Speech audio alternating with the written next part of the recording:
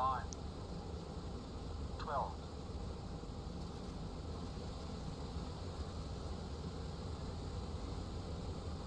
We go, getting everything ready for this leg 16 flight to Portland via Adelaide. Cooper Petey to Adelaide, then Adelaide to Portland, leg 16 of the PMDG DC6 Aus Tour. And all that. Yes, yeah. Yep. The old Spitfire Escort crew. Yeah, and they've got their own comms channel, you know, it's like Yep. military talking in USF. Yeah, it's it. Hello everyone. G'day, Tui. Hi.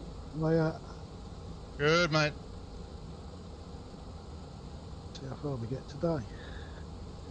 Yeah, fingers crossed for you, mate. You'll be right. Yeah, I hope so.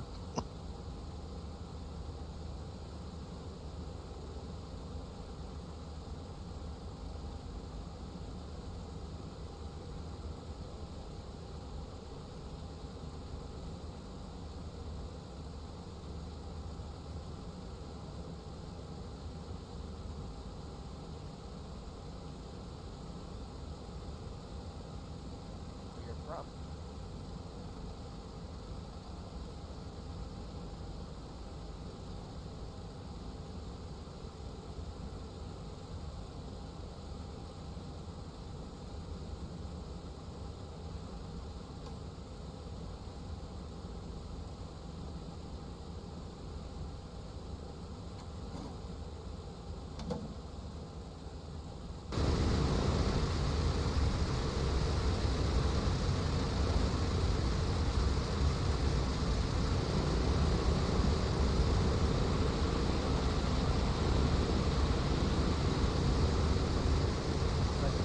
I'm not sure that I be needing coffee or my gin. What? What did you just say then? This flight is so long, I'm not even sure if I need my coffee or my gin. You'll be right, mate. 2 coffees, I reckon, this one. Maybe 3. Okay. Yeah, maybe 4. Yeah. It'll be midnight and you guys will be like all awake. How are you, Brian? Not too bad, thank you, Chase. Yourself? Very well, thanks, mate. G'day, Edric.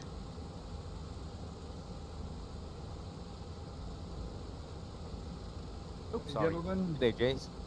There you Hi. go, Edric. How are you, mate? Hey, Greg. Good, thank you. How's things in, How are you how's guys things doing? in Singapore tonight?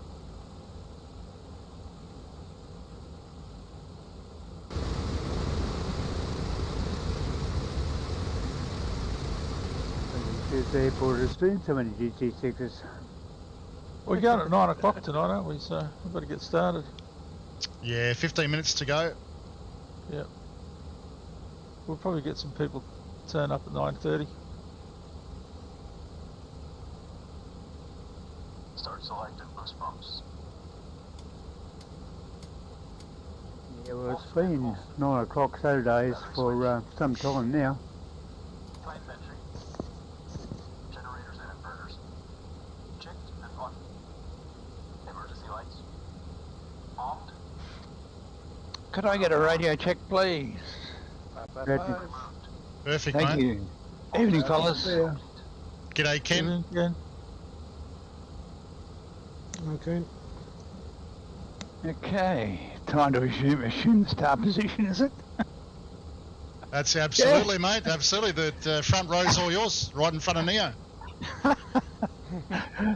Thanks, mate. I was having a play with DC6 just using the flight engineer, and boy, I was having problems.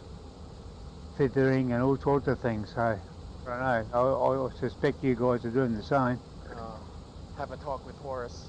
He's the expert. Yeah. Well, I tonight, and because of the group flight, I've reverted to what I normally do, so see what happens. G'day, guys.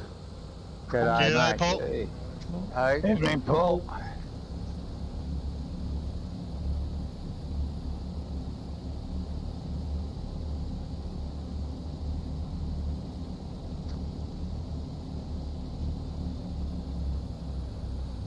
Two Spitfire got bloody flying around.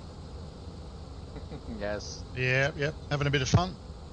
They've been there early as well because I was flying that last lake with Horse and Desas, and we spot them from miles out, so they must have locked in early, just making sure that everyone is safe, doing their job. So leaving off 22 tonight, landing on 23 with the ILS in Adelaide, and there's an ILS approach down there with an initial approach fix of Gully. Copy. Yep, no, well. Hello. G'day. G'day. Hi, mate. Oh, yeah. Evening.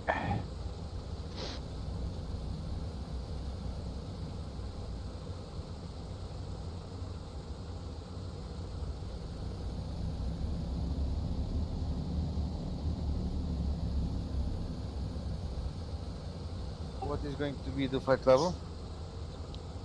Flight level 180. Whoa. 180. Roger. Oh, here we go. That's right, Yeah. That's right. Look good, didn't it? Boom. Yeah. That looks pretty good, actually. Looked pretty good. Yeah. I'm It pretty did sure look that decent. they'll be landing in Portland early, and they'll be doing the water salute for us as well. Yeah. Two of Don't them. forget, when you're passing 150, you should turn on your turbo charger. Okay, copy. Copy that. Yep. They're a bit soft, aren't they? See, if we can do a tailwind landing, mate, they should be able to do a tailwind takeoff. Yeah. Right, yeah. These guys, Once you commit, you just commit. Doesn't matter. yeah.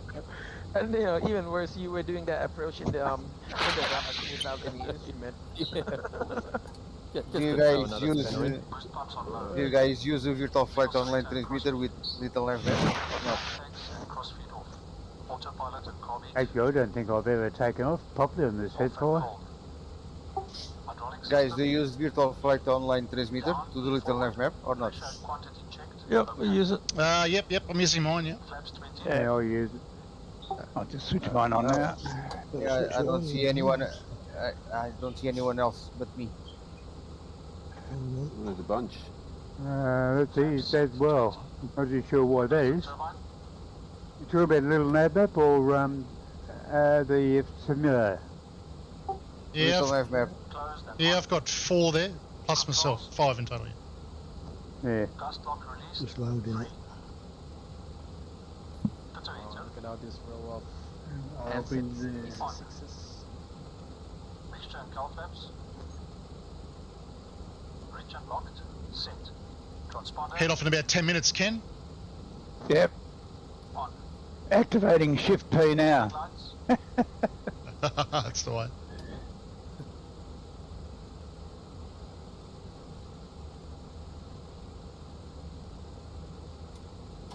Come on, Shift P. Don't let me down now. Before takeoff checks complete.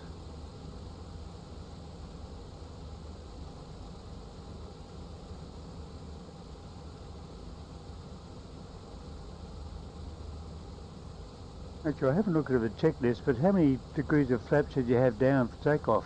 2 or 3? 20. It should be 20. Down to 20, yeah. Okay.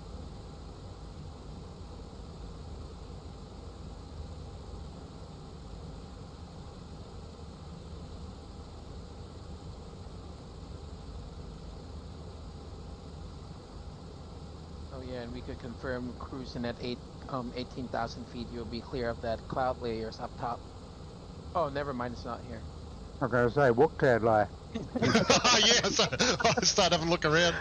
We were flying that last lake, and I was telling everyone to cruise at 20,000 feet, but I was the last one in the group. So Horace actually got there first, and that put him right in the clouds. But I was at 18, and it was fine. But no worries here. No, there's no clouds, it's just a little bit of wind. G'day, Joshy. How are you, mate? We're just setting up for our leg 16 of the Australian tour, PMDG Australian tour on the DC6. So we'll be up in the air shortly, mate. 10 minutes until departure.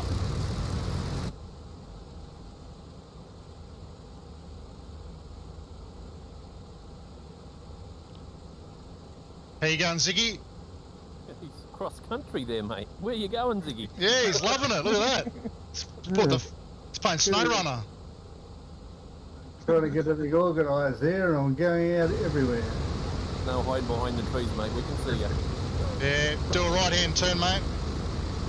Right hand? Okay.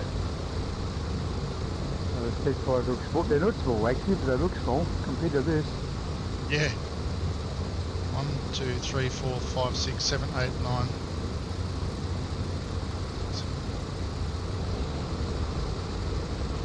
10, 11, 12, 13, 14, 15. Yeah, good, thanks, mate. Good, good. Always look forward to a Saturday night, mate. This flight's a long one tonight. It's, should be good down Adelaide, then Portland, Victoria.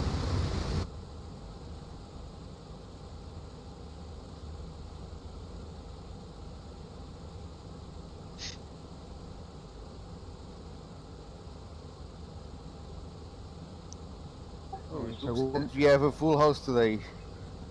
Yeah, it's starting to fill up. Pretty well. Yeah, pretty much.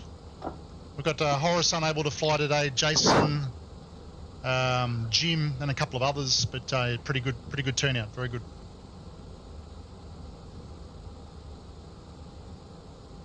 Yeah, so I wouldn't take a DC6 on the grass ordinarily. In the simulation, you can take them anywhere, mate. Oh yeah. It's very true. Oh, And do. I thought the Spitfire boys were going to stay on their military channel. Yeah. Keep that formation flight goes fantastic. Looked awesome. Yeah, look good. You guys were escorting everyone in as well when we came in. Yep, yep.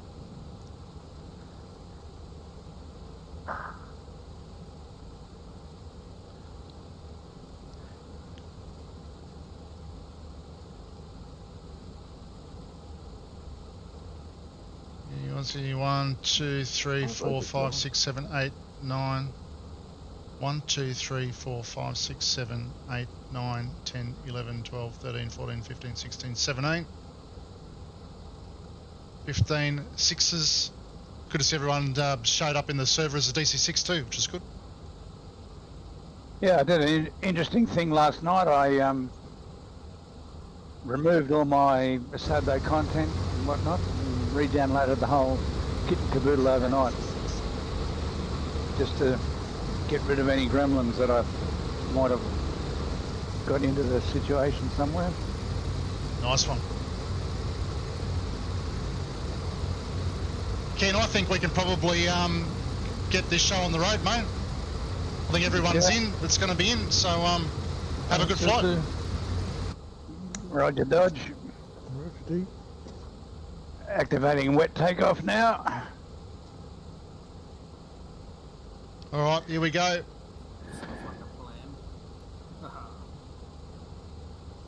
Not very long runway this time, isn't it? Nice shot, C. Yeah. I was just saying that it would be cool had someone bought the DC6 and he just spawned in at this airport and see all these DC6s. Yeah. No? Yeah. We had a few flights on that USA tour, didn't we, where we all turned up at the airport as a couple of guys are sitting there thinking, hey, hang on, what's going on here? Yeah, that happened, yeah. Yeah. Hey, Ziggy, we ought to do this in our Opticas, mate. I took the plunge. I took the plunge and got the Optica. I see that, yes. You are a courageous little fella. We'd be pedaling fast in that beastie. yeah, Flintstone style, yeah. At 5,000 feet, the houses beneath you don't even move at 5,000 feet. It's like a freeze frame. At least you get to see everything. 30 inches stable. Takeoff power. Release brakes. Go. Nice sweet, mate. Have a good flight, Neo. Thank you, all of you, too. No, flying up.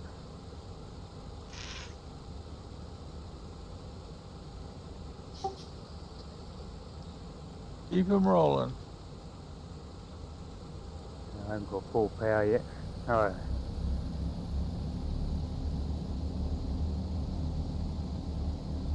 Rotate. Positive rate. Gear up. 30 inches stabilize. 30 inches stabilize.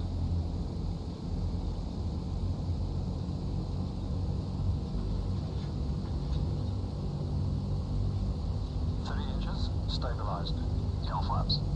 Cowl flaps. Cowl flaps set. Are you guys Full seeing power, people please. boys just on Full power. the threshold of the runway? He's sitting there. Yeah. No, I think he just spawned in. Oh, okay. Probably not understanding what's happening. Yeah.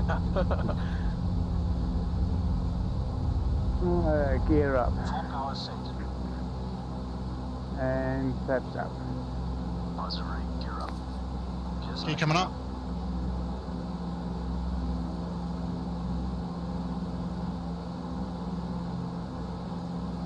Gear up, lights up.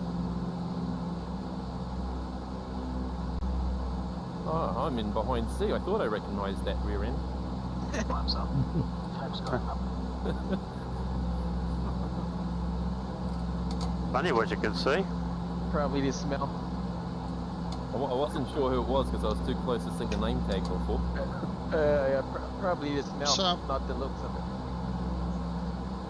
Meter power. Setting meter power, 48 inches, 2600 on. Setting heading 136. I think I've got a bit of a toll discrepancy.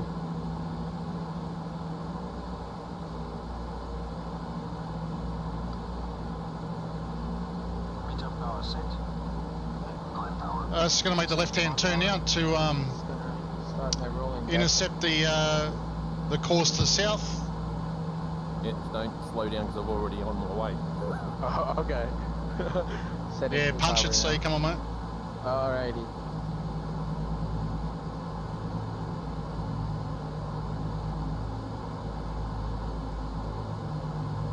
Climb power set. Have to take off checklist, please. Passing 4000.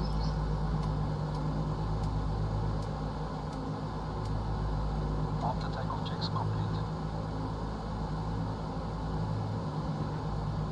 Well, Tsui just gave me a heart attack. Tsui was in front of me. Oh, no. Are you alright there? Yeah, I got up first. We're just going to trim this for The climb. rudder control I've got with my motor stick is not brilliant. So it's got a mind of its own. And the rudder Alright. goes berserk. You've recovered?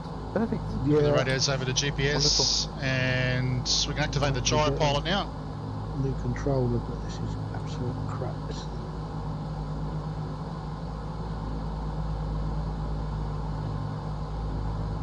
Hey, see, you picked up a couple of stones in the tread on your tyres, mate. I can see it clearly. Look. Oh, you're that close, eh? Right Yeah, there, yeah. mate. Nice, nice, yeah. Glad I made that left turn. I've tucked them up now. Fix the punctures at Adelaide.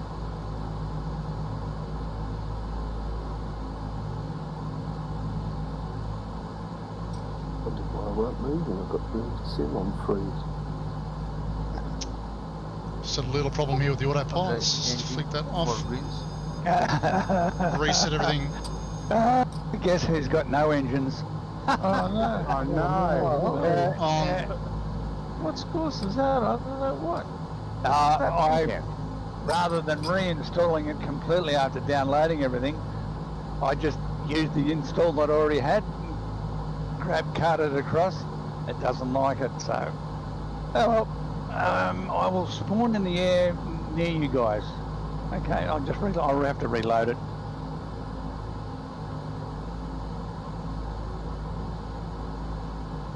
There we go. Back in. Don't know what that was, but anyway, all sorted now. I won't move this one. 7000.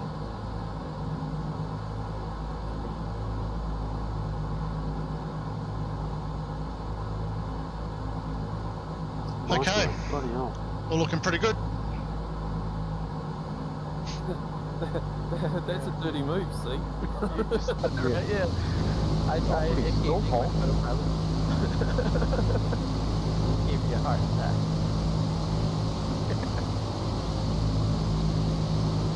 Yeah, VR doesn't look good when your tail comes through the cockpit.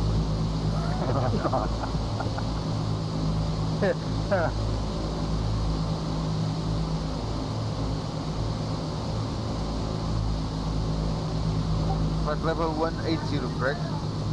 Yes, right. Yeah, correct. 80,000.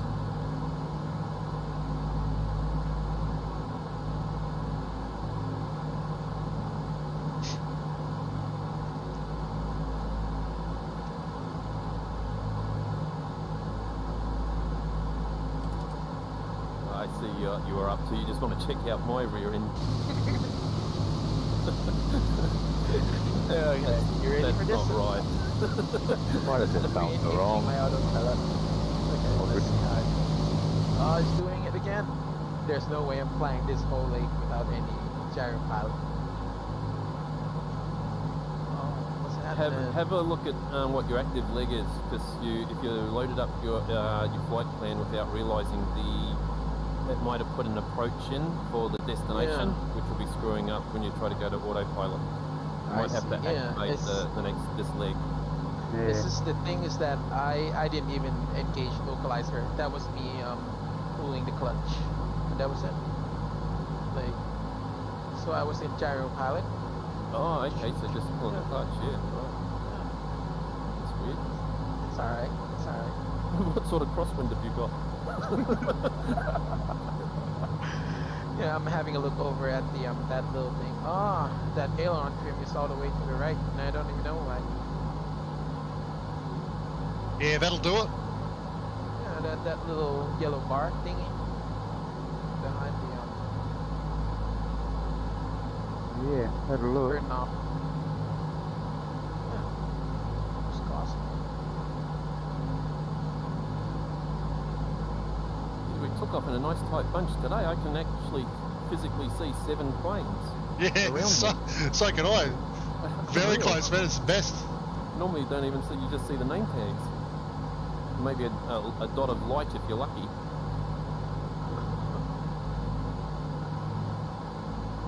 Roger just took a coat of paint off my tail fin. It's a big crop, isn't it? Roger. I need that rudder trim later on, Roger. It seems so far away, mine. You see what I'm talking about? The Spitfires, boys. Yeah, have you got your Spitfire yet, see? No, I have not. No. You hate them. Come on, man. No. I really like seeing the runway I'm landing into. You see it eventually. Straight, yeah. Never fly straight in. Just nice big arc in, and then when you lose the threshold, you look up the other end of the runway. When you lose that, you just hope. Wait for the bump. And look out the side. Yeah, that's very skillful. Yeah, put your head down between your knees, cover your eyes and count. Yeah.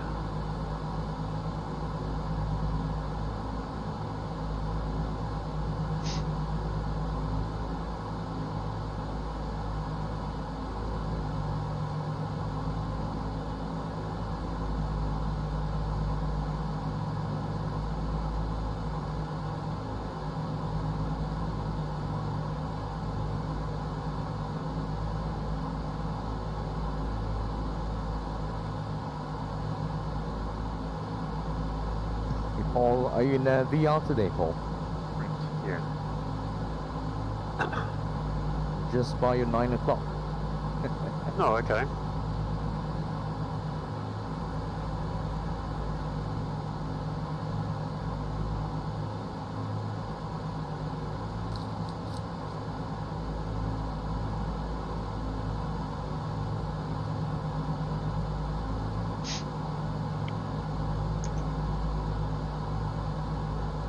I was hoping Jim was going to be in VR tonight. Yeah, I think he's got it all ready, but he's had a couple of family things on, so he'll introduce it on Monday. I think. Do they have Father's Day this time of the year over there? I wonder. I'm No, not they, sure. they don't, hang on, I've got the words in a row. I don't think they do. I think they have it earlier in the year. Yeah, in any event, they're a day behind us anyway, so. Yeah. So for those on the stream, this is leg 16 of our Round Australia trip, PMDG Well, I've got a bit DC6 of an idea Australian they Tour. have So we're Labor heading Day from this weekend. I'm not too Coober Pedy sure. to Adelaide tonight. There's a quick stop over in Adelaide for break for 15 minutes, and then we're off to Portland in Victoria. And then on Wednesday night will be the last leg all the way back down to Hobart where we started. It's been a pretty good tour. We're all nicely bunched up this time. Tell you what, Yeah. one reason I've gone out ahead, I think. So there's no tag in front of me. I don't need tags, I can see you all clearly. Can I count? 1, 2, 3, 4, 5, 6, 7, 8. I can count 8 planes that I can see without tags. Some ATC is in big trouble. Do we have to draw scores for a landing or what? We just it's free flow. Yeah, good point. He with the most swear words wins. Yeah. This is our to all DC6. Take care. You have traffic at 11 o'clock, 10 o'clock, 9 o'clock, 6 o'clock, 7 o'clock, 4 o'clock. Reporting inside.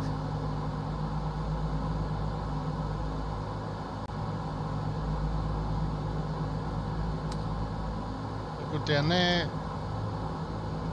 Cruising Good anyway, thing is Josh. if anyone runs low Enjoy on the fuel, stream, mate. someone should just be able to dump some and they'll be right.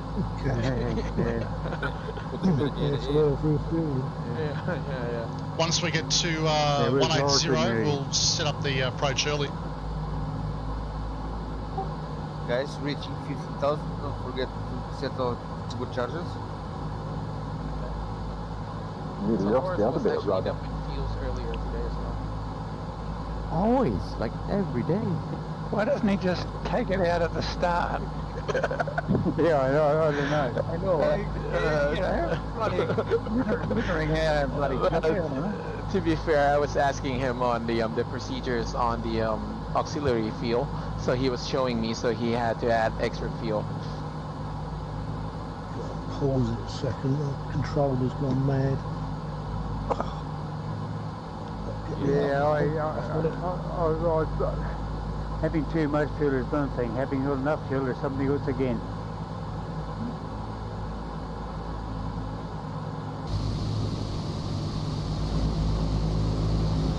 For me. Oh, okay. You can still take off from Coober Pedy. I'm about to take off again. Probably about 10 minutes ago. No worries, Ken. 15,000.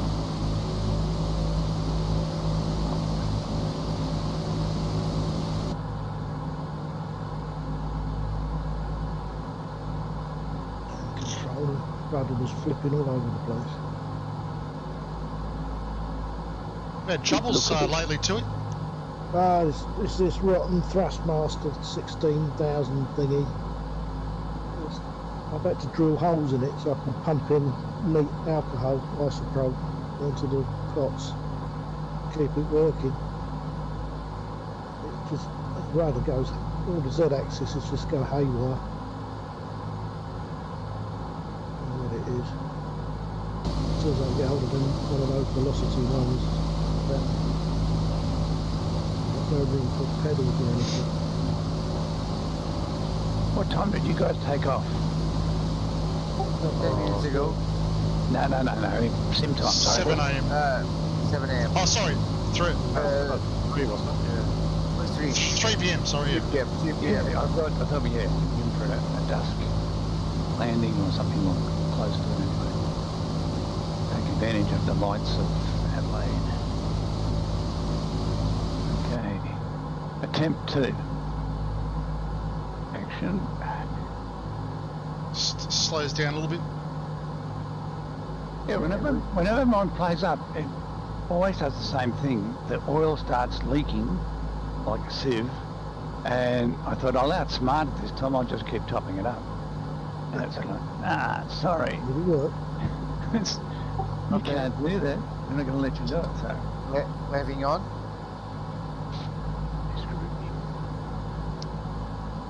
On Yeah, little just- map, you don't seem that far ahead. It's only an inch.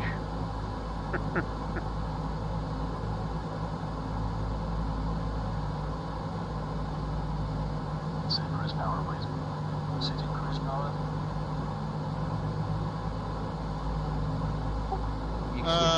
Ba, ba, ba, ba, ba.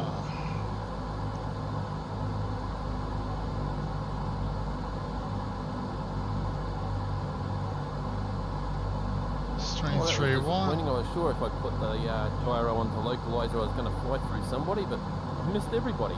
So we're Straight to uphill than I gully. thought. Cruise power is set.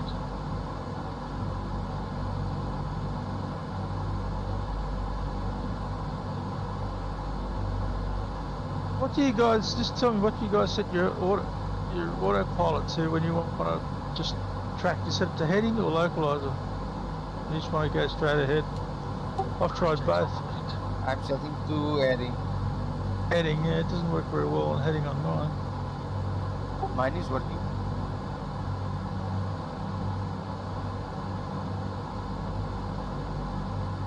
Yeah, I normally just flick it over to the gyro pilot switch, Greg, to track in a straight line. Yeah, which switch though? Just heading on your gyro mode? What mode in gyro mode? Well, no, well, it's only got gyro pilot as the left-hand switch, and then Yeah. that's it. There's no. But in the mode button above that, there's three settings. There's heading mode, localizer, or approach. Just leave it on heading. Gyro. I've only got gyro pilot, localizer, and approach Gyro on. pilot. So you just set it to gyro pilot. Right. Yeah, gyro pilot. Leave it Yeah. on gyro pilot.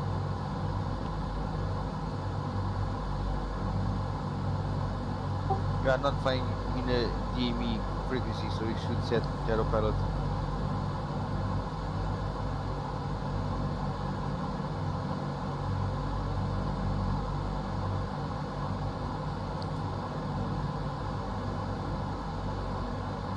Well, at least your props going round this time. We're going for the Well, that's a start. ILS, just 109.7.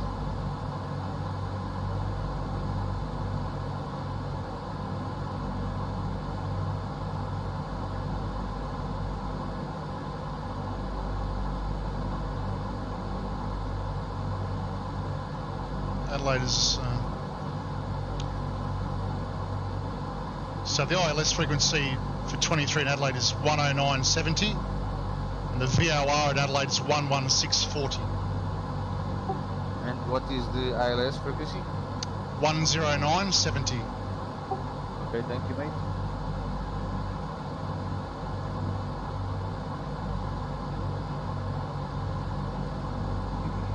And what was the VOR again? 116.40. 11640. Got it. Thank you.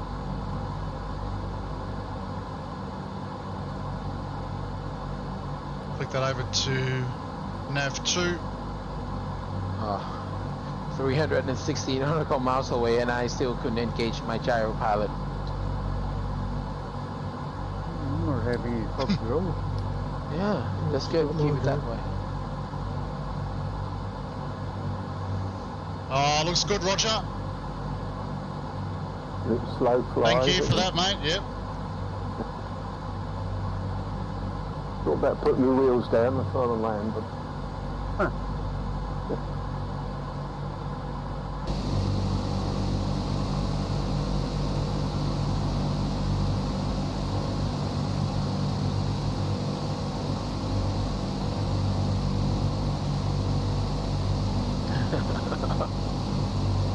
What's happening, see? What are you up You to, were good Steve? down there? I just looked out the back door and A little air show for you guys. So I just got so frustrated with the gyro pilot, so I just decided that I'm gonna leave it on and see what it does. And eventually I crash, overstress the aircraft. Oh, see. Oh dear, how many engines have failed so far in the whole team? Hey, Horace, you're back, eh? Yeah, I'm just, but I have to leave soon. Okay. We were just talking about you. We were just talking about you dumping fuels all over Australia. Yeah, so it's routine procedure. A few Spitfires that way, full wing.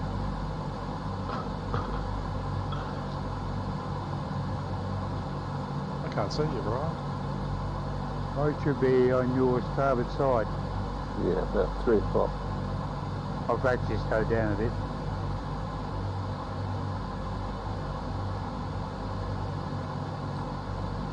That is amazing. That C crashed. He was always our Wikipedia when it comes to DC6, huh? Yeah, first time. Yeah. Oh, he's having a ball with that bloody Spitfire. It's proper to be doing it on the last flight.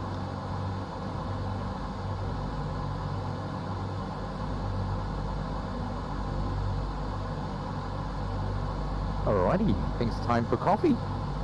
It is time for coffee, mate, absolutely. Alright, I'll catch you guys in a second. Coffee part 1, coffee part 2, but a bit later. Oh yeah, there's 2 parts there, that's right, yeah. The coffee part That's 1 all right, then. coffee part 1. Part 2 after, yeah. Would you mind Give it a making me bit. one as well? Just whatever you're having, I'll have one. It's always time for coffee. I don't understand the question. Back in a minute, see you soon. Still losing oil. I'm going to do complete reinstall. Oh, the next one down. Oh, here we go. I just don't understand why this bloody thing just decided. Were you talking about engine oil? Yeah, it just leaks oil. It has to be. Isn't that standard? I mean, yeah, but not at that rate. That's too fast. Yeah, no, it just and then you get the stress warnings on the oil pressure coming up. And if I just keep topping up the oil, eventually it just fails anyway. Yeah, there's got to be a reason why the oil's going though. Yeah. I've repaired the engines and everything. Send it over to PMDG, have them do their maintenance.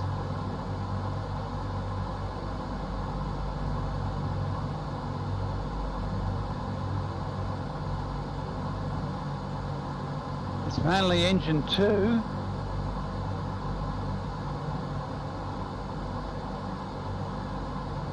Nah, they're all done. What speed are you guys doing? Hello. 258. That was work.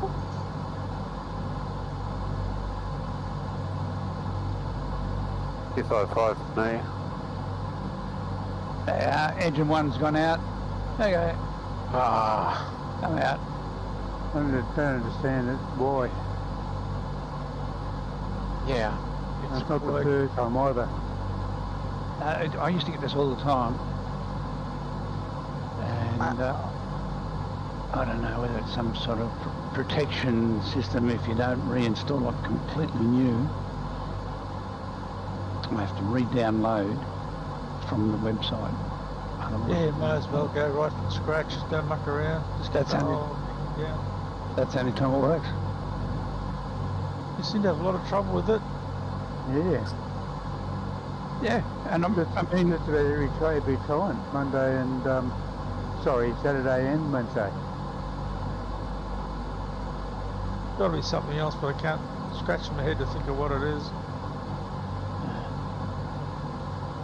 Probably something affecting it, something interfering. God only knows. Well, on the group flight, I do not use the flight engineer except for what's it called now? After start. Guys. And then the third page, I use flight engineer for cruise. That's it. I do not use the flight engineer at all. But the other day, I used the flight engineer from start up from cold and dark right through to bloody tag off, and I had heaps of troubles. Yeah, I never have any trouble with him. I use him all the time. Yeah. I must say, You're my, right, Chase. I was going to say my experience with the flight engineer. I mean, the first couple of flights, I had some problems, and that could have well and truly been, you know, me as well. But since then, settling into a rhythm, I've had the flight engineer assist me through the whole phase of the flight, and had no problems at all. Yeah, he's no Okay. Yeah, that's interesting. I can't even log in on the bloody thing now. No, I'm starting to get a feeling that there's something wrong in your setup, but we'll see how it might settle down. Get it working by Tuesday.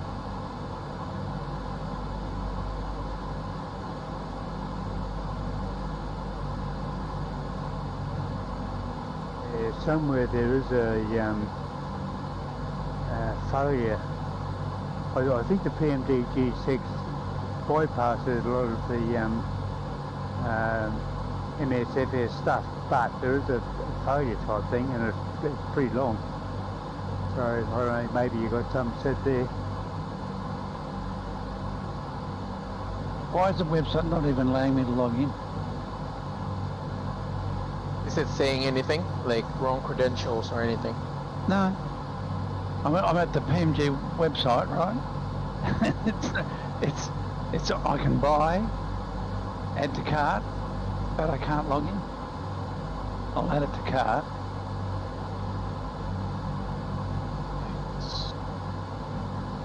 Hang on a second. Website or PMG Op Centre?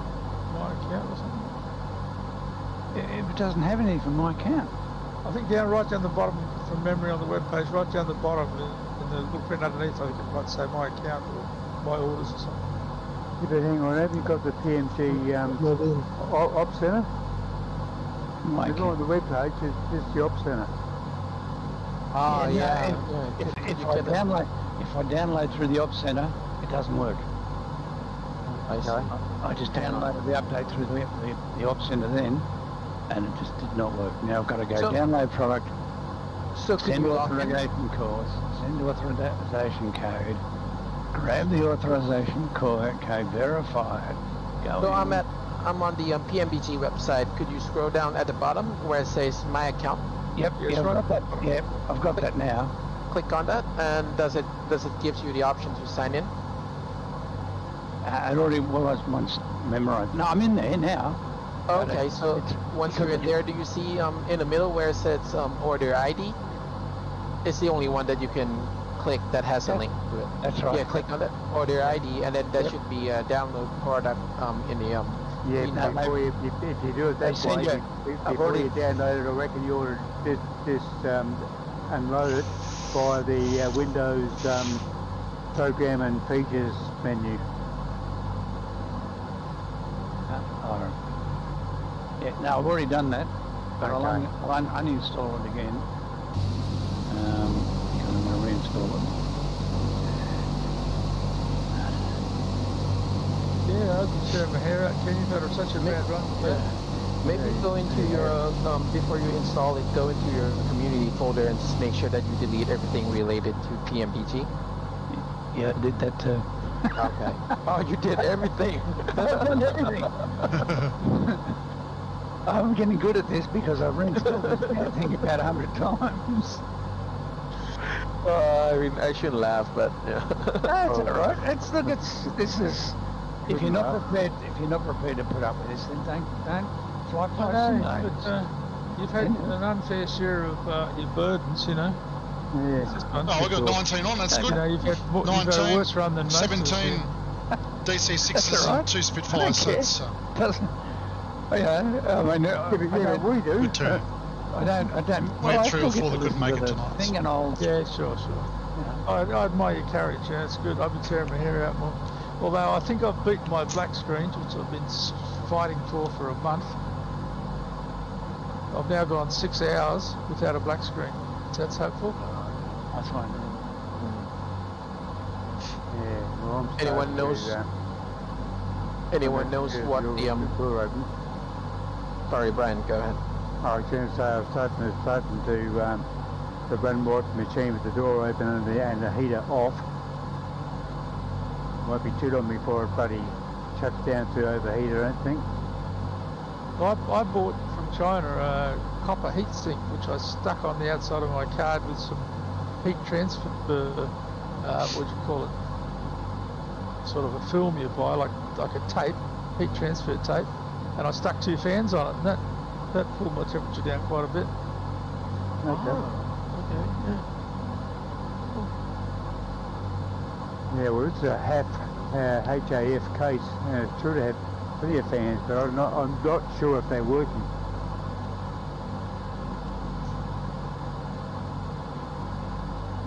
And I remember now where I got the heatsink compound too. The thing is with that, is it lasts. That's the point. Yeah, it's supposed to last indefinitely. It's only a metal impregnated paste. Yeah. It should not break down. So how do you control that fan that you stuck on the GPU? You plug it in the motherboard? I bought 2 fans, really good quality ones, costed a fair bit of money, but they're guaranteed 50,000 hours before failure, so I'll never wear them out. They're small ones, and I joined them together, and then I found a plug on the motherboard that actually varies the speed with the what do you call it, the load of the GPU. Yeah, so the speed of the fans goes up and down with the temperature. It's a temperature sensing one. Most motherboards have got them if you know where to look for it. Just plug it in there and away they went. No worries. Yeah, well, my motherboard is... I'm running a 9700K.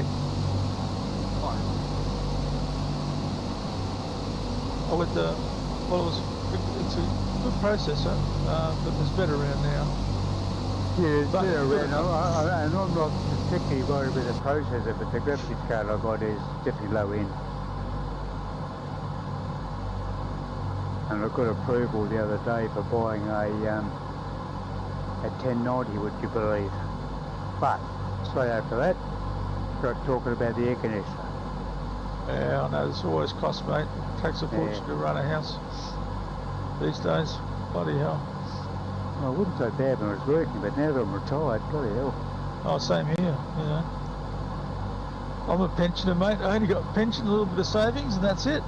Yeah, same here. Ditto.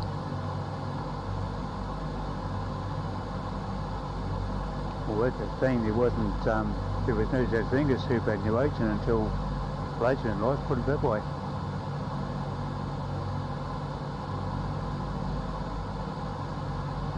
Anyway, I got back from making my coffee, and Ken, what's happening? It's downloading, installing everything. Yeah. No good?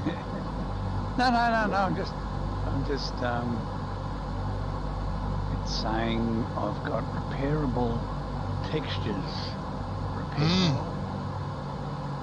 Oh, that just means deliveries, mate. That's all it does. That's right, yeah. And there's another one. Aircraft end. So it only installed the update. You still got to download to 0.37 from the operations center. It doesn't do the upgrade. It only gives the base file. So yeah, that's right. Yeah. And I did that. I completely reinstalled it before, and it still screwed me over. What did a real recent update like the update the last couple of days just do to the plane? You want to know what that update was? It didn't do much. It just adjusted a couple of textures, I think, and a couple of sound files. Very little. Okay. It didn't take very long, put that way. Yeah, it was a pretty small update. Yeah, I saw it was pretty small. I just wondered what it did. Yeah, not much. Yeah, not a lot. Just tied up a few things. If anyone suffers from got a 3090 and you suffer from black screens, get to me, because I think I might know how to fix it. Hopefully you don't get the problem. A 3090? No, I thought that was the top edge. No, they have a problem with black screens. You're just flying along, and all your computer runs, and Discord, everything works, and your screens just go all black. That's all. Okay. The GPU just stops working. I don't have it, but I'm just curious. What was your fix? I had to go and spend an hour editing the registry in Windows. Really complicated, like really deep in the registry, changing quite a few things. I see. So it's a bit of a gutsy move. You know, you want to be comfortable with editing the registry. You've got to dig right in there. But it seemed to work. You know, I found the fix online. Someone said this is what you do, and he had it all laid out what to do. And I followed it all through, and I've gone 6 hours now without a black screen, so it's looking hopeful. Well, when the Windows updates will address that problem, might do. No, it's all to do with permissions on folders and files and things that operate during the sim, like they're making calls on the processor, and it just can't. Then the permissions aren't correct, so it just stalls it or something. Something weird happens. So it's to do with the 3090 in Windows, like a mismatch or something there. You think the drivers would fix that, wouldn't you? But they don't. And it only happens with 3090. I tell you what, Windows is bloody annoying in as much you got stuff in the registry, you got stuff in startup, it's everywhere. Oh, it tears your hair out. That registry is so complicated. Yeah. The idea of the registry is really old-fashioned. You shouldn't even have one. Every program should just run on its own. You know, it shouldn't need a registry. But back in the day when they invented Windows in the bloody garage of some first-year university student, first-year college student, they didn't have a clue what they're doing. In fact, he bought the first program off some Mexican or something. Yeah, but talking about Bill Gates, and they really didn't have a clue, what they were doing. No, well, they didn't, and people that mucked around with computers prior to that wouldn't touch them in a 10-foot barge pole. All was one of them. Was turning into Unix and. That's right. So they come up with this bodgy bloody registry. Windows was a bit of a dog, actually. Oh yeah. It was pretty of a dog. And the only thing is that IBM just happened to bloody buy it or something. I don't know. It just was luck that it become popular by default, sort of thing. That's right, because it was the most used. Yeah, it was a piece of shit. Most of the software written for it. So I think they might. Yeah. I think they might have been the cheapest actually, which is why they took off. There was several companies. Digital Equipment Corporation, which was taken over by Compaq, I think, which was taken over by HP. I can't quite remember now, but anyway, whatever. But they had PCs, desktop computers around, but they were expensive. Yeah, I think didn't IBM buy it or something? One of the big companies bought it off Bill Gates, and that's what set him up, and they started using it and it became popular. Yeah. And then all the machines were IBM compatibles. Yeah, that's right. So all the software was written for IBM compatibles. Yeah. Therefore, if you didn't buy an IBM and install Windows, half your programs you couldn't use. That's right. So it's just by pure accident that it got popular, and we're stuck with it ever since. We've been stuck with the registry, for bloody 30 years, and it's a piece of shit. Oh yeah, I know, a piece of junk. Yeah. I've forgotten what I even knew now, but I certainly used to know Unix, so read Linux, but that was before graphical user interfaces, so I've got no idea now, and I don't care either. Well, I don't think Unix, a Mac is built on the Unix system, correct me if I'm wrong, but I'm pretty sure I'm right. Well, it used to be.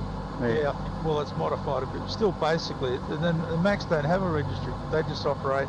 Every program operates on its own, so you don't have all this bloody great lumbering registry to carry around all the time. Oh well, nothing we can do about it. At least it's pretty stable, isn't it? You must admit, Windows 10 seems to be pretty stable. Yeah. Everything's loading faster now anyway, so I don't have to wait 3 hours.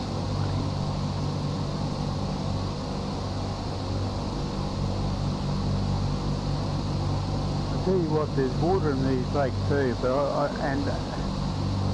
you know, you do get water in them, but they're normally dry. Yeah, they're normally dry. They just put water in them because they didn't know any better. They threw a lane there. I must have water in it. So they put water in it. Yeah.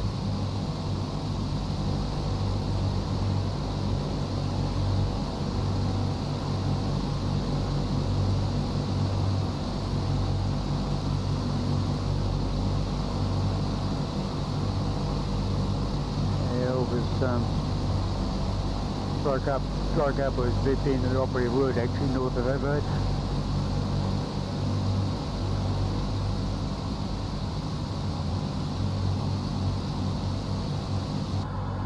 But I've been over New South Wales over half my life now, so.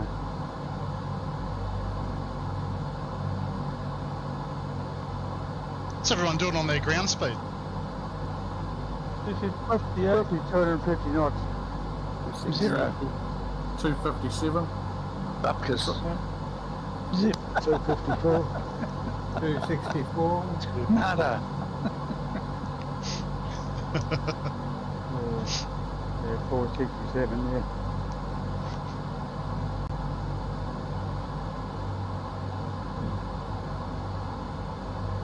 My autopilot is deciding to play up today. Oh no, mine's going well. Touch again. wood.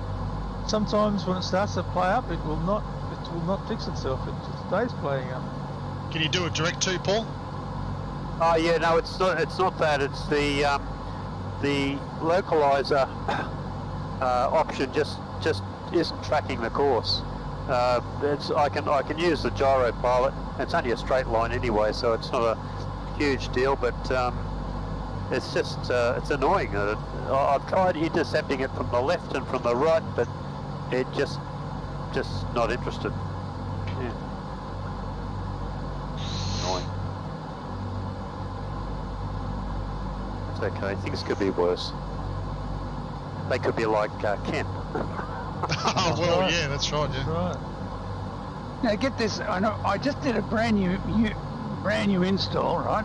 Cleaned all the stuff out, but yet when I jump in the aircraft, it's got engine hours 0.19. Well, in that case, it's certainly not cleaning it out, does it? They sold you a second-hand dud. Yeah, exactly. Yeah. Been used. It kind of interesting you see that. Remember there was ones that everybody saw me as a Bonanza, and so I did the same thing, uninstalled the thing, installed it back, and yeah, the engine hours were weird. Yeah, strange. Actually, now that I think about it, no, forget it. I reckon that it buried the engine hours and so on somewhere in the registry, I think. Oh So yeah, if you do an uninstall, it's still gonna pick them up. That's Probably- in the app data that installs it. To probably Yeah. tie to the logbook somehow. Yeah. That could be, yeah. In the app data, most of them run an app data file. Anyway, I touch wood. try to turn auto feathering off, and it immediately clicks back up again. Yeah, if you do it before the after start checklist, it won't allow you to turn it off. Oh, okay, so you got to wait till after you've done the pre-flight, Yep. before takeoff. As soon as you're Fair ready enough. to get your flaps down, ready for takeoff, then turn them off then.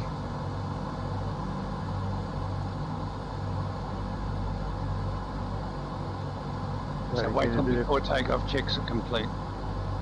Yeah, that's the safest way to do it. You can do it just before takeoff checklist, but I always do it afterwards. Okay. Gonna get a bit of cloud here.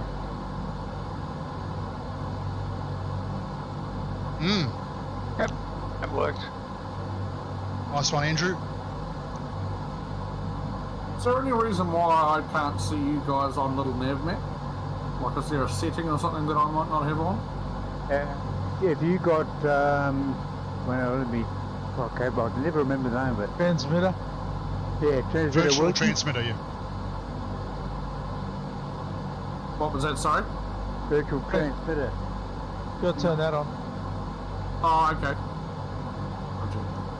Because the native mode, you will not get AOI traffic or other traffic in Little NavMap without that other program.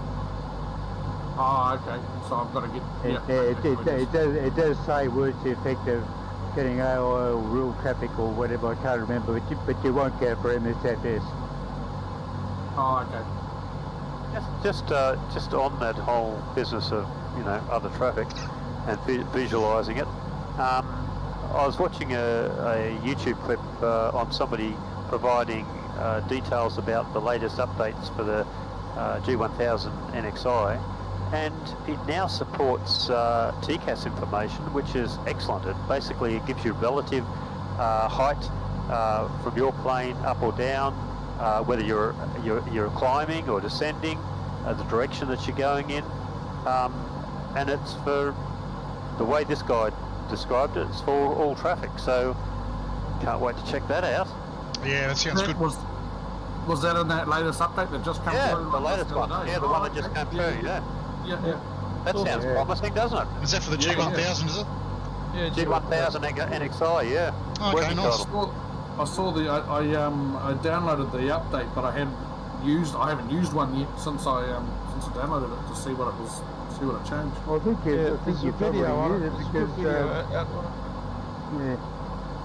So what does that mean though? That's free at the moment. Is that going to remain free for those that have got it? It's in there. Yeah. Well, it's part of. It's now makes up part of the functionality of the default planes that have the G1000. Should you download it from the free download from the the marketplace? Yeah. Yeah, it's free at the moment though. But I was it's going to say free. Oh, they're not going to charge for it. No. Ah, okay. And then also another thing that they've done some other stuff too. It now does holds. Good holds. Yeah, and they've corrected the problems that it previously had with ILS approaches. That now you don't have to change your source, your navigation source. It'll automatically detect it. That'll be awesome. It'll also automatically load the ILS frequency in, and so that it's got all the information it needs to do the ILS approach. So it's it sounds great. That's cool, because I had a very frustrating time trying to get ILS approach to work the first time I tried it, until I found out that it wasn't. Getting there, guys. 224 miles to go until we hit our initial approach fix of baby Gully. Steps, but we're getting there. Then it'll be a right-hand turn to runway 23 in Adelaide. We'll run the ILS today. But mind you, in my day when I was flying, they didn't have GPS at all, so I don't know.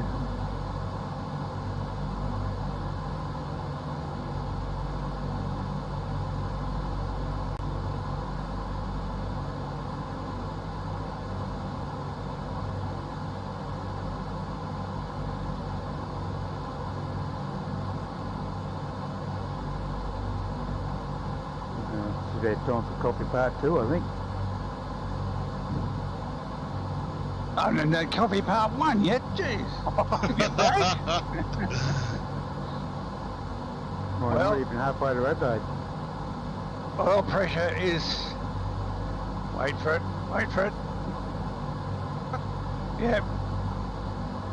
Yep. I'm not churning through the oil, so that's one sign. That's one good sign. Beautiful, looking good. Looking good. Automatic pilot is working.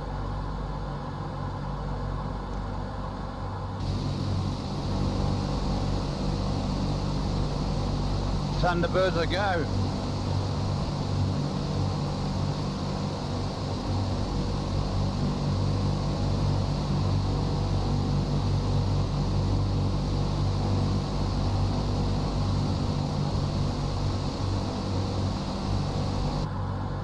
How's it going for you now, C?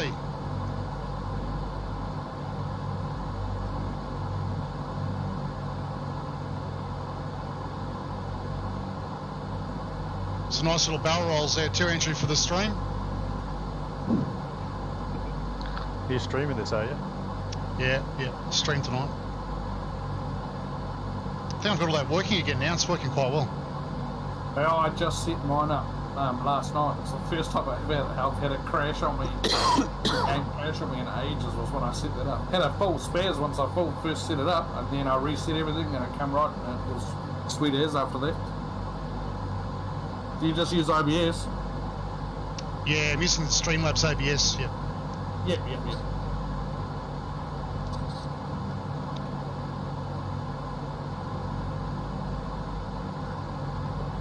I'm getting good at tweaking the car flaps anyway.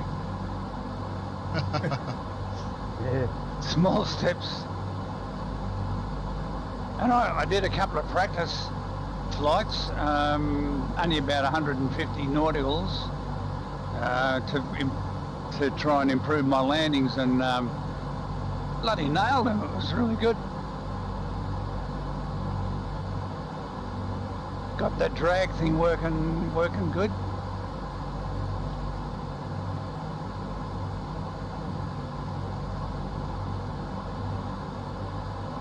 Well, you'll grease it in Adelaide, Ken. You'll be all sound asleep in your hotel rooms by then, too. Alrighty, boys, I'm back. G'day, mate. G'day.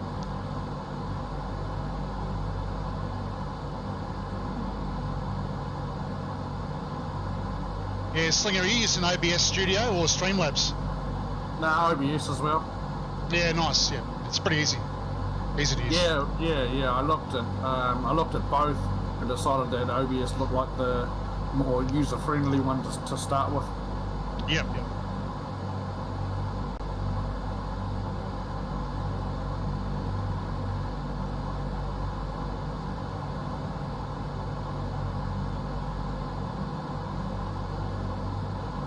Oh, very close together, aren't we?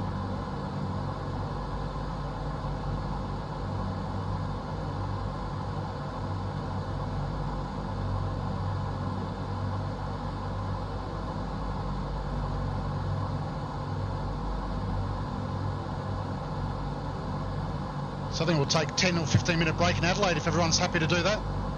Yeah, very good. Yeah, definitely. Sounds good. I'll let you know when I'm 5 minutes out, then you can all go for your 10 or 15 minute break, okay? Yeah, but we are still far away from Adelaide. We're halfway. I know. I've had cloaking devices installed on the plane, so and to all intents and purposes, I'll be invisible. Very nice one.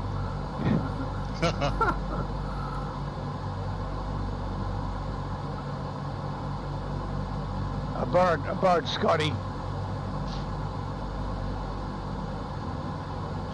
What's going on, Dazza? It was just brown trousers time.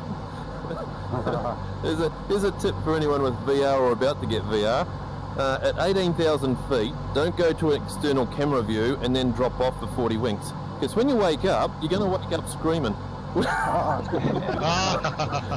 took just that microsecond to realise that I'm in VR, not actually falling out the back of a plane towards the ground. I'm glad I had to press the talk on, because otherwise you would have been hearing a few swear words. Yeah. I was flying myself. When I first started flying the 320, I used to. I was in VR and I just set it on outside view, and I'd have a lovely sunset going down somewhere, and I just sit back, and you got to wait 15-20 minutes before you got to do anything, and I just nodding off. It's very relaxing. I can understand how you fell asleep. Yeah. Oh well, the 2 litres of tawny port sitting beside me is helping out as well. Yeah. I got a couple of new fasts today. I'm into it. Yeah, 24, mate. That's in a real life 737 or A320. Yeah, I picked up a bottle of Bundy this afternoon, so but I thought I'll wait. Ripper. I'll wait before I get into that. Is it really the autopilot?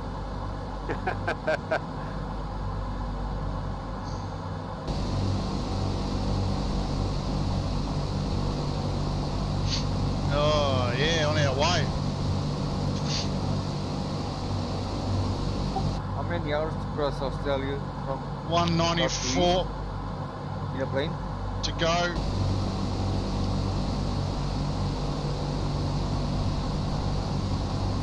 Depends on how many engines it's got. In the Optiva, in the Optica, probably most of your lifetime, I'd say. Yeah, It's about 5 or 6, 7, 8. It's about what 3,500, 4,000 k's across, something like that. I don't know. I know it's about 3,500 k's from Melbourne to Perth, so whatever it takes to do about 3,500, 4,000 kilometres in a plane. Brisbane to Perth, you're going against the wind. It takes about 5 hours. I think it's about 4 hours coming back. Yeah, to Perth, yeah. Yeah. From Sydney to Adelaide, which I used to do often before I was married, it's about 1.5 hours, I think, and about an hour coming the other way. Or I can't remember now, but anyway, it was a little bit over an hour. But Yeah, one Easter, we were on the ground so long at Sydney, we had to go to bloody Melbourne just for fuel. Yeah, I can see that's too much. Well, it wasn't that much longer really once you're airborne, but yeah, it's still just a pain in the neck. Well, I used to fill up, and I can remember my fuel load from Brisbane to Perth. It was always 17 tonne. It's a lot of fuel, eh? Oh yeah, yeah. Wouldn't like to, Yeah, to so pay you for used to- 17, You used to 17 a car. tonnes of kero. Yeah.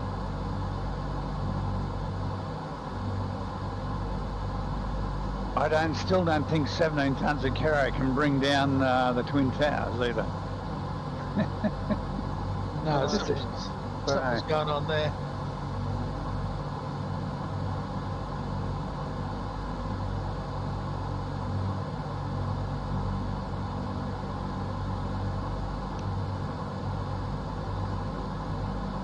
Company would only ever give me 6 to 16. I used to have to go downstairs. I'd walk up to the refueler, and he'd say, well, there's all your fuel, here's your receipt. And I'd say, give me another tonne. He'd say, what? Yeah. I'd just say, just put it on. Yeah. And he'd go and get the nozzle off the truck and go back up the ladder again. And that was, didn't show on the books, but I tell you what, there was a few nights I'd come into Perth at 5 o'clock in the morning and there was a fog, and I was bloody glad I had that extra tonne. Oh yeah. But what do you have for an alternate if you couldn't get the We'll Perth? usually carry Kalgoorlie, but quite often if Perth was fogged in, so could Kalgoorlie. Yeah, that's the trouble. You know, just rolls in off, rolls right into the coast like that. Kalgoorlie could go out too, you know. And the stupid cheap pilot, this is true, I'll tell you the true story, I'm not exaggerating.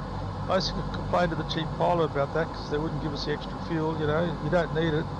You know, the computer tells you only need 16. That means I get there with, you know, nowhere else to go. If I got to Perth, I didn't have enough fuel to get back to Kalgoorlie if I did an approach. And his answer was, I said, what else, you know, he said Autoland. I said, well, what happens, say, the runway's not usable or something, you know, and I got to divert.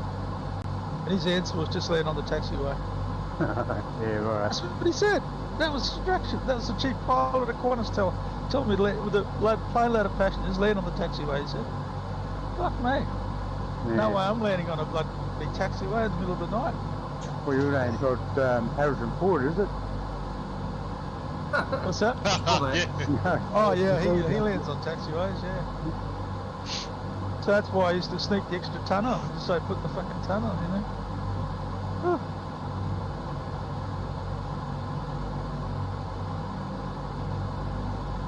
Oh, this time next week we'll be halfway through leg 1 of Africa. That'll be good. Yeah.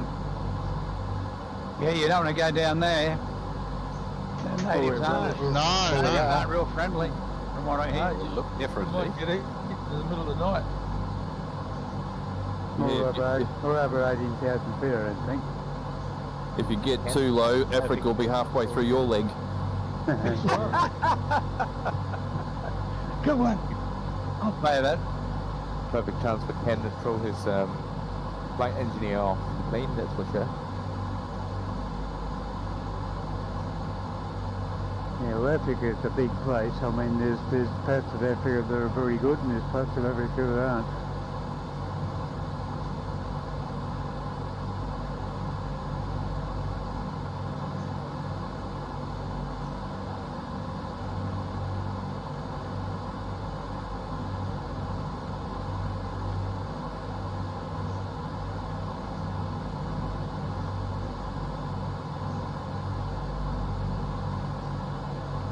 Go touring in Africa, but now it's sort of not really to do so, is it?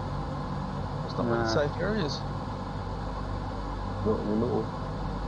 You wake up and lose a kidney, or lose a leg.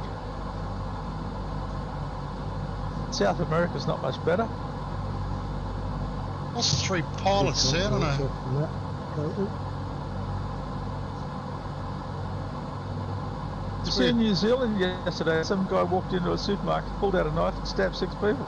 Yeah, and I reckon that the cops are bloody watching him. They're watching him for ages. Yeah, well, you think, is that all they can do, watch him? Well, apparently. Couldn't have written or anything, he didn't do anything wrong.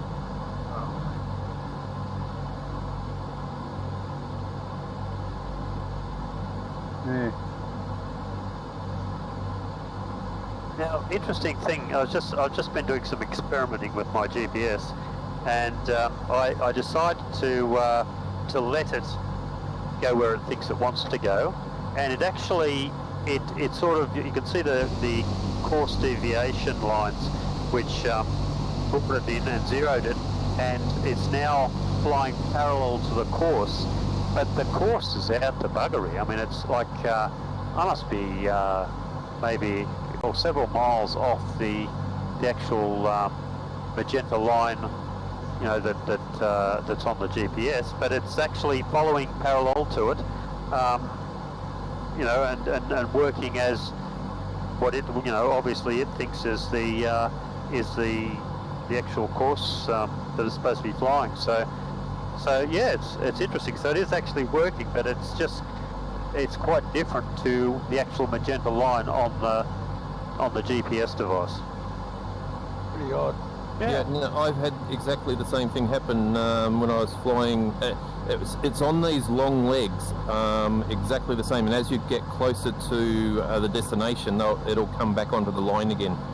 Okay. Yeah, exactly the same. And I noticed that same thing as well. Yeah, I spent ages doing exactly what you did, turning it off, flying off, of course, back, and it just didn't want to come back on the line. It'll pick a distance either side of it and just sit there parallel for ages. Yeah. Yeah, but it will come back. Well, with a bit of luck. It came back for me at the end. The line's exactly the same. Just to the right of the line I am. I notice on little nav map you guys are to the left of the line. Yeah, they're all to the left. I'm right. You might notice I'm right on it. Yeah. Yeah, I'm to the left of the line, but I've changed the line though. And little nav map, I haven't changed it in what do you call it? You've activated it in the Pro. You can. Oh, you're going direct, are you, to Portland? No, I'm going via Adelaide, but what's happening is I'm going direct to Adelaide, whereas on little nav map I've actually changed the line for the approach. That's all. Your belly fixed, I've done the isn't same it? thing. Yeah. Is that why you're off to the left? You're all going for the... Yes. But quite everybody off to the left. Probably I mean, all, heading to Gully, yeah. Yeah, I was gonna wait till I got 100 miles out, commencing my descent. I was going to do it then. Yeah, well, that'll be next year sometime.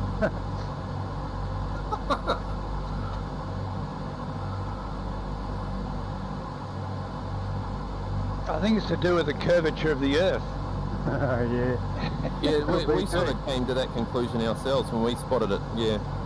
Well, there are different sort of nav lines. One can be like a rumline track, and the other one could be a great circle track. You see, and they're different. One takes into account the curvature of the Earth, one doesn't. Yeah, if you actually have a look at the VFR map in just the built-in one, and you zoom right in on that, I think you can actually see the magenta line has a curve in it. Can't remember if it was zoom out or one or the other. Yeah, I thought that the Hey Josh, you're gonna have to come along for a flight with us, mate, too. The little nav map was because all the they're squares.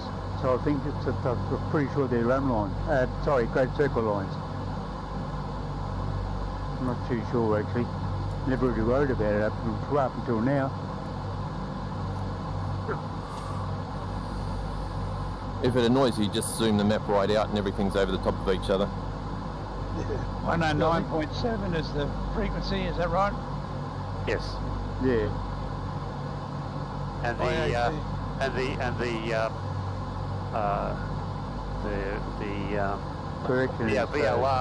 VOR is 116.4.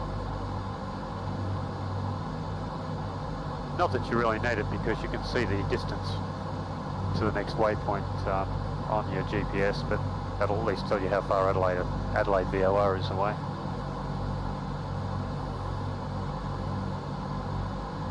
Yeah, I think we'll probably be daylight when you arrive at Adelaide, but you just remember there's the Adelaide Hills, it's just to the east of Adelaide. Not terribly high, but high enough to cause troubles if you're not aware of them. So what's the height over Gully? 2,000 feet roughly. Oh, okay, thanks. But that'll be pretty close to the ground. No, you'd want to be higher than that for the ILS. Yeah, I'll tell you what it is because actually I've got it up here. 3,800 at Gully. It'd be about at Mowbray. It's 3270 on the ILS. Yeah, okay. Yeah, the entry, but Gully is 38. Gully's 3,800. 3,800, yes, correct. Yeah. Okay. Gully. Gully's not that far from Mowbray.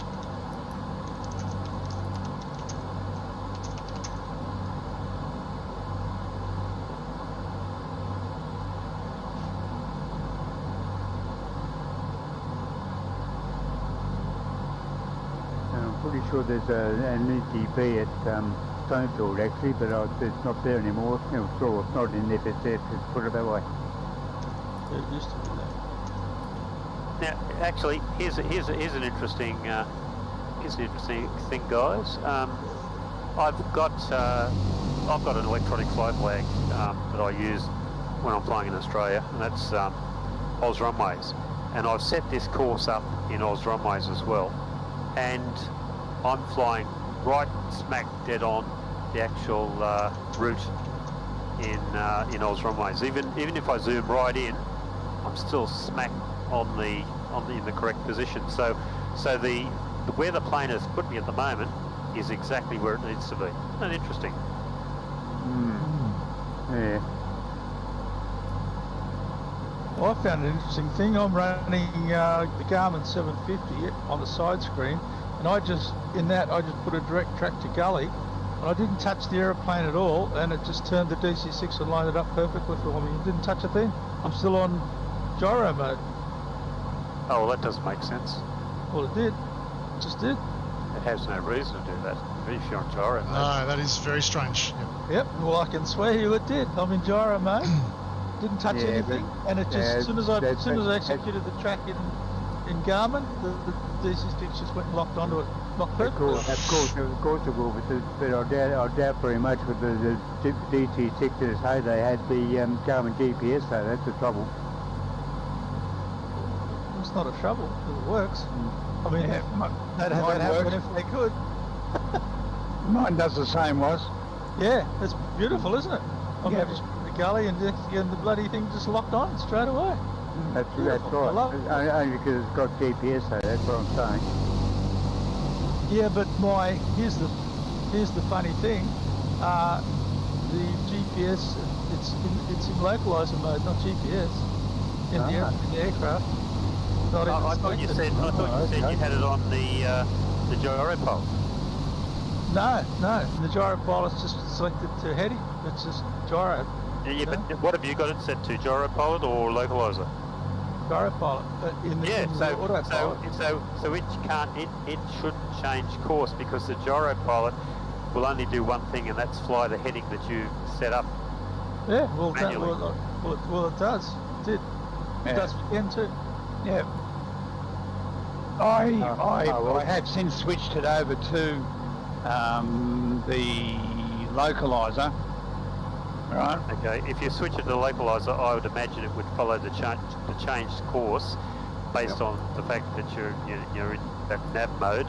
But if you're in gyropilot, it's the same thing as having an autopilot with an aircraft and having heading mode selected, and all of a sudden you nominate to activate an approach. I mean, the plane's just going to keep flying the heading, you know. You'd think so, but I can swear you, I am in heading mode, and it's flying it perfectly, and so is Ken. Okay. So there you go. Well, And it does the same thing in the F-14 too. I don't know. There's some link up. There's some link up between the Garmin and SimConnect somehow. Somehow the SimConnect. I think it more likely overrides the gyropilot. Yeah. Just a quick one. The wind's changed down in Adelaide, but we should still be right for 2-3. Just coming out of 132 at 4 knots. So it's pretty calm. It's not too bad. That's a very handy feature, though, Ken. It makes it a brute, eh? It's great, isn't it? I love this 750, mate. It's just so handy for doing stuff. Oh, so handy. Hey, if Horace and I came into Cooper Pedy on 20 knots tailwind on that runway, Adelaide's a walk in the park, mate. What do we have, see? About 20 knots of tailwind, something like that? Hey, guess what? It's coffee time. Yep. Good. It's I can have a cup of coffee. No, yeah, get into it, mate. Then come back and start your descent. How far out are you, Ken? Oh, mate, I figure I'm about, nearly 200 miles behind you guys, 150 miles at least behind you. I've got pedal to the metal. You could actually keep on going straight to Portland. Yeah, I could, but then I'd miss the overnight stay and the night breakfast, you know, and the extra bottle of port, you know. You're just going to have to put your skates on, that's all. That's all right. No, you'll be right. I'll catch up. Yeah, you'll be right,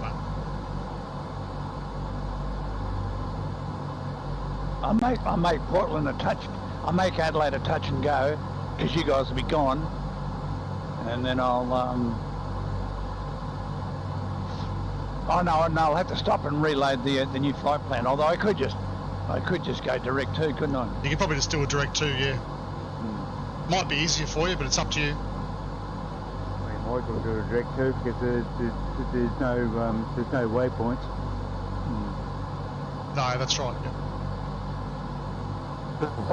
I'll tell you what I just did. I just activated the approach, and it's saying now that the current leg is from Cooper Pedy to Gully, which is I'm happy with. But the magenta line is from my plane going backwards, even though there's a line.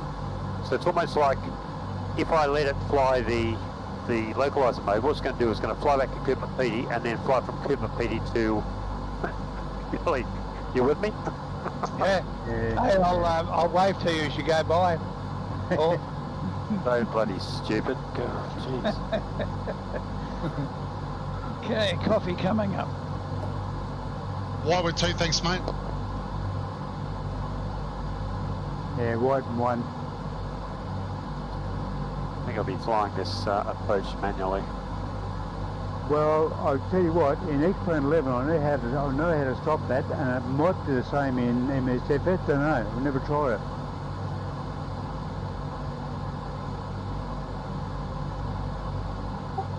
Mine 140 knots to go till the airport.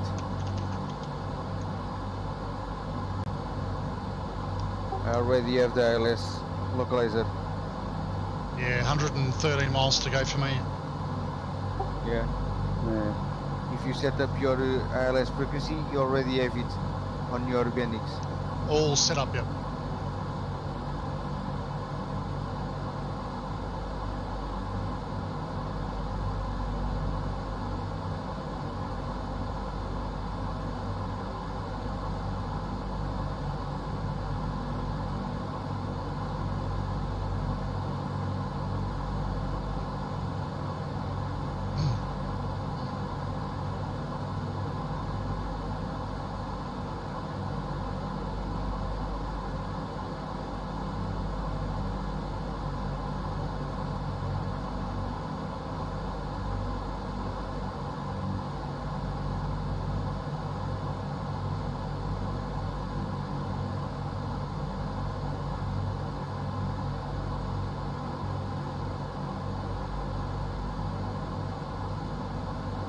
So probably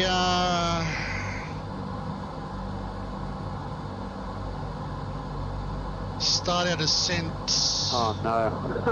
Better. To make matters even 90 worse, miles out. if I read the distance to my next waypoint, which it says is Gully, it's telling me the distance to go back to Cooper Pedy and then fly to Gully. How stupid is that? No, it's not funny. Oh dear. Just wrong.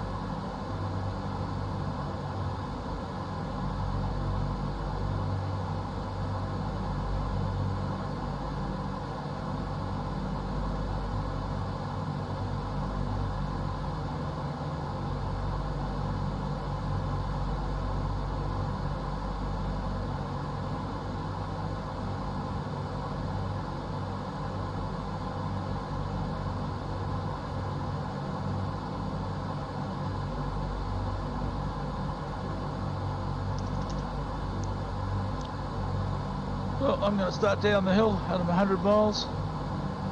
Yeah, I'm about 90 around there somewhere, yeah. Oh yeah.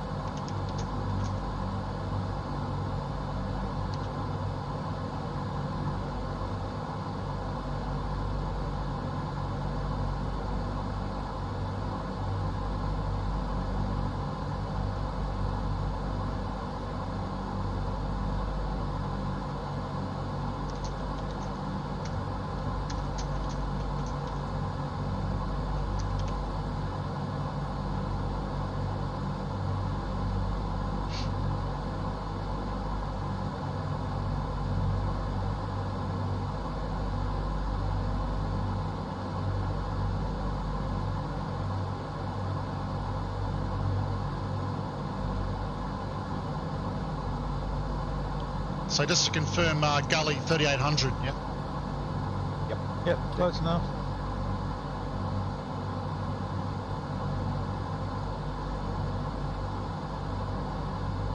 Okay, disconnecting my turbo charger and start descending.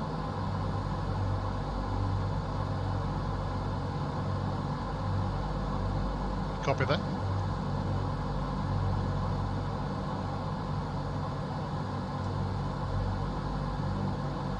Oh, it's starting down now. Might have gone down a bit too quick for the help.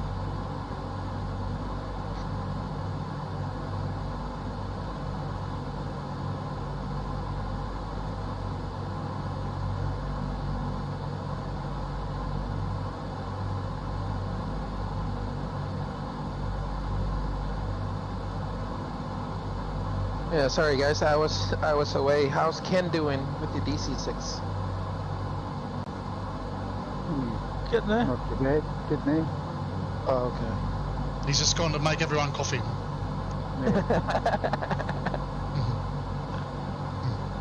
You weren't around to put your order in, man, so you'll have to get up next week. Alrighty. Yeah, it's fine. I'll just have my gin. Absolutely. Yeah. I made a batch of scones this afternoon, so I'm having hot scones and cream and strawberry jam. Sugar fix, you beauty. That was border restricted. I'm up in the car and going your way. Yeah. Cancel my order. I'll just have whatever Watts is having. Yeah. Even the velvet dressing gown and the slippers too, Greg, or what's going on? Yeah, I'm in blue pajama pants and t-shirt. It's pretty close.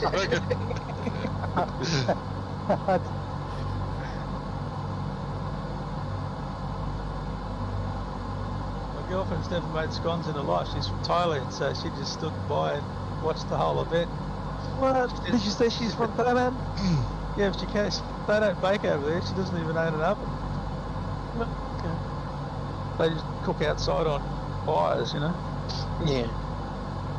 Yeah, well, a couple of houses down, they're not there anymore, but used to be, he worked for DMR, it was called at the time, and she was Filipino. That's on our descent now. So anyway, whenever the kids had a birthday party, we go around and have left our cruise 180, right? passing through You said to 16,000. Wayne, God, you're lucky, mate, you're really lucky. Still a bit of a gully waypoint by 3,800 feet. Afterwards he said, mate, you think I'm lucky?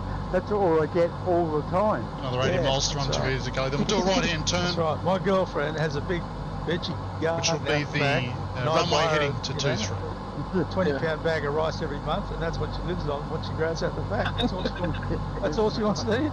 Why can't you just get her a bag of rice, like already bleached and all that, pre-made?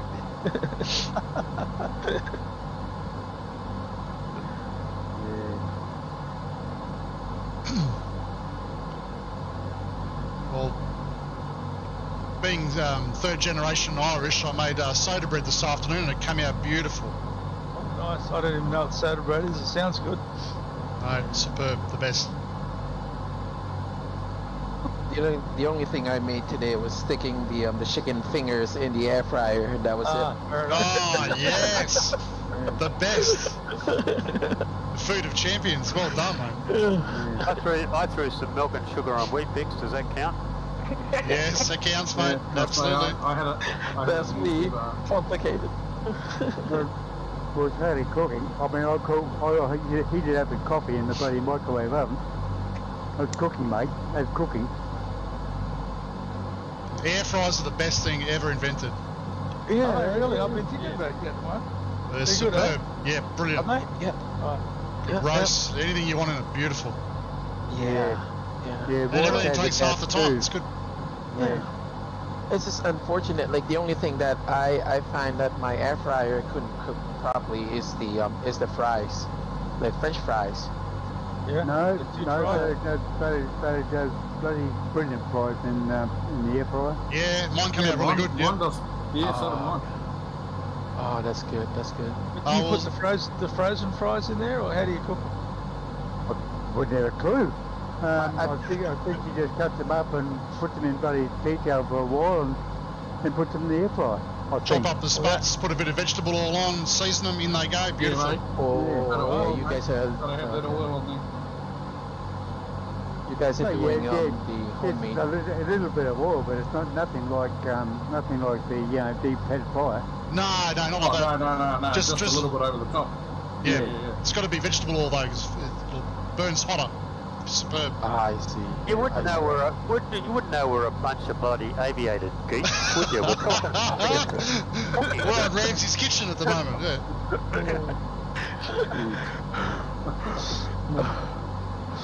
I'll save the day. I spent my morning not cooking, just pulling taps out of flasks, port flasks. So there you go. Oh, yes. One for the team. Yes. I tell you what, I was sick and tired of changing tap washers in my place. I don't know what. just unreal. Anyway, recently we've had all the steps changed to bloody ceramic, I think. Whatever. I don't know. I don't care anymore anyway. Well, there is a fix to that. There is a fix to that. You go on Bunnings and you buy what they call a stainless steel inset kit, and it comes with a tool that cuts a thread into your old tap, and the stainless steel seat screws into it, and that's it. You got a stainless steel. You never again ever have to worry about your taps. Okay. They're $20 each. That's it for life. You got a stainless steel insert for the washer, and they never corrode out. Right for 30 years, you know. I just do one tap at a time, but I've done most of the taps with them now. Oh, the bathroom taps, I've got how many times I did them. Yeah, but you've probably got a bad seat. Over the years, the brass seat just corrodes and yeah, well, as a matter of fact, it has been recently replaced. Slow it down a little bit. Yes, and you're right, it was cracked. Yeah, you end up getting a groove or a cut mark in the seat, and it'll leak forever. But once you put these stainless steel screw-in seats in, it seems to fix it. Altimeters and flight instruments. Yeah, I've got these ceramic, so I think they're called ceramic taps now. Oh, you bought the whole tap? Changed the whole tap? Oh yeah, the whole lot's been changed. The whole manifold, the whole boundary has been changed actually. Oh, right. That's expensive job. Let's slow things up a little bit here, guys, so we can fit the bathroom and the kitchen's been totally remodeled. Let's not have to panic so much as we I haven't got any money, that's for sure. get a bit busy in the cockpit. I can't afford that. Geez, there's just no hope for some people, is there? I try to get everyone on the grog, but they just drift back to You've got your pennies on. That's right. Drift back to houses. Yeah.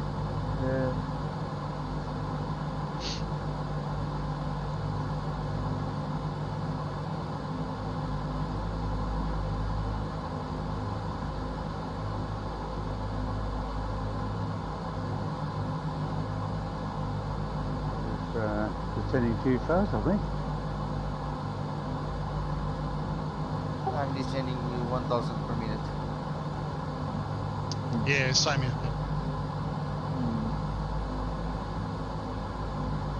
Just an update. The current wind at Adelaide is 140 at 4 knots.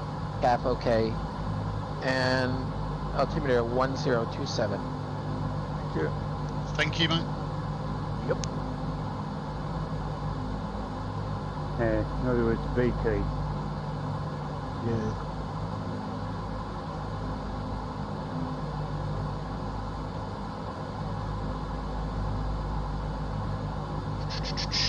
You can change your altimeter with the knob here. Yeah.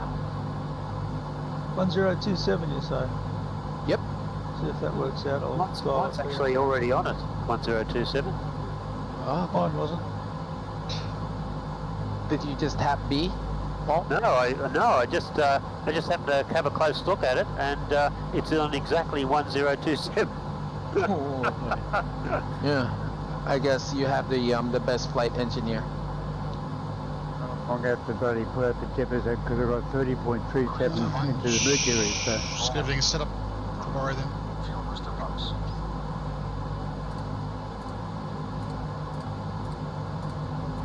On low.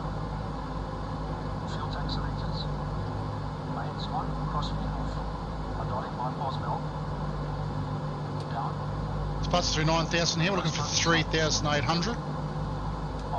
It's got 50 miles to go, so we're going to make that in plenty of time. That's 30. We'll make it with about 20 miles to spare. Coffee. Is there anything better? You got the best waitress here, mate, I'll tell you. Yeah, that's a ripper, mate. My girlfriend's so lucky. My girlfriend's watching NCIS in bed.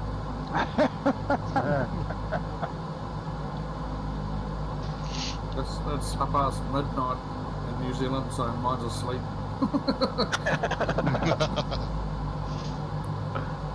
I'll tell you what, talk about NCIS, I've started watching that when I was in hospital, and I got very hooked on it, but it's been repeated about 3 times now, I think. Yeah, but there's about 1,000 episodes. It goes forever. Yeah. I think there's about, I don't know how many seasons there are. It never ends. It's like 13 seasons or something stupid. What show's this? NCIS. NCIS. My girlfriend's addicted to it. She watches it all day.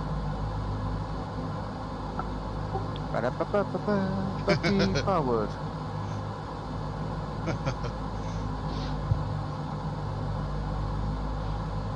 We've been watching this, it's an older series called Pretender.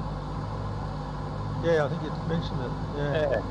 But it's not bad. It's got some funny stuff in it, you know. I like shows that are not too serious and they learn to laugh at themselves, you know. Tell you what, a very good show is that Mayor of Easttown. Is that good? Oh, look at that. Very What's good, that yeah. on? Kate Winslet. You'll get it on Fox, I think. Fox. Oh, Fox. I don't have that. You might find it on, if you just get Fox Tel Go on, stream it to cast to your TV. I've got a very good little torrent site. Gets me everything. Yeah, that's it. Is it the Pirate Bay? I'm not sure what this one is, but a mate of mine invited me to it, and it's got all hidden coding and all this sort of shit, so that and you've got to switch on to the Google ISPs, and so the government can't block it. I'll delete my stream when it's uploaded. I'm going to have to edit. Yeah. Nah, you're just joking. I mean, he's just joking. It's just jokes. Yeah. Yep. I don't even know what that is. Never heard of it. Yeah. What's Google Chrome even? I'm reading it from a script. Someone handed me a piece of paper to say that. Yeah, that thing has been floating around the internet. Yeah. Hang on, there's a very loud knock at the door. I'll be back in a minute.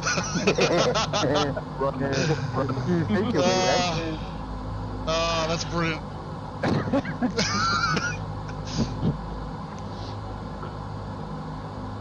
I'm going to level up at 3000. Yeah, copy that. 3008, wasn't it? Yeah, 38. I remember watching this, I think it was a Will Smith movie, Enemy of the State, and had Gene Hackman in it as well. Oh, great movie. Love it. Bloody brilliant. You know, I mean, I don't know how much of it is possible, but gee whiz. Yeah. I think the streets ahead in that technology nowadays, I think. Yeah. I was watching something the other day, and these guys are doing something bad, obviously. And the guy says to his mate, you know, we've probably got our own satellite by now. Yeah. Being tracked. Yeah. What about this bloody Jeff Bezos? What a dickhead. He's always been a tosser. He's a nerd at school. He's got where he got just by pure ass luck, you know. Yep. What did he do this time? Oh, he's challenging Elon Musk. He's putting all these stupid bloody lawsuits into trying to slow it down.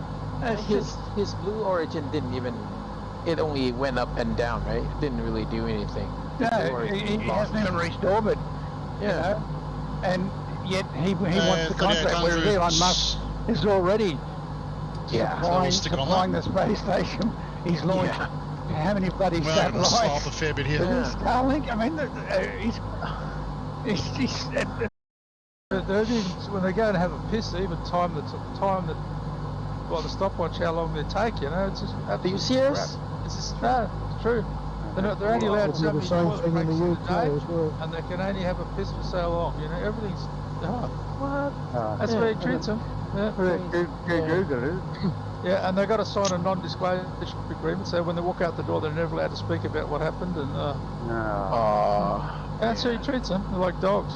Totally. The huge turnover of staff, and he just sacks them and hires new ones. He's losing all these space engineers though. They're all going to Elon now. Yeah, I bet. Yeah, well, Such a Elon Musk apparently built the battery station at Jamestown, South Australia, for free, for like at his own expense. So I've heard. 2 degrees will be the right-hand turn at Gully. His latest effort in the courts is he's trying and to then down to say 3,200. that Elon Musk's Starlink, the next batch of satellites he wants to launch is not legal. Some little loophole somewhere, and so SpaceX can't launch any more satellites now till they fight this stupid bloody court case. This court case for the sake of court case, as far as I'm concerned. I've decided to ban Amazon. I'm not buying anything from them. I'm cancelling my Prime service. Fuck him. Yeah. I can't tolerate dickheads like that. Yeah. Well, he even looks like a villain. And we'll just get a bit of a... Oh, he is. He's a move along. And he's a wanker. He's never changed. He's a real tosser. He's a fucking wanker. 20 miles. You see him miles from before Gully. his little... you couldn't even call it a space launch, but then before that feeble attempt to go to zero gravity, he had his fucking cowboy hat on and... he's just pure wanker. I watched the live stream of the launch, the Blue Origin's launch. I was expecting a lot more. I thought they had a failure, that they had to come down like quicker than they planned it, but after all, it was what they planned. Ever notice the shape of his fucking rocket? It looks like a big fucking dick. yeah. It's simple. That's that. You think he's overcompensating for something? Mighty pee-pee. Yeah, everybody knows they put a rocket a certain way. I don't know why he has so many customers, because the Amazon stuff is not cheap. You very rarely find anything that's cheap there. If you shop around, it's just you get it cheaper somewhere else. You know? Yeah, that's right. 20 miles to go. On a more urgent note, how many people can, as they're flying through this broken cloud, can see at least half a dozen planes circling them through the cloud breaks as we approach the airport? I'm within touching distance of at least 4 planes. Really? Yeah, I've got a few, but I've got broken colours for sure. I'm lagging back. I'm right at the back. I'm all clear. Oh, are you? Yeah. I thought I'm the one behind. Let me have a look. Oh yeah. I see Dirty Slinger and Darth Melbius. Yeah. I may have left my gear down a little bit too long at the start, and I was dragging for a little while there. And by the time I noticed, I was like, why am I going so slow? And by then everyone had sort of crept away a little bit. I was like, that'll do Pulling the brakes. Yeah. Well, there's a few of us here that have to figure out whether we're landing on the top deck or the bottom deck. You seeing all these around us, Ziggy? We've got at least 3 others flying with us. Yes, as long as they realise I've got right of way. Always, mate.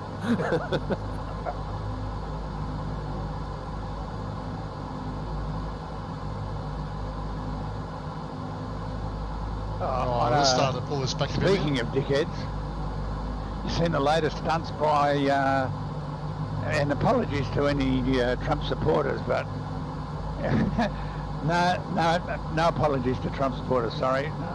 Have you seen his latest stunt? He's got Fox interviewers still calling him the president.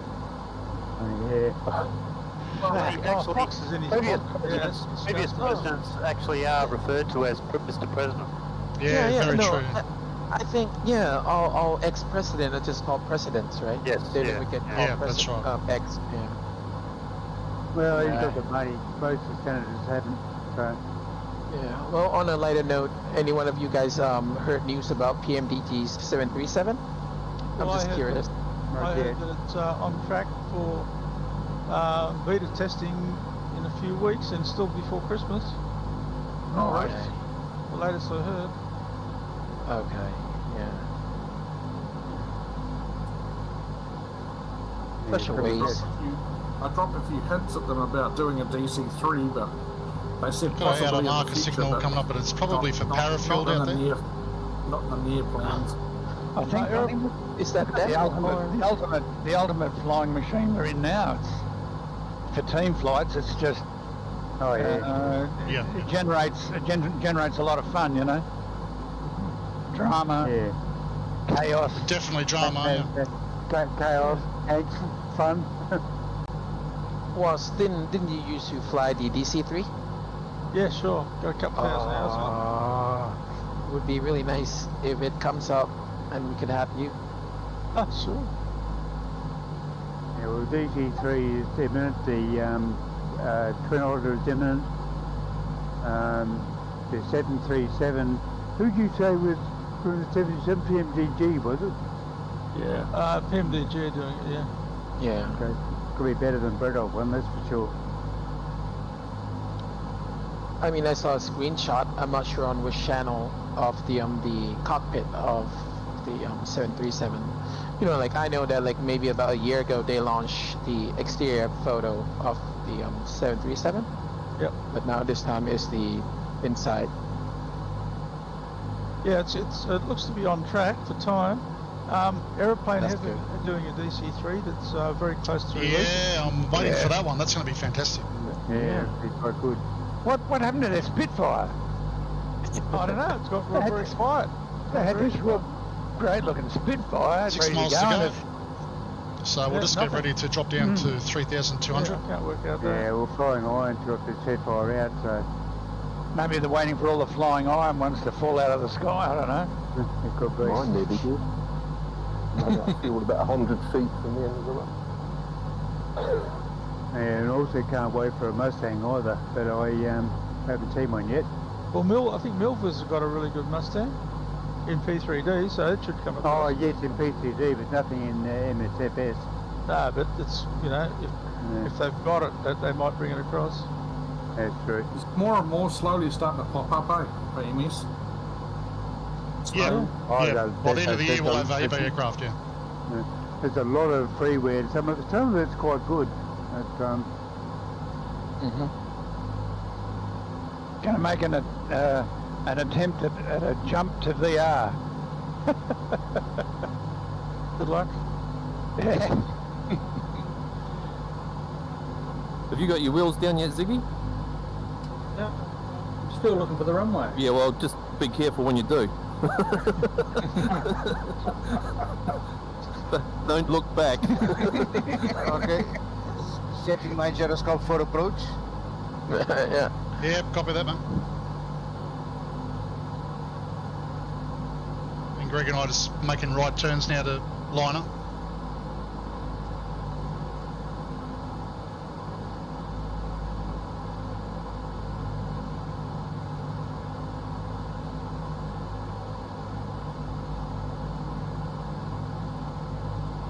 Here we go.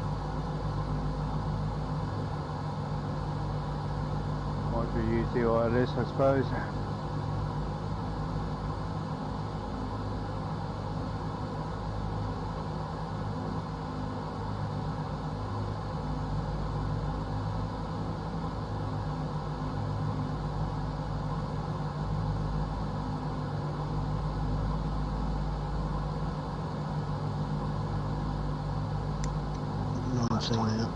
Setting flaps 20.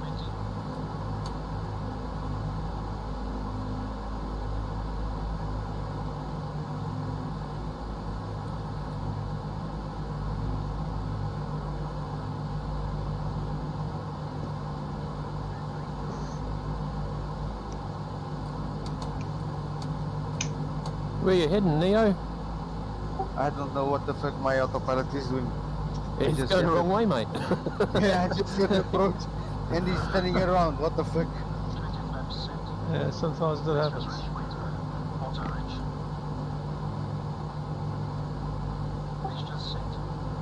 Stupid autopilot. Yeah, so I'm going to fly the approach manually. I just... Yeah, coming down. Yeah, Give it changing up for on a sec. manual. Changing for manual.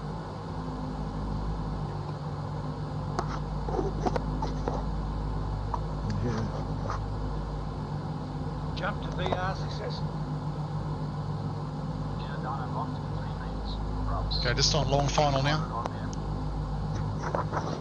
the tags are gone. Radio check. Yep, strength Yeah, 5. Yes. VR successful. Wow, what a cockpit. Bloody nice. Lights extended and on. Copy. Cold, cold, set cold. Before landing checks complete.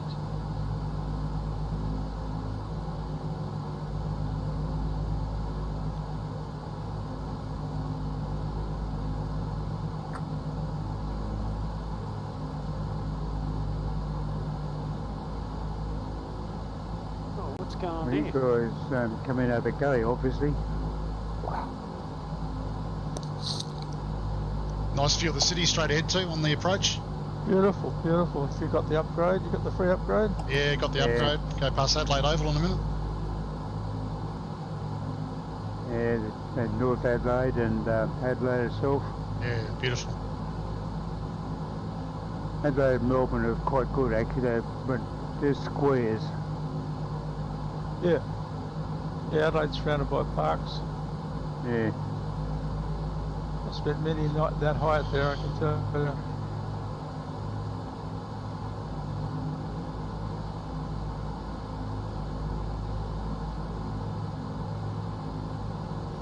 Where is the Formula 1 street? I'll let you know very shortly whether it's one of my favourites.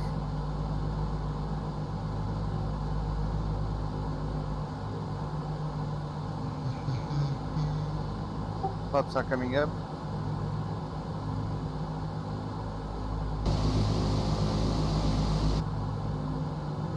All clear of everyone else. Speed.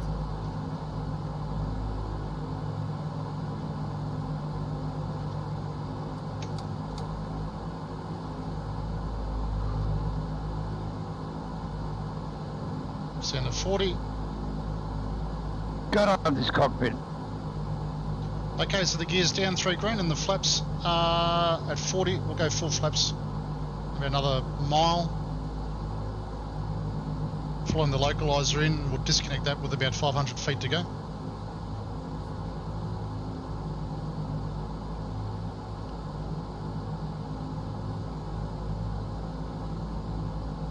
Final. You guys bring. There's that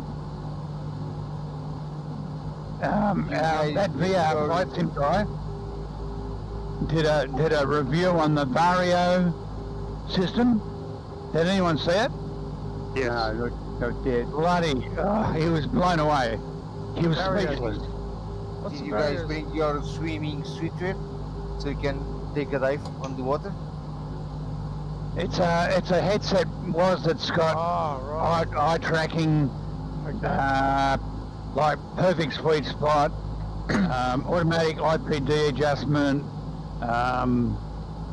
It's got a little OLED insert apparently, which he wasn't able to enable just as yet. But he said it was like being there, absolutely like being there. Unbelievable. Oof. I mean the G2's good, but this thing apparently just blows it out of the water. What's the field of view like? 115 degrees or something. That's about 25 more than the G2. It's about 3 grand to buy and 800 a year maintenance. Why is it so much maintenance? It's a commercial product. It's not a domestic product. Oh, right. Yeah, but they're lobbying to try and get it for us mere mortals, you know. Well, that's a bloody do better than 800 a year, that's for sure. There'll be some really good ones coming out. We're only in the start of this. You know, Oh, yeah. yeah. When they start talking 170-degree field of view, I start to get interested. Oh. He said that the sweet spot is so good that he can be looking in one direction and he can still see his GPS over on the other side of the cockpit. Because it allows your eyes to actually look around as opposed to having to turn your head. Yeah. Yeah. Yeah, it's very impressive, I must say. Pull the power back. I wonder if I can talk Orbix into buying one and claiming it. Hey, listen, guys. Buy me one of these. Any chance you can talk them into getting two, and you sent me one over? Oh, well, if I can talk into one, I might as well talk her into getting a dozen and ship them out to all of you, you know? At least a dozen. Two dozen. You might have to do some beta testing, that's all. I'm fine with that. Yeah, I'll do the Charlie testing, the alpha, the beta. I'll do all of them.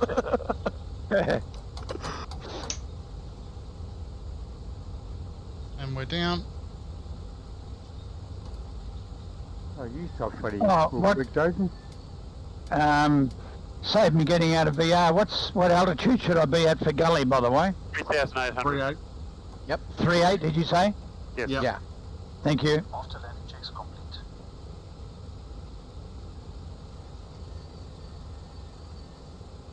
I'm only 120 nautical miles from Gully. At all.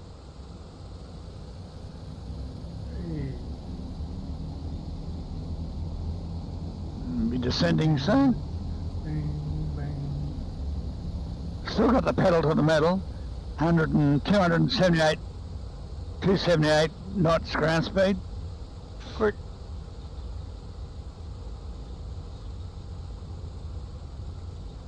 I leave it on wet, and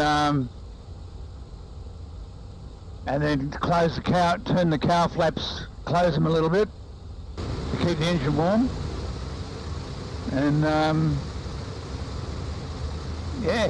when you level off, it really rockets along.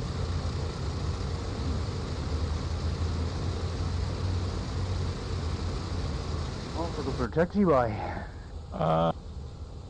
Just turn right and keep taxiing back. I think the terminal is at the threshold of this runway we're landing into. Apparently there's a lot of good Indian curry restaurants in South Australia, so oh yeah, there is. Well, usually. Yeah. So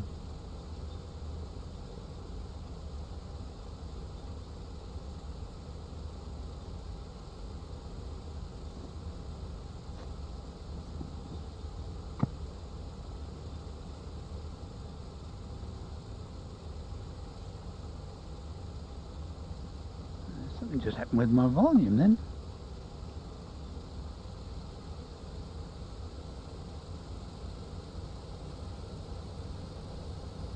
Turning over Gully at the moment. Just All got right. wheels down. On final.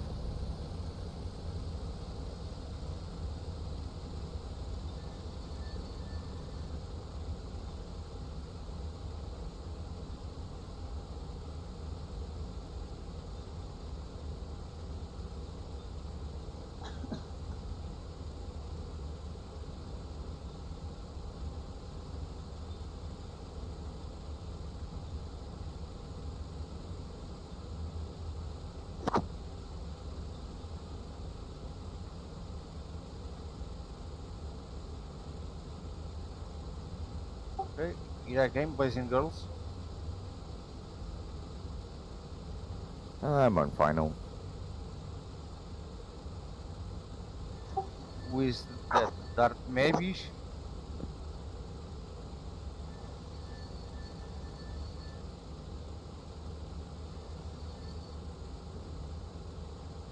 Almost top here, saved me pushing back.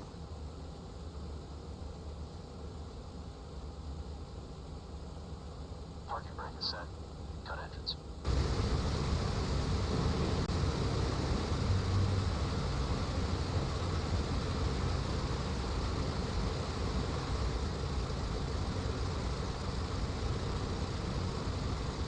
Okay, flaps full. I'm on final.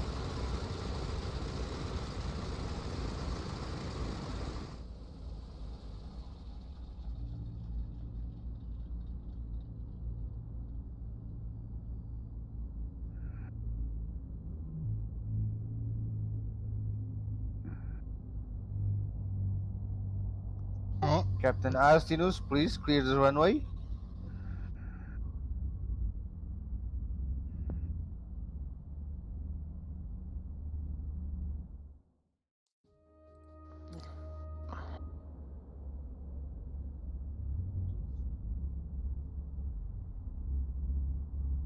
Yeah, Neo, I'm right behind you, so don't just jump on that brake when you land, otherwise I'm slamming to you. Yeah. Okay. Yeah, go roll through, All mate. right, clear runway.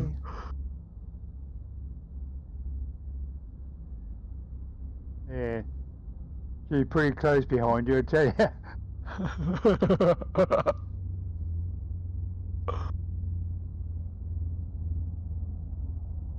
Yep, keep rolling.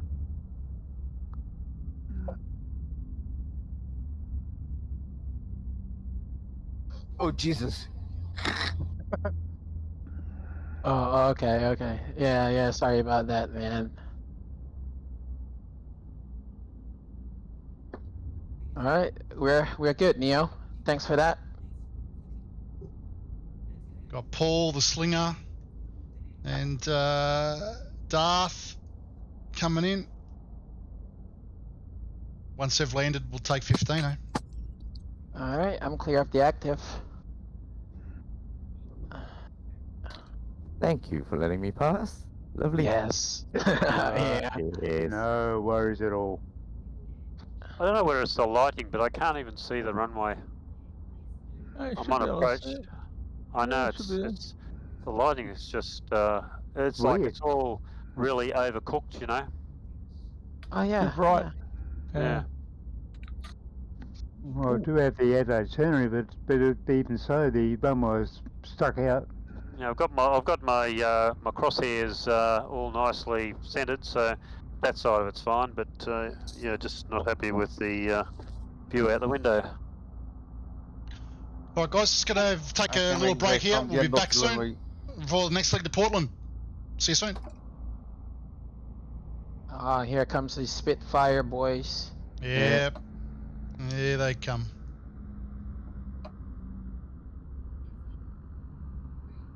I had to land quick, I was desperate.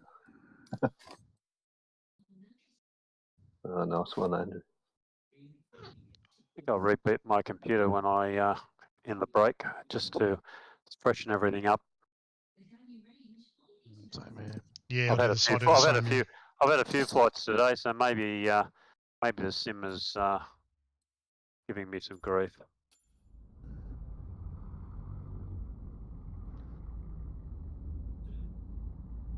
Marker, don't get inside of the taxiway. I'm going to pass over you.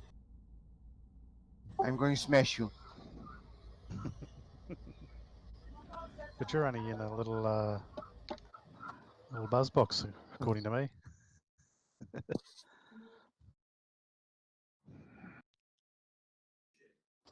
Okay, I just smash you.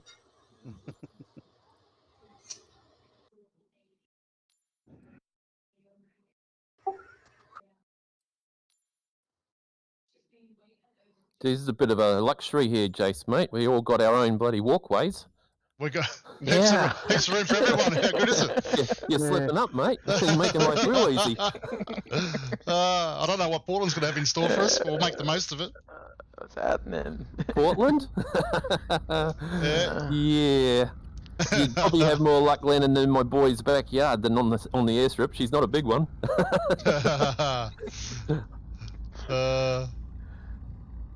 All right. Well, I'm just going to go and reset. I'll be back in a sec.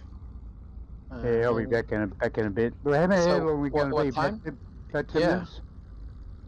How many minutes time break? Oh yeah, we're still got to wait for the slinger, Paul, and Darth to land. So realistically, probably 20 minutes or so. I reckon. Okay. Okay, that gives me time to lunch. Yep. Have a bite to eat, mate. Absolutely.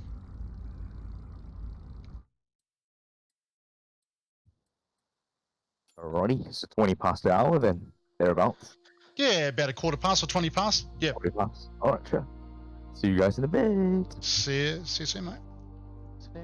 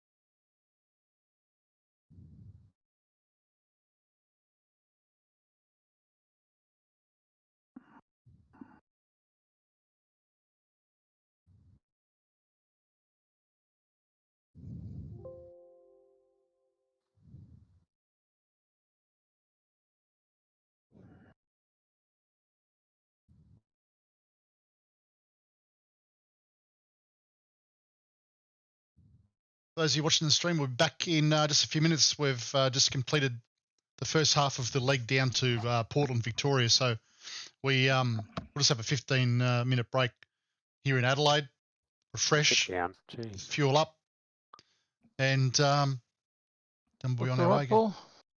No bounce. Wasn't wonderful, but no, well. Missed the taxiway, oh well. I'll just go up the other runway.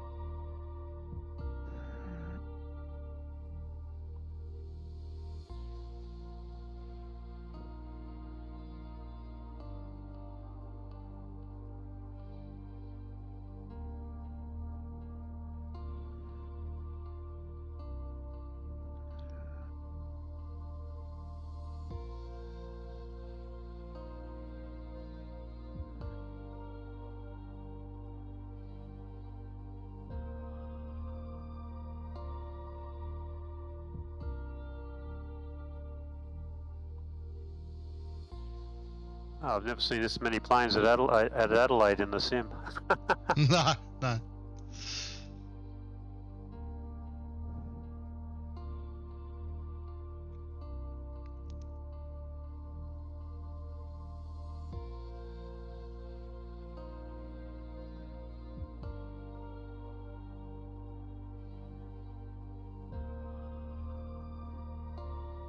It's a lot easier finding all these buttons and knobs in VR, isn't it?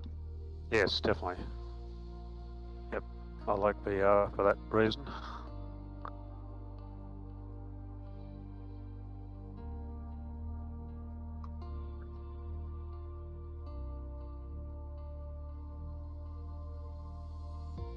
Oh, this Vario thing had hand tracking too. All these fingers were showing up. Like it was recognising the fingers and whatnot. So he was actually, I saw him press a couple of buttons. Yeah, wasn't it fabulous seeing your own hands being, you know, sort of being recognised? I mean, imagine that in flight simulation to be able to manipulate buttons and dials and things. I mean, how fabulous is that? Yeah. That was the thing that impressed me the most. I have no doubt that will be a reality probably within a year to 2 years. Yeah. They've already got it, but it's just such a high price. But, you know, once they start mass producing it, it should just probably be just a pair of gloves you put on. That's it. That's all you need. Mate, our biggest challenge, mate, is staying alive long enough till it comes in. That's about it, mate. It'll definitely be here. Can you imagine the application in industry and staff training and that would have if you could get it down to $1,000, and they will? Oh yeah. Like it'll be so much calling for that. It's just it's only a matter of time. Well, at the moment, I know Lockheed Martin's using it, apparently, for flight training. Yep. We'll be reaching around the cockpits, touching all the instruments and the buttons and everything very soon. Just out of interest, I've got the Adelaide scenery, the commercial one, and I'm just looking at the the guide that as you taxi in, where you'd normally get your light to indicate when you're close enough to the point where you stop, and it says in op. Is there a reason why it's in op? Well, they don't. For a start, they don't work on every airport. Only some airports have them working. Okay, rightio. Yeah, I would have thought. May not be enabled on this one. Okay, rightio. Well, has anybody else got this scenery? It's I've got the scenery. Right. Yeah. Right. So I don't think it's activated. In P3D, you actually had to buy a special piece of software to make that work. Okay, right. As an extra, I think it will come eventually. It used to work perfectly in P3D. Right. Okay, I'm gonna reboot. So because I just want a fresh environment because I had too many problems this flight. Right.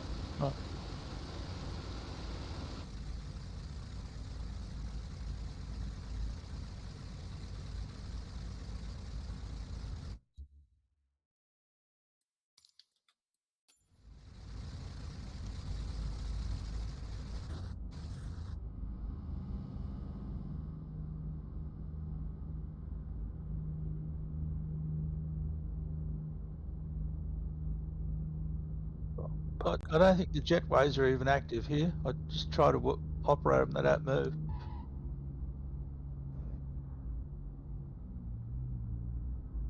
Black screen.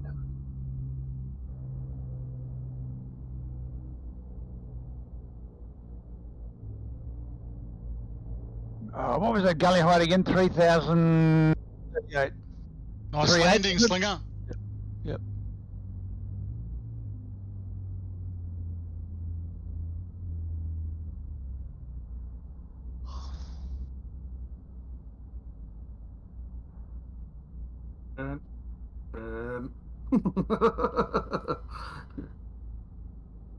Almost. I was like, I can make that too. I wasn't making that too.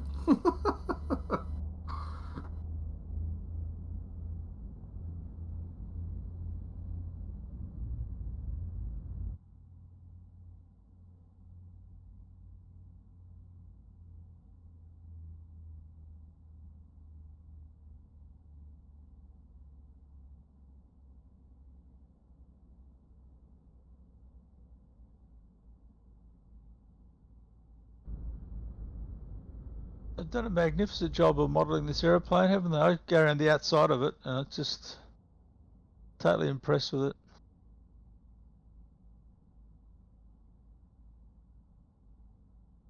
Yeah, it's good modelling. Oh, yeah. Oh, a bit of cloud.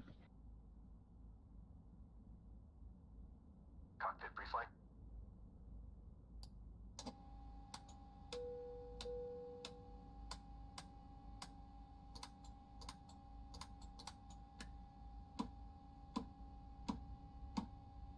Completed. Voice recorder. Tasted. Oil coolers and cow flaps. Sneak another cuppa and I'll see you guys in about 10 minutes. Fuel and fluids. Yeah, sure, mate. Checked. Pressurization. Set. Manifold and duct pressure. Checked. Radios.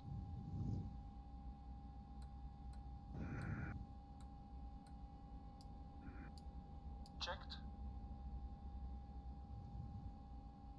Doors and hatches.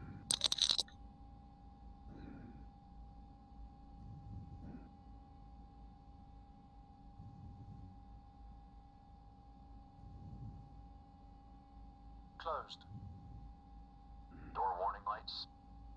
Out.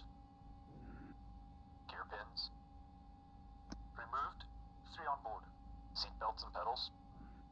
Adjusted. Throttles.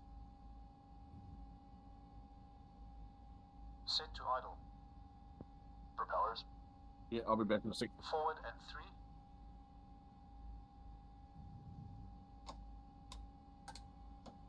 Before start checks complete. Start engines.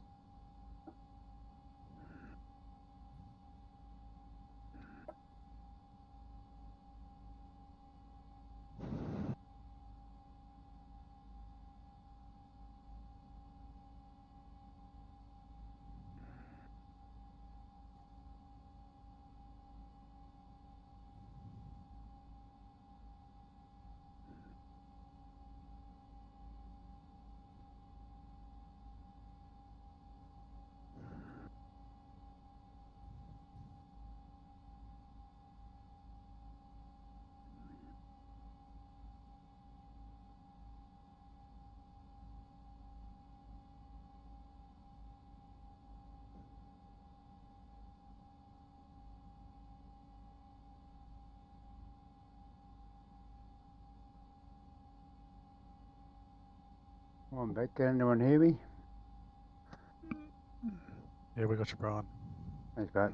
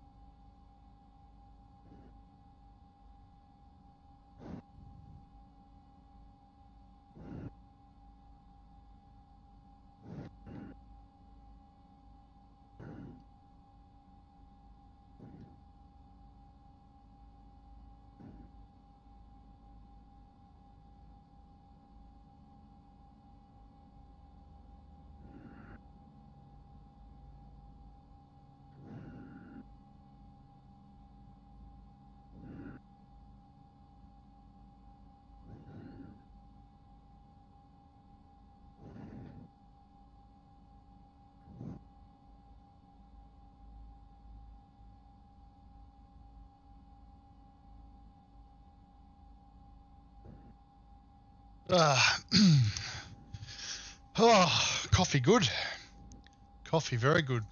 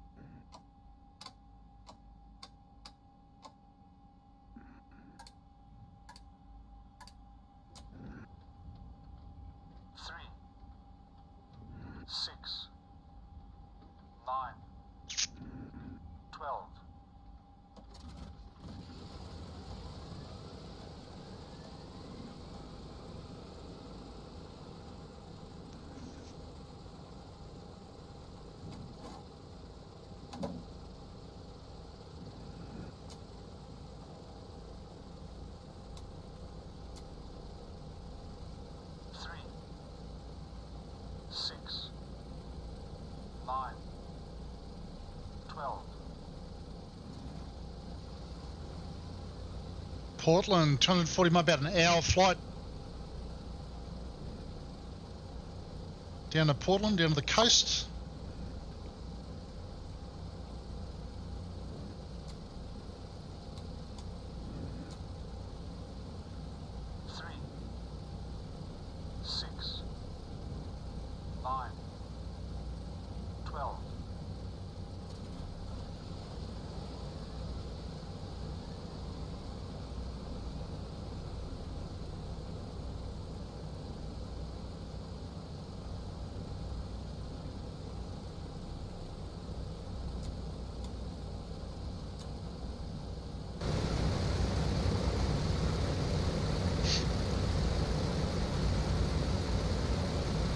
Kick it over.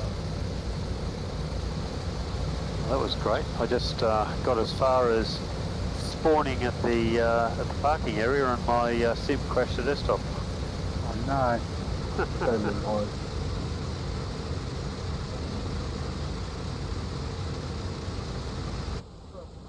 This is the first time I've seen all greens on the engine stress visualizer. Ah, very good. Winning. You're doing something wrong then. Yeah, it must be. Yeah. Start selecting boost pumps. Off and off. Battery switch. Plane battery. Generators and inverters. Checked and on. Emergency lights. Armed.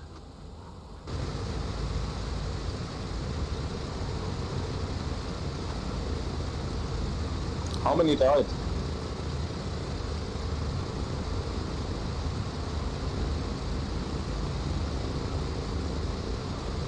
How many died? There's always someone who dies. Or doesn't make it. No, I think everyone got it. No, it was good actually. Not too bad at all. Yeah. I didn't really go out. I've got both drop and load. And get in okay?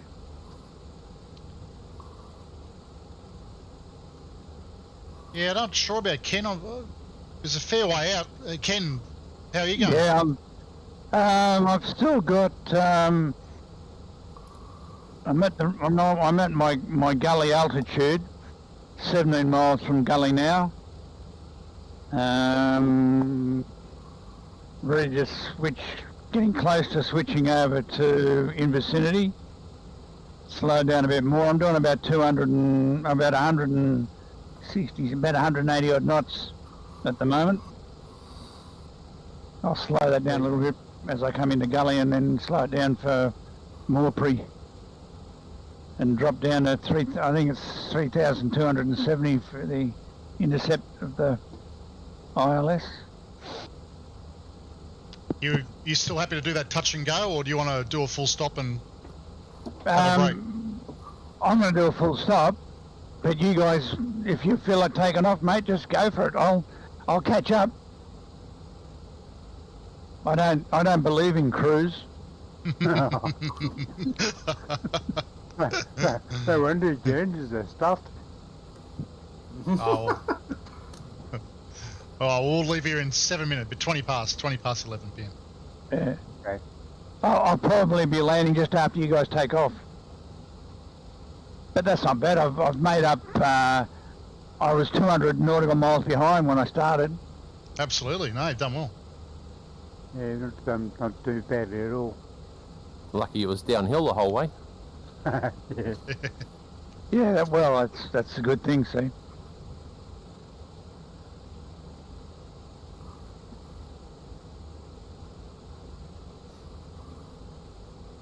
What's the active runway for takeoffs?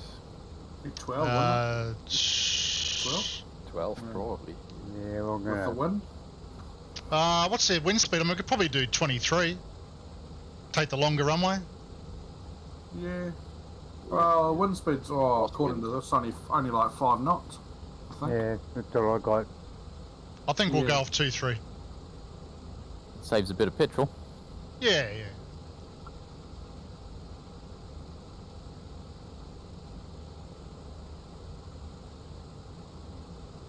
Slap those Eco Warrior stickers on the front windscreen. That's right.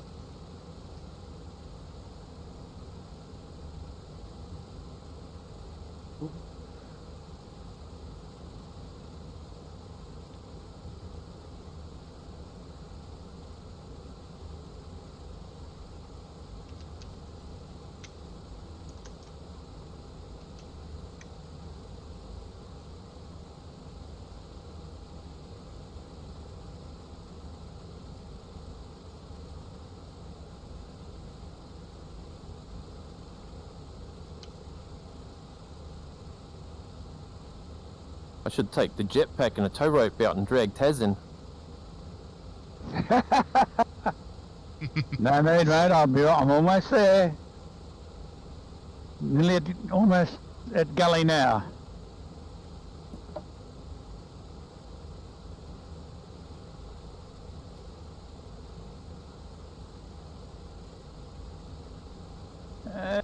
Looking at the suburbs of Adelaide now.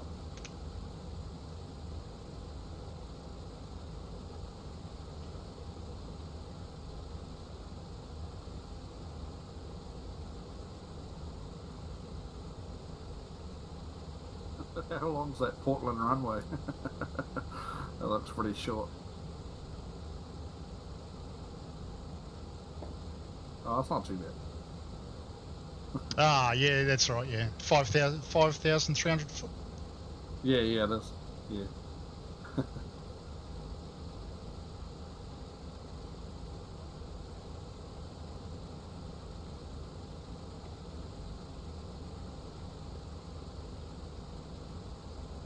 Okay, so the wind down there in Portland is perfect for runway 26 arrival. 26. What do we got here?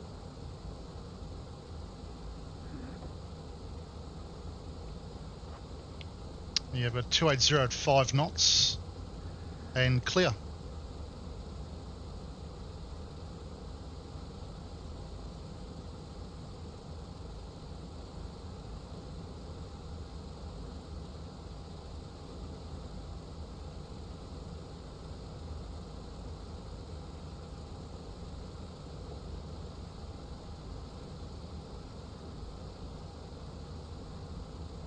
And there's an RNAV for that 26 as well.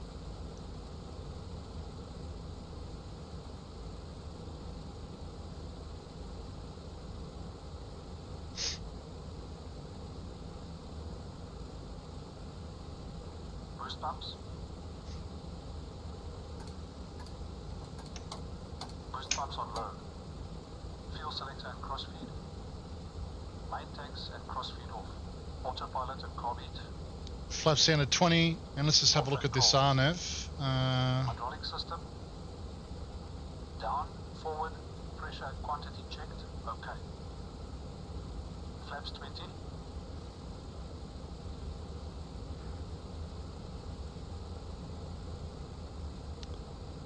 And the entry point for that RNAV is Echo Alpha. 20.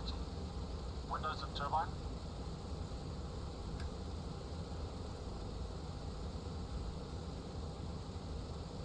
Closed and on. Controls. Gust lock released. Free. Pitot. On. Mixture and cowl flaps. Reach unlocked. Set. Transponder. Left hand turn intercept. On. Landing lights. Geez, Adelaide's big, isn't it? I thought it was big as Sydney, but it's big, yeah. Extended and on. Before takeoff. If you don't have all the bolt-on extra nav gizmos, the 430 default says there is no approaches for Portland, which was the same for Coober Pedy. So I think you get those from your Navigraph or your little nav maps or somewhere, but they're not in the 430 default.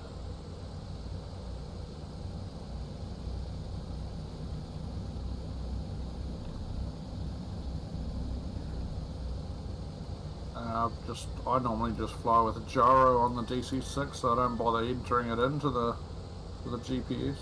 Yeah, more often than not I'm doing the same. You're right, Greg, you go in front of me, mate, if you want.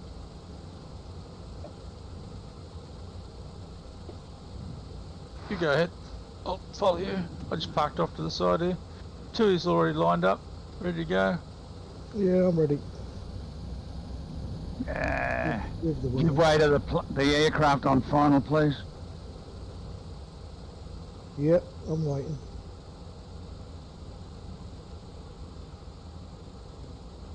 Car's coming in. Is everybody back ready to go? Yes, I'm ready.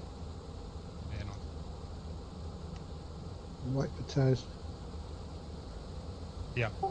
Rolling on Doing touch taxiway. and go. I think he's going to come in, have a full stop for a few minutes. Why are you on the side?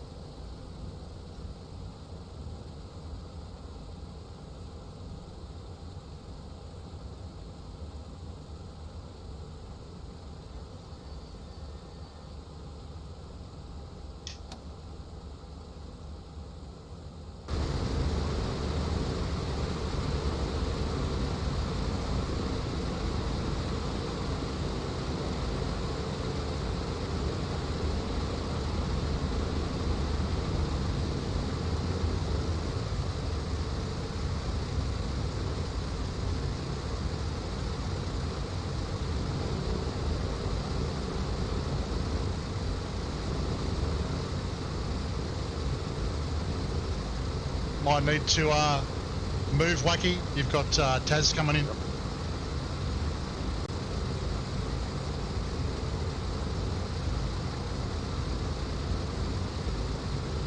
Want us to clear the runway?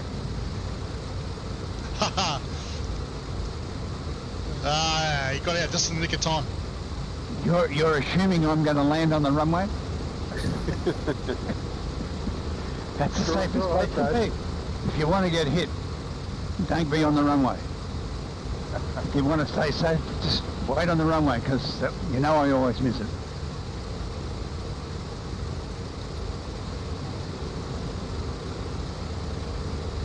Should have had enough for people to drag off. There's Spitfire again.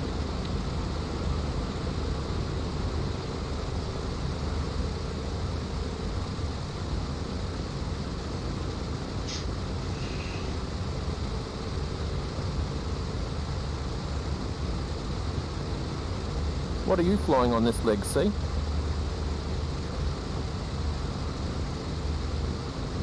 Are you still on your DC6? Yep. Okay, I'm seeing you as a bonanza, mate. Yeah, Got same. mostly everyone else DC6s.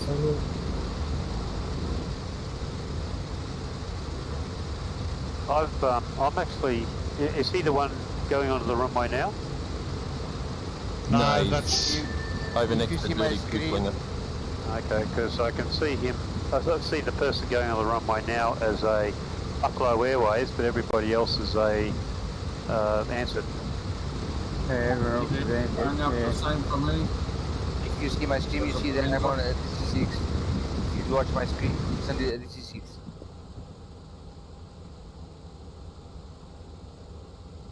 You can watch my screen. I'm streaming. 3 or 4 more major updates. They might get their act together and sort it out. Yeah, that's it. Hope so.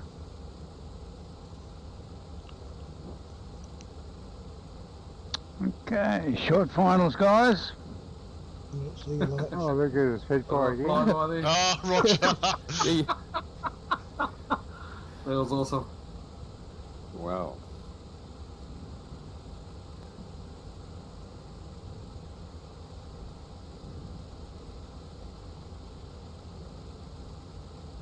Should only take us an hour, a little bit less, do you think? Probably 45 minutes. Yeah, quick one. This one, just about an hour, I think. What flight level for this one? 14,000 for this one. Okay. If we get in and 140. 140, that's it. Okay. if we get in early enough, I've told the boy to put the kettle on so we can all race around to my son's place for a coffee. Absolutely, yeah. Sounds good to me.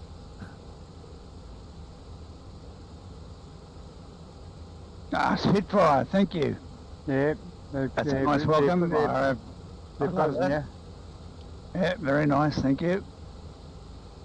I see you in the sky. They're hoping their wake turbulence will upset you. Nah, I got this one nailed, guys. Don't worry about it. Looking good, Ken. Name tag. All watching you. Yeah, we all are. No pressure, no pressure. Yeah, she's right. All under control here. I guess it's too late to tell you your wheels are up. Yeah. Nice try. Yeah, tell you what, it's a bit of a failure of this. And now his wheels have appeared. Yeah, you got wheels.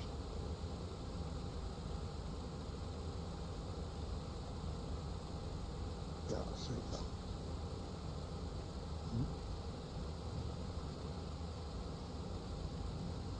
All right, Tui, line up, mate. See us off. Yeah. Right here.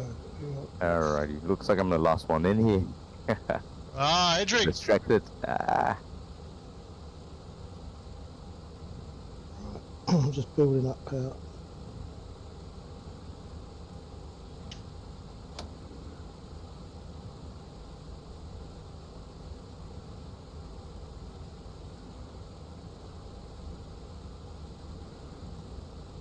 Let's fuck off.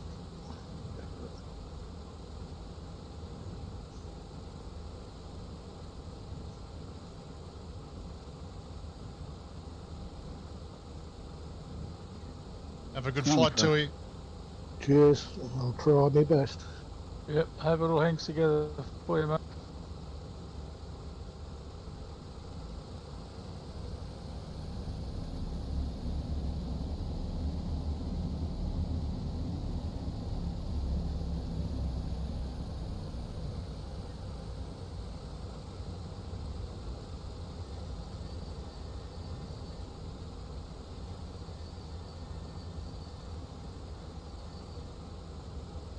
Oh, sorry, Asinus. Didn't see you there. I'll get out of your way. No worries. It's alright. I'm Sure? good. Then I won't move. Just kidding. Can I go, Chelsea? Off you go, Neo. Here I go. Do you want to go, Wacky, and I'll go after you?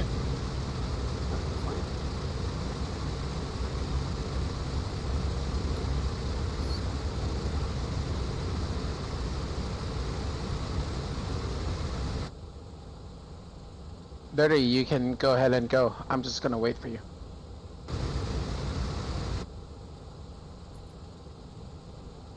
Sorry, mate, was someone saying something to me? 30 inches stabilized. 30 inches No, too Dirty. I was right Dirty. behind Yeah, him, yeah, but yeah. kind of like taking him over. Yeah, I was waiting for both of you because you were both lined up before me. I'm cutting I'm coming in from the other side of the KFC line.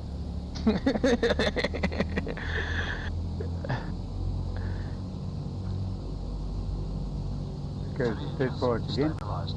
Cowl flaps. Cowl flaps. Cowl flaps set. Full power, please. Going full power.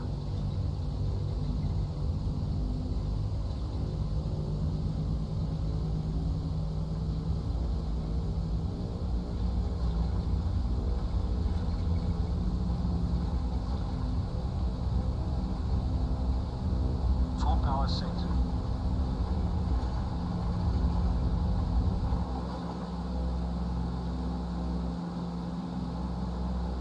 Master gear up. Gear selected up.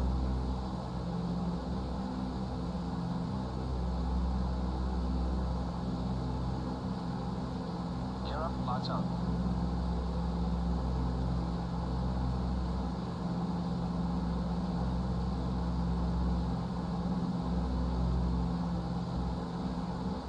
Go on, Deza. Thanks, mate. I didn't want to. I thought we were going to have a catastrophe there.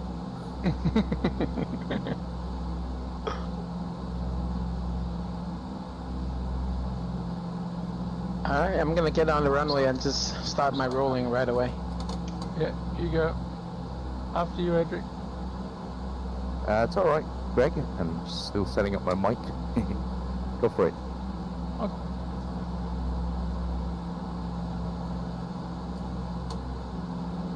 Meteor power. Setting meter power, 48 inches, 2600 RPM.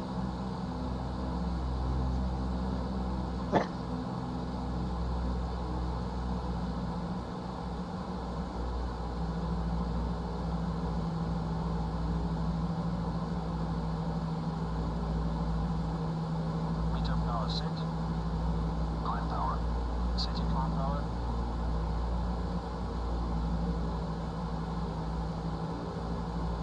So cool. Andrew.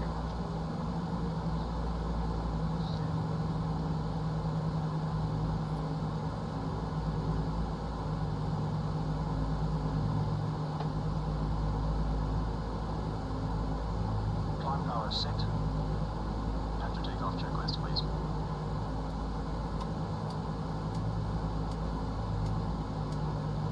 After takeoff checks complete.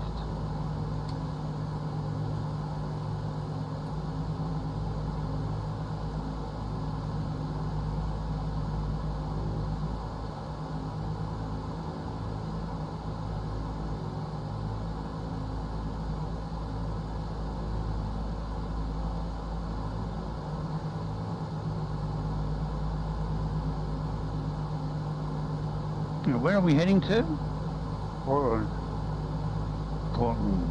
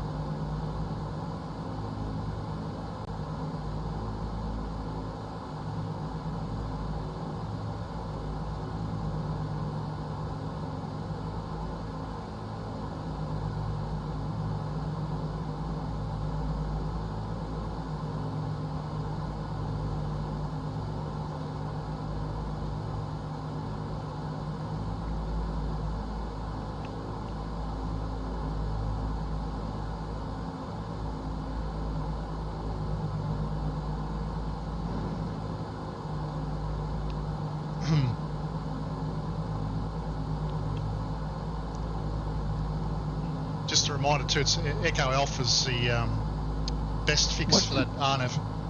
What's Portland's called? ICA? YPOD. Yankee YPOD? Papa Oscar Delta.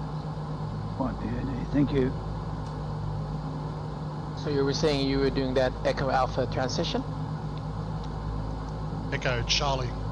Echo Charlie, got that. Sorry, you're right, Echo Alpha. Yeah, Okay. Echo Alpha it is. Yeah.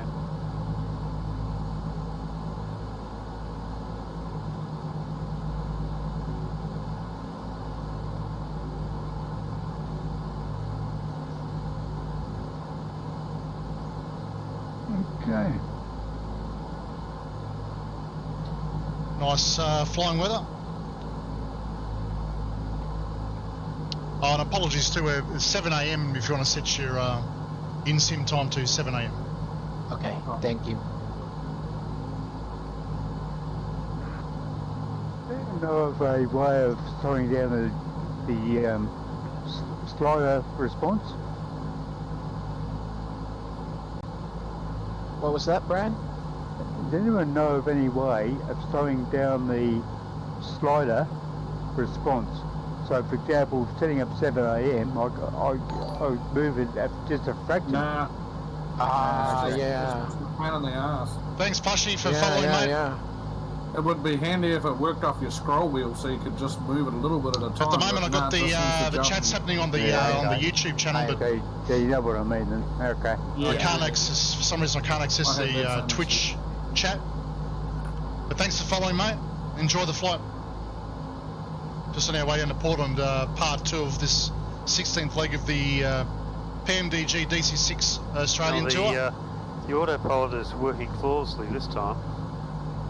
Huh, figures. Typical, isn't it? But leave it alone. Don't touch it. I think it might be stuffed up with trying to set up your approaches too early. Well, as a matter of fact, what I did on this occasion was I set up my my approach while I was on the ground, and I'm going direct to the first. I've activated the approach, so I'm flying direct. I'm flying directly to the entry point of the approach. So it's it's working exactly the way I want it to, which is great. Yeah, it sounds to me like the GTN itself is not working properly as it should.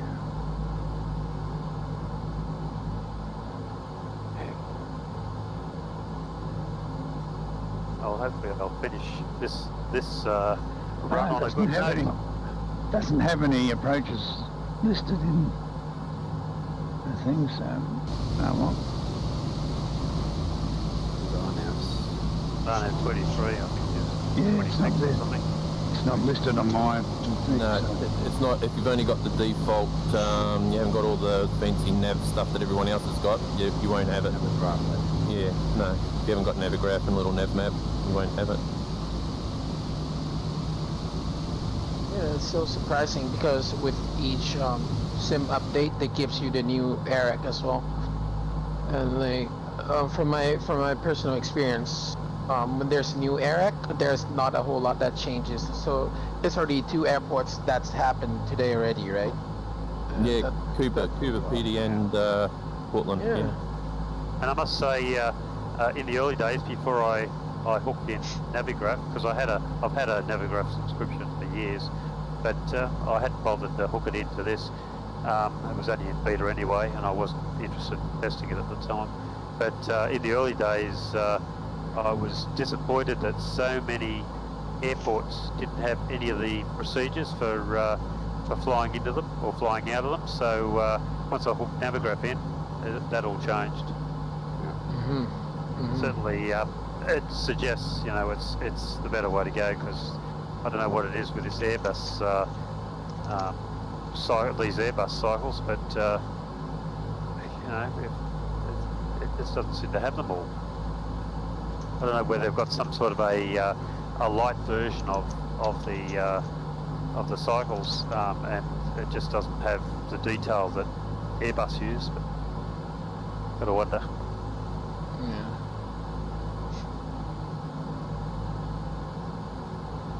What altitude are we flying at? Flight level 180 again? 14,000. 14, okay, gotcha.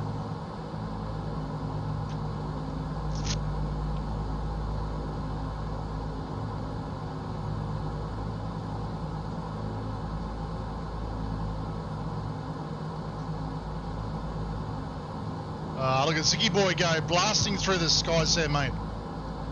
Fantastic. All 4 engines fired up. Mate, beautiful. I was just listening to all that rubbish about instruments and stuff. What happened to the hand flying like I did?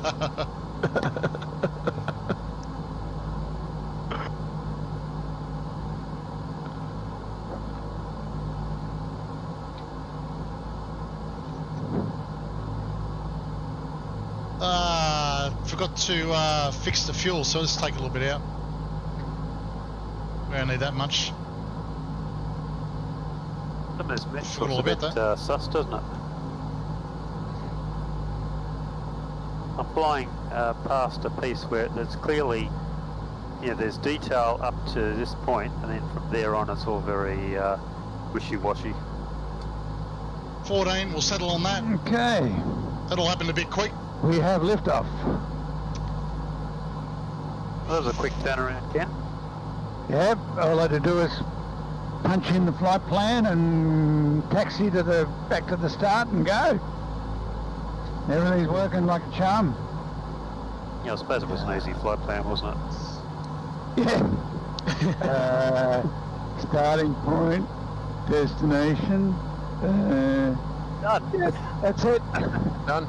That's it, the easiest ones we've had.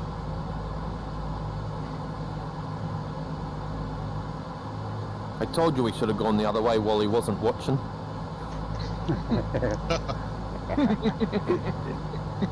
I never got my head out the bloody cockpit window. I've just got caught up today. The runway is 1,600 meters. I think the last one we landed in was exactly twice the number, right? 3,100. So this is gonna be fun. Going to DC6, mate. Stop there and dime.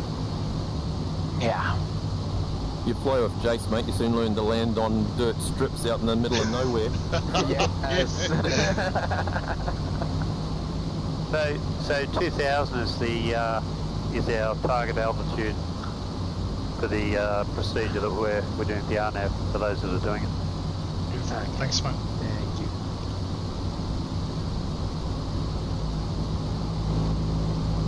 Yeah, to come and think about our first DC6 tour leg, you know, we were all having issues, right? And look where we are. Ever since we took off, it's been quiet. Still having issues. Yeah. I mean, I just crashed on that first leg, so yeah, I gotcha.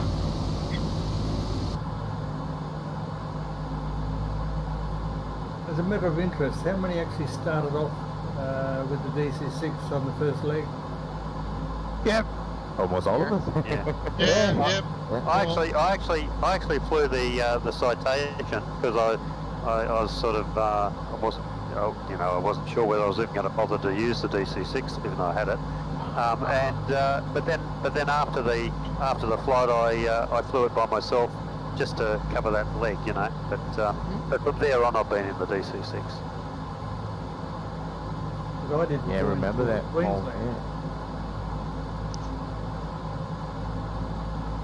Sorry, Ziggy, did you say you started with us out of Brisbane, was it? The mine started out of Queensland.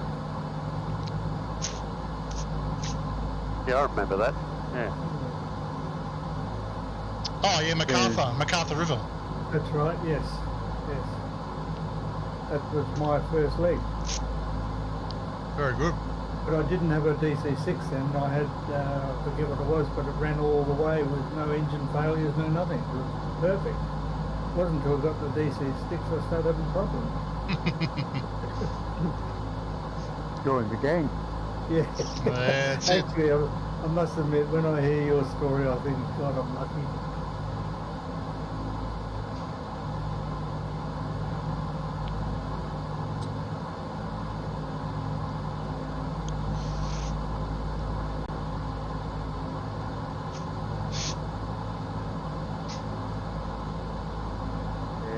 Don't really have any problems. I don't use the flight engineer, but I only use him for cruise, and that's it. Yeah, I've thrown him out the door. But I must admit I've had heaps of trouble using the flight engineer for before start and after start and so on. Echo Alpha, the start of the RNAV, it's only 210 miles. To load up one engine all the time. Yeah. It's about 70 miles out. We'll start at the centre. Straight away.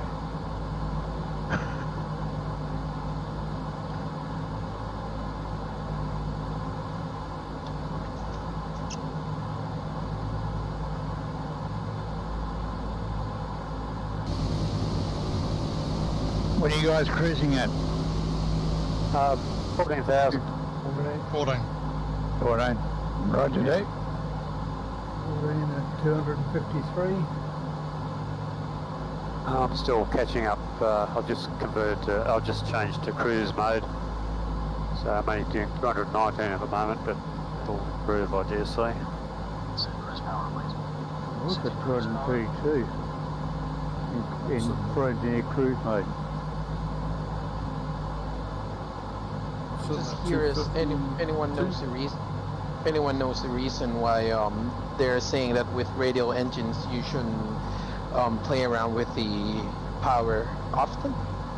I mean, from my understanding, it's another normally aspirated engine, just like the Cessna, but the config is in radial shape, and that's it. Yeah, I flew with the 1400s for many years, and there's no rule that you handle the throttle just the same as a normal engine. The only exception to that, I'd say, and I don't know because I've never flown one, but things like the Constellation, they have to get extra range out of them, they have the throttle flat out, and they just control power with mixture. Okay. I was just curious. Yeah, but that's what's the word? I can't think of the word. Maybe at very high altitudes they might do that. Yeah. Oh yeah. Don't dare do it over land or. But normally there's no restriction that I know of with power levers. You just handle them the same as any other engine. Yeah. Okay. If you watch Rob's videos from PMGD, DG, whichever way it goes, he's got 3 on approaches and landings, and he'll show you a little plastic bag that he carries around from his DC3 days of what happens if you do power adjustments as opposed to flap adjustments on approaches for a radial engine. Yeah. Yeah, watch those videos on the PMGD site. Yeah, okay. his YouTube ones. Yeah. Is it the one that's called like managing your approach with flaps? Yeah. There's 3. yeah. Yeah, he's got 3 there. Okay. Ascent 2, and then 2 different types of approaches. Okay. Makes it look very easy. Yeah, doesn't it? But he explains why you don't use power adjustments very graphically with a bag of real aluminium from a real plane that he wrecked. Oh, well, I don't know. I haven't seen that one. It's to do with. What is it to do with? It's to do with when you pull the power off of the engines, you drop your oil pressure, and you also put air pressure onto the blade, so the main bearing chews out. Well, so you're pushing the blades back into the engine, which they're not designed for. Apparently, they're supposed to have power on all the time. So you're talking about going back to idle for full power. Well, no, I have no idea. Just what he says, mate. Just he's got a bag of stuff to prove it. So $100,000 worth of repairs apparently per engine. I think you're talking about big radials there, though. You're talking. That's absolute bullshit, because you think of those blokes that used to do bloody air-to-air gunnery and things like Corsairs with giant radial engines, and they were in dogfight. They were going for full power to nothing all day long. You know, they were It may depend on the type of radial, though. Look, they're all designed basically the same. Mate. They've all got the same push rods, the same pistons, the same metal. You know. And I flew DC3s for thousands of hours, and so did all my mates. We used to, look, in your training, they would shut an engine down for you. That's going from full power to nothing in a couple of minutes, you know. They would just pull the throttle back and hit the feather button, and you'd fly around on one for a lot, and then they'd fire up the other one, and away you go. And they did that day after day. Well, that may be the trick, is the feathering. If you forget to do the feathering, that's where you break it. Well, they'd also simulate zero thrust, where they'd pull it back to idle. You know, you'd fly around without a feather, just sitting at idle, and then you do a whole ILS like that. And that was, normal training. You know, so I don't know, unless that guy's got, It's, but I really don't know, because I just had never flown them, but of course, and you have, But the thing is that. It just doesn't add up. I can't help thinking though that the DC3 was a twin row wasp, wasn't it? Sorry? I think it was the twin row wasp. Pratt and Whitney. Pratt and Whitney twin row wasp was on the DC3, but the Wright Cyclones, for example, on Constellations. The early ones, maybe. Yeah, that might have been a different story.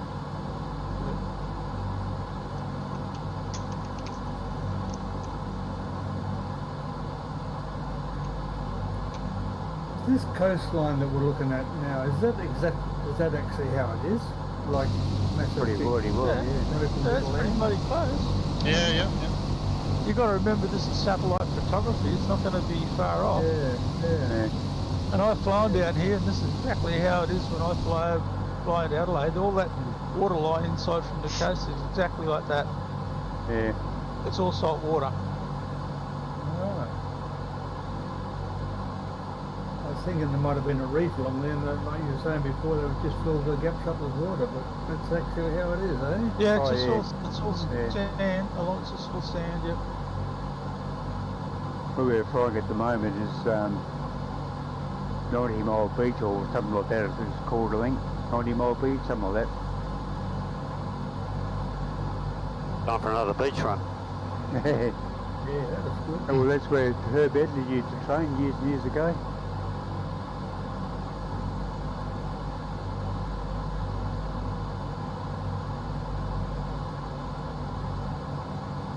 And if in fact, just give it a bit more, like logical thought. You're doing an approach in a big radial engine, in a multi-engine DC3 or just a big single radial, and you've got gusty, windy conditions. There's no way in the world you can just fly that flap and fly an accurate ILS. I mean, your wind could be gusting from 30 to 20 knots, and then all of a sudden it goes into a tailwind. There's no way in the world you can control that without moving your power levers. No way. No. The only way you can compensate is using a lot of power. Yeah. But by the same token, you don't jiggle the throttle like you would an accelerator in a car. That's a point, Dave. It's also a point that we're trying to make. Well, they go up and down. Believe me, you could go from like 70% power down to 30% power, and then go the other way within 2 minutes, depending on the wind. Yeah. If you don't, you're going to crash. Well, that's true. You get gusty conditions and you drop 20 knots in your wind. If you don't put power on, you're going to fall out of the sky. That's right. And I remember the approaches like that. Your power's going up and down. You think to yourself, if you've ever been a passenger in a radial aircraft, you'll hear the power changing a lot on approach. And what's more, so reciprocating engines, you get power virtually straight away. The jet, and I don't know about modern jets, but I do know that older type jets, like the old Westinghouse and stuff like that, there was quite a lag between pushing the throttle. Exactly. Yeah, it could be 5 or 6 seconds. And in fact, the aircraft used to land dirty for that reason, because it was quicker to clean the aircraft up and climb than put power on. Well, the lag could be in a turbo jet. It could be 5 or 6 seconds before you get power. But in a fan engine, it's a lot quicker because the fan reacts more like a propeller. So there's still a lag of say 3 or 4 seconds even with a big fan engine. Yeah, well, 3 or 4, that sounds a lot better than years and years ago, back in the very early 70s, I did a course in aeronautics, and yeah, back then. Jet engine was definitely much lower than recip. Well, that's because they're a turbojet you follow, and they get a lot more of their power from their thrust rather than from the fan. There's virtually no fan in a turbojet. Yeah. But a turbo fan engine's got a huge fan inside that gives like 70% of the thrust comes from the fan. Oh, okay, yeah. You follow? Whereas a turbojet, it all comes from the jet blast out the back. There's virtually no bypass at all. Whereas in a turbo fan, you've got 40–50% of the thrust is from the bypass, the air that goes down the side of the jet. And that's produced by the fan, the big fan in the front. Yeah, and that's just jets, and then you've got turboprops, and there's different types of turboprop as well. So those in the P3, for example, are constant speed. So you've got virtually instantaneous power control.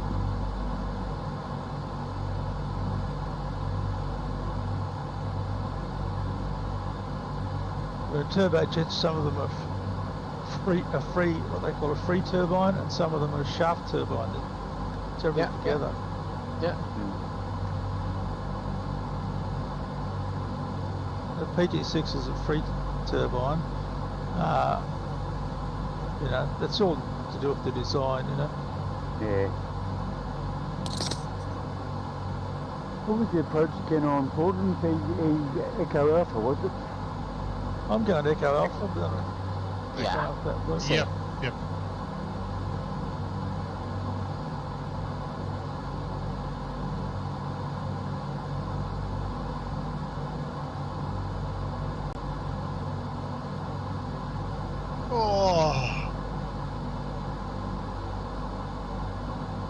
What's the identifier for Echo Alpha? I'm trying to add a waypoint in here manually. Sure, okay. Just a second, I'll tell you what it is. You should be able to zoom in on your VFR map now. They've just come up for me on the VFR map. Oh, have they? Oh, okay. Hang on. Oh, there's a few waypoints, yeah. So I can see PODEA. What's the following one after that? Are we coming in on EI after that, or EF? EI. Yep, EI and then EF. And then straight in. Yep. All right, thanks. I'll add those. Oh, okay. So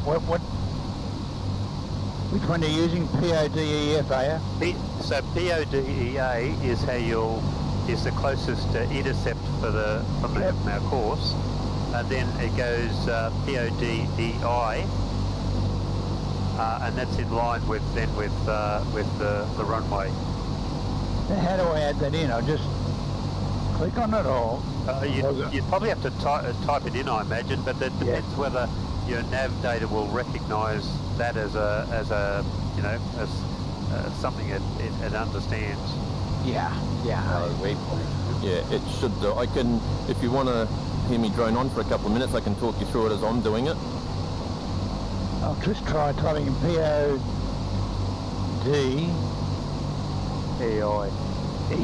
Is it? Just make sure you add it in the right place so that it doesn't stuff up your whole flight plan.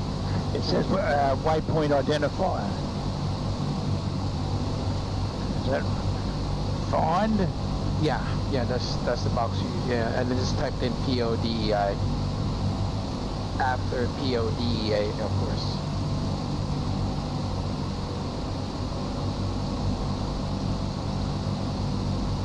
I have this funny feeling it's not gonna know it though.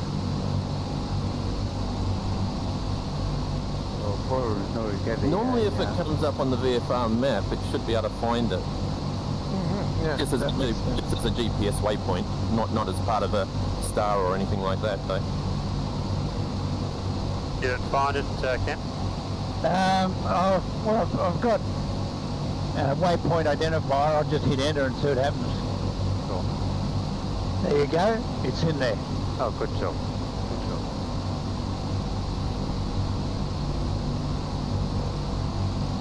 Good. Now tell me how you did it.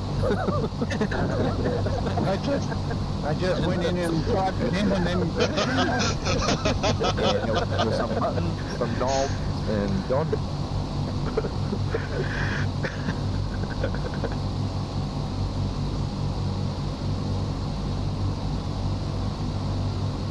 You didn't have to cook any food to get it in there. That's good enough for me.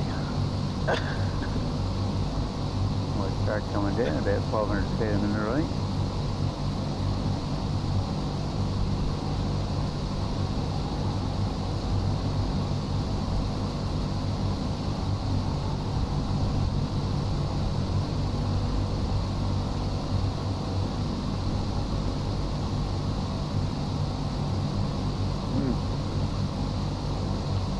in-flight service is now yogurt. Ah, very good. I don't get the full meal on this leg, it's too short, you know.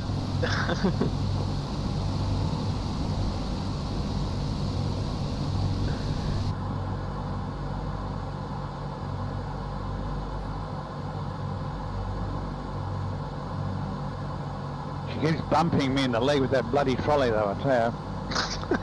Annoying. Report that to the company. Yeah. Oh, you know, they say you pay peanuts, you get monkeys. Yep.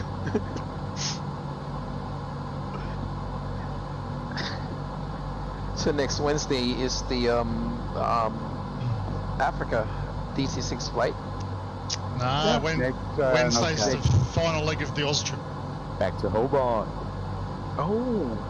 So next Saturday is the Africa. I think. Yep, you're right. Next Saturday. Yeah, I highly recommend you guys to find the scenery for Innsbruck or whatever airport is the home base for the Red Bull. Salzburg. Salzburg. Yeah, that's it. Because I actually visited and it looks horrible in the with the stop sim. Yeah, I think that's available out there's payware, isn't it, Salzburg? Yeah. Saw I think that it is, as well. Yep. Hangar 7 or Hangar 6. Hangar 7, that's the one? Yeah. Yeah, so that first leg's about 2.5 hours from Windhoek to Victoria Falls. Should be a nice trip. Okay. Is that the one that you, me, and Christina did? No, we did. I think we went into Victoria Falls, but we went in there from somewhere else, I'm pretty sure. Oh, okay, I see. Gotcha.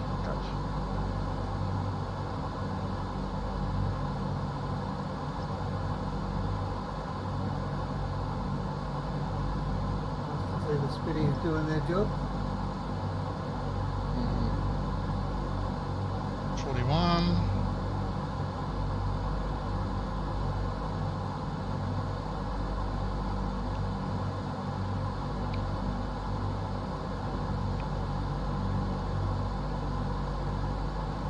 I'd like to have a look at that video though. If you could send me that, what's the name of that guy's video? I'd like to see what he has to say about the radial engines. I'll have a look at it. Oh no, it was actually on the POS or something.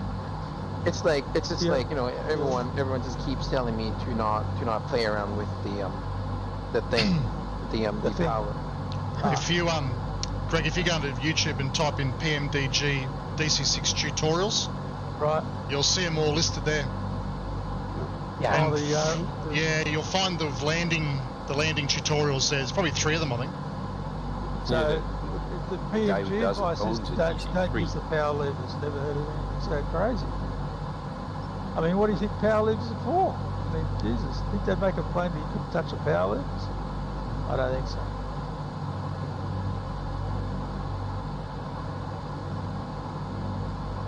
You tell them, was. Oh, tell them. And what happens if you have what happens if you have a couple of engines out? Oh, I can't put the power on. I've got to work it with the flaps and the gear. You can't block it. You'll be going me to have power on everything. I tell you. I'm feeling bad for that guy now. He's in heaps of trouble. He's got a copy email. I'll be scrolling the comment section. I'll do the thumbs up just to create drama. Yeah, I'll do that. Yeah. He's in big trouble. Yeah, he is. I can remember our chief pilot sitting up there. Well, I'd be sitting down the back because he'd take 6 of you out to do your licenses at once, you know, and you have no passengers. Yeah. He'd just take all of you out to renew your licenses. I can remember sitting down the back and I could hear him yelling out, "Power! Power!" Yeah. Some guy would be undershooting, you know, next minute you hear the fucking Pratt & Whitneys almost blow up, you know. They fucking roar into fucking life, you know. And I can tell you that those power levers went straight to the bloody wall.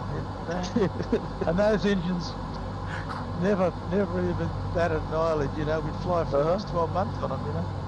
Didn't worry them. Yeah, he's a South African bloke. I can remember him to this day yelling out, "Power, power!" Yeah, they keep doing that until it burns into your brain, right? That's right. It's like instinct. Yeah, they just keep doing that. Yeah. Yeah, that's nearly as good as the. In fact, it's almost the same, just different words as bring the nose up, bring the nose up, bring the nose up, bring the nose up. That's right. And I bet that you still could hear his voice until this day. Oh, yeah, sure.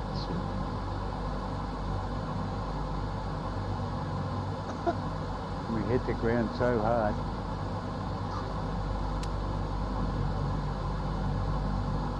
You wonder why he walks around with his nose in the air.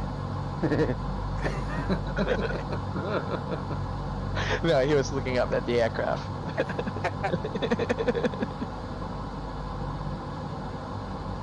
He was a giant of a man too. His name was Cole Shetton, and he stood about 6'8", and he was just a giant, big bear of a man, you know. Often chief pilots are for some reason. I don't know why. Is it the guy? Is it the guy that you talked about that he actually stepped on the radio and said, "I think that cunt is talking to us"? Yeah, that's the guy, same guy. Yeah, he says, I think that cunt can hear us." That went all over the bloody Cairns radio. You know, there was stunned silence for minutes. No one said a word. Well, I heard that. They heard that.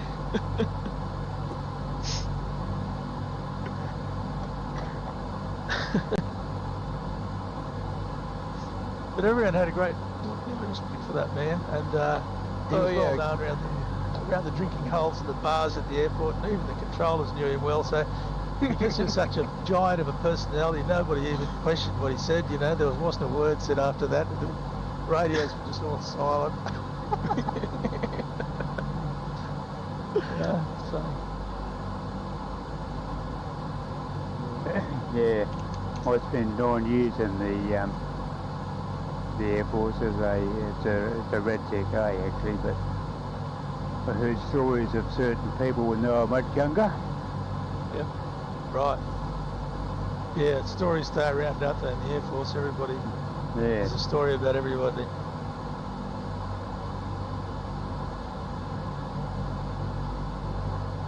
I won't mention names, but I knew he was actually the CEO when I first joined the squadron, and he held the record actually in the Air Force for drinking a yard glass. And I've been a yard, not a quarter yard. Yeah, that's big long glasses. Oh yeah, he's definitely one of the boys. But later on, and I was a civilian years later. I went into it again as a Air Commodore, and he was a pretty different man, I thought. Yeah, he probably had to learn manners. Yeah. Yeah, he'd obviously gone and done the Northern Fork course. Yeah.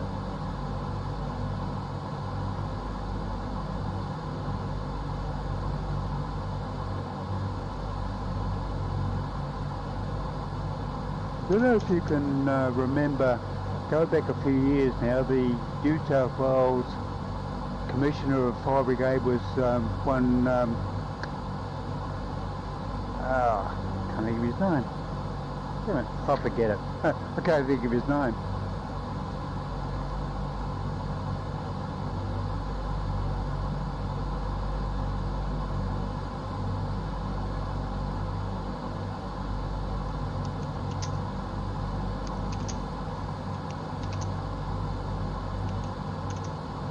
Is everybody sick of hearing COVID on the news? I tell you what I am. It's getting that bad that I don't listen to the news anymore.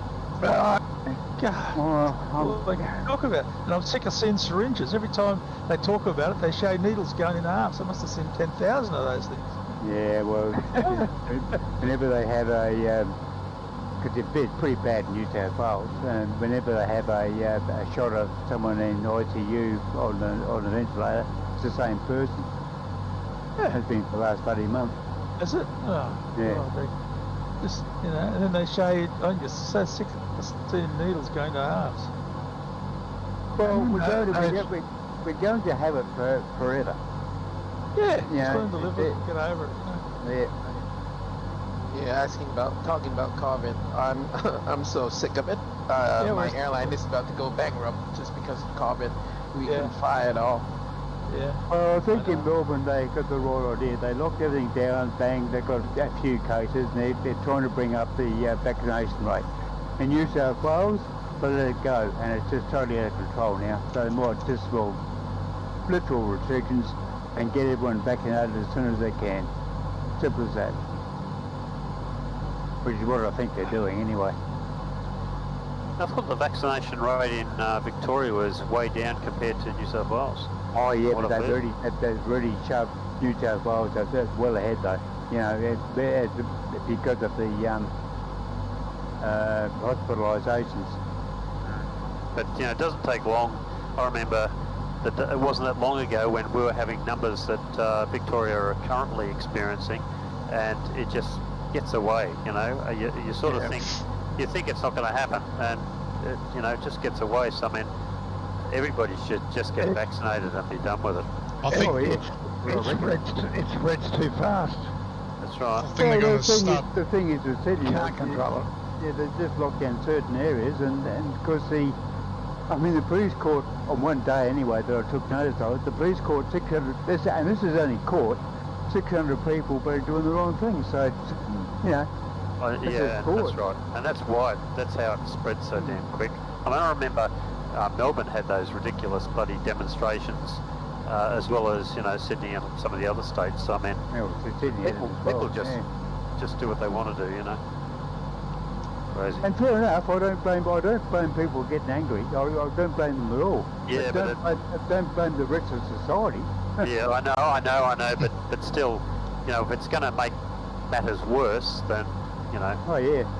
yeah, it's not a good thing. What's going to happen though? Unfortunately, when they open up, without at least 90% vaccinated, our health system's going to be overrun. Oh yeah, it will be. It'll be a case of... But I honestly think that the economy becomes far more important than people. It won't be a case of living with COVID. It'll be a case of dying with COVID. Yeah. Well, I think the government's be having like pussycats. They've got to get really serious, and all essential workers working on the front line with this have got to be compulsorily vaccinated. I mean, there's no doubt about that. That's right. Medical workers, ambulance workers, hospital workers, old age homes, they've all got to be compulsory. If you don't like it, go and work somewhere else, Exactly. Right. Yep. Exactly. The government's gutless to do it. They just won't do it. Won't That's pass right. the union. Because they might lose the vote, that's why. Terrible. Well, they're still having anti-vaccine I'm protests. sure that the majority of Australians would support a Prime Minister who put his foot down on that. They really would. But you won't. Morrison won't. He always waits to see what's popular, then he makes up his mind. Yeah. He's the worst leader we've ever had. Oh, sorry, that was the wrong word. He's the worst non-leader we've ever had. Oh, I don't know. Yeah, well, this will bring politics into it. I think Albanese is probably just as good, but Albanese is Albanese. He's not the bloody whole party. Yeah, that's the trouble. We don't have a lot of leadership in this country. Everyone's, run by the factions or the unions or public opinion. There's no leadership. They're run by Murdoch papers and TV, Sky News. That bullshit comes out of those places like you wouldn't believe. Yeah, well, it's definitely English politics, certainly is. Yeah, all good down there, Brian? Not too bad. I'm getting a bit low, I think. Yeah, I was going to say, very low. Oh no, Greg's down there too. Yeah. I thought I'd descend, but I've descended too far too quickly. I had to do the beach run after all.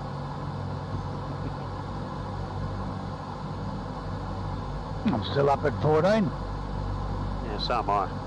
But I'll be thinking about going down around about 80 miles out, I think. Yeah, me too. Well, I'm 5.5 now. I'm looking around. I'm in the group somewhere, but I can't see anyone. I like the view down here.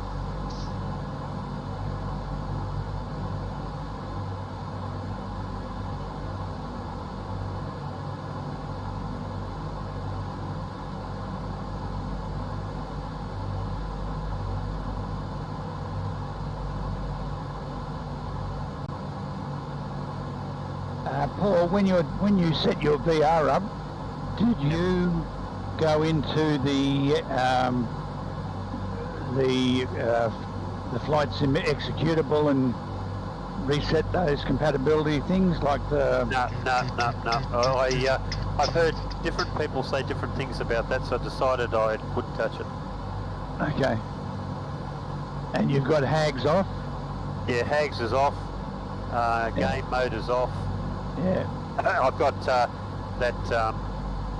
reprojection off as well. Mm-hmm. Yeah, it might be a problem we're too busy talking. Oh well, I'll live off 5,500 feet anyway.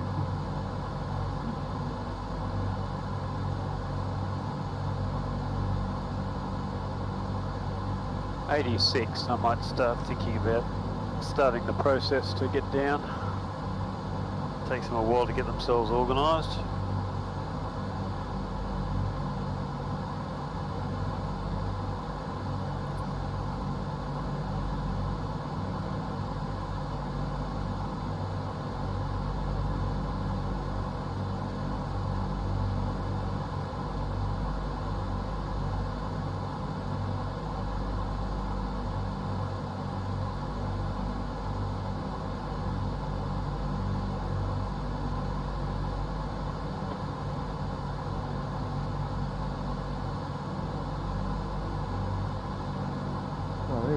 bloody way above me.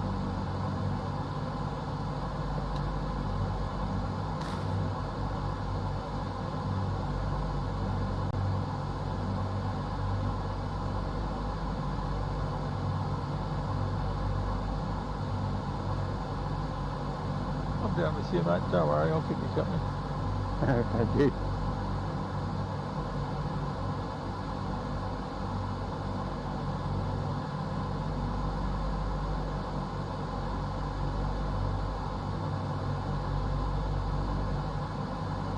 Anyone knows what's that thing down there under the belly? It looks like a small jet engine or something. Just where the wings are, on the right side of. Under the aircraft? Let me have a look. Yeah. Going under to have a peek. Oh, that thing down there? Yeah. Let me have a look.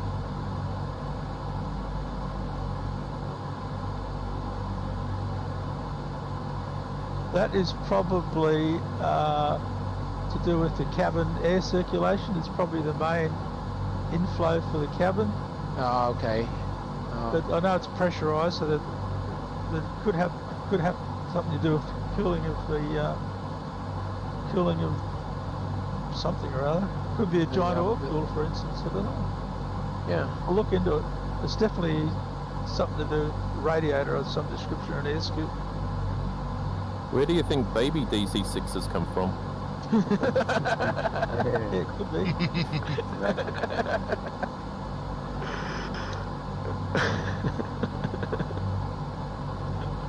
I'll look into it. It's interesting that you raised that. I didn't notice it much myself before. Yeah.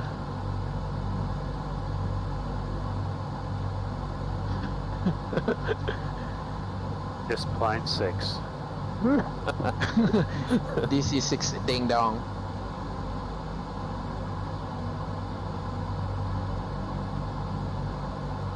It only looks that small because it's pretty cold up here.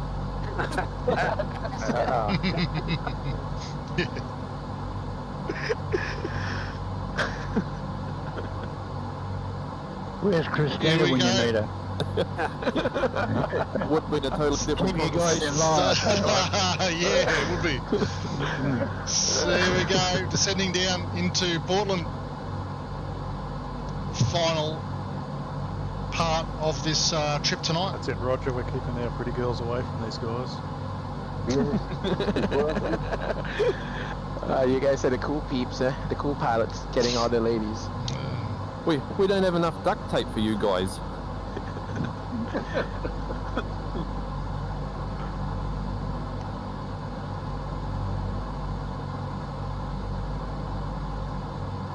Okay, it's time for start descending. Yeah, alright.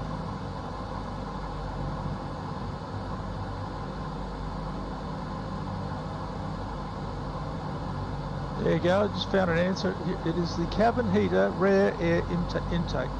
Ram air That's intake it. for the cabin Yep. heater. Ram air. Okay. Yeah. Thanks. Do we have landing lights on this one? Yep. They're on your flaps, so you don't get them until your flaps come down. Oh, aren't they separate? No, they're mounted on the actual flaps. So when your flaps come down, they will come on, but they'll point vertically down until you drop your flaps, and they point forward. Oh, interesting.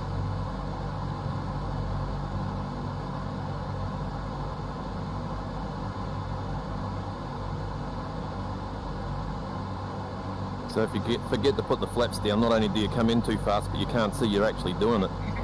Yeah, you won't see the runway. That's right. No, actually, was I just put mine down and it's there. Just play around with that landing like thingy, the right, the two on the right. They come down when you put your flaps down? No, or they no, just come down? no, they just come down. Ah. Yeah, they're like separate unit. They seem to only work with my flaps and I did it. I'll try it again. Oh, I see.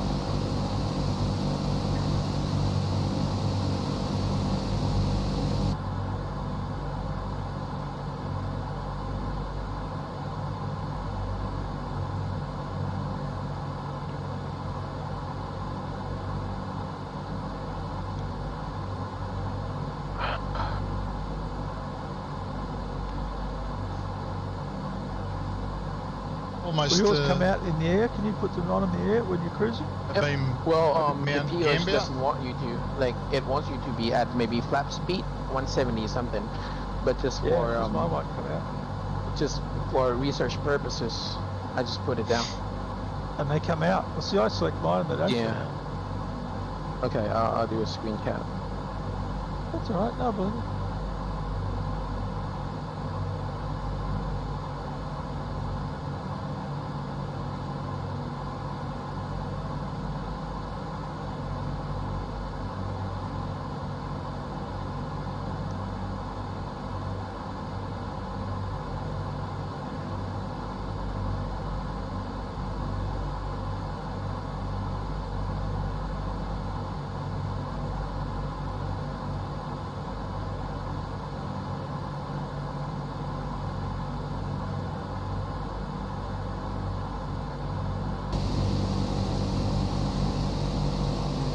Good boys are having a ball.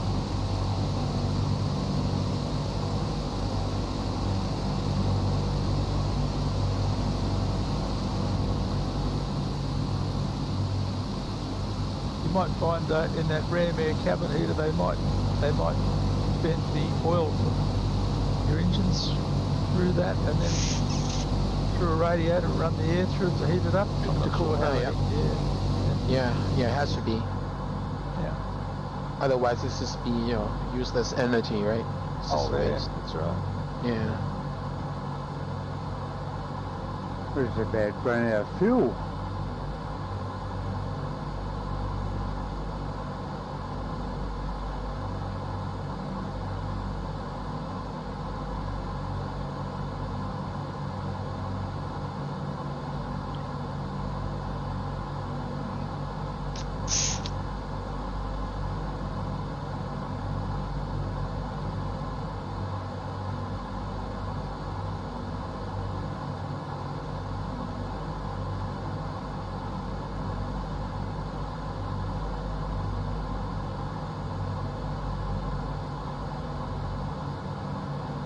No clouds, no pixelated.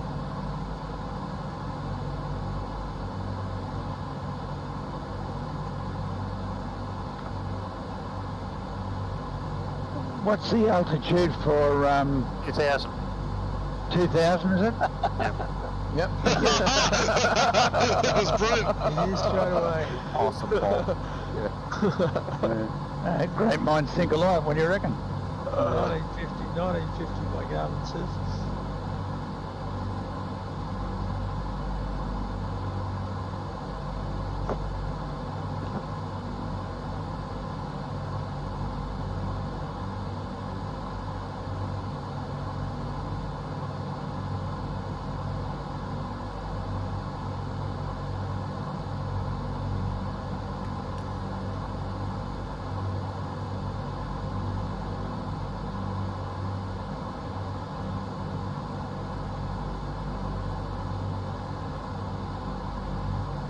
.47 miles from Echo Alpha.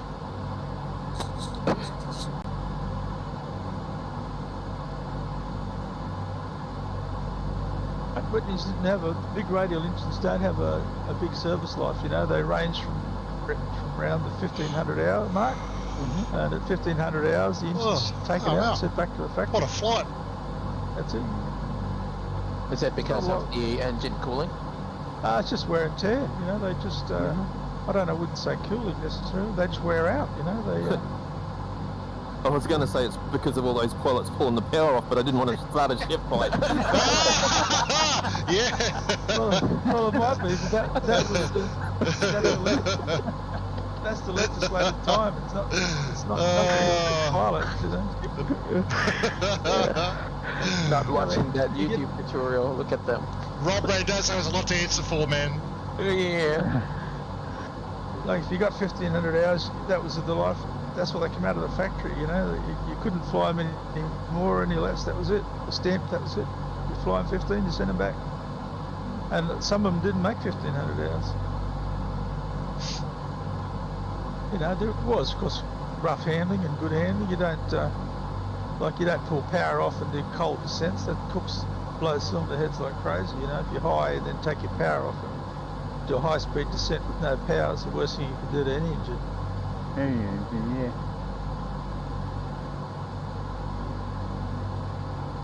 I do remember that in my flight aircraft days. Oh yeah, any engine, you know, you blow the shit out of any aero engine, you start doing that.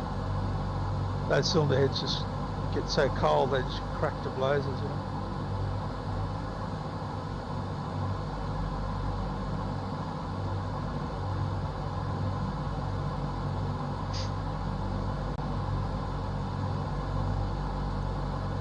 It's another bloody area that's had quite a few alien landings. Lots of circles on the ground. Crop circle? Yep, that's the one.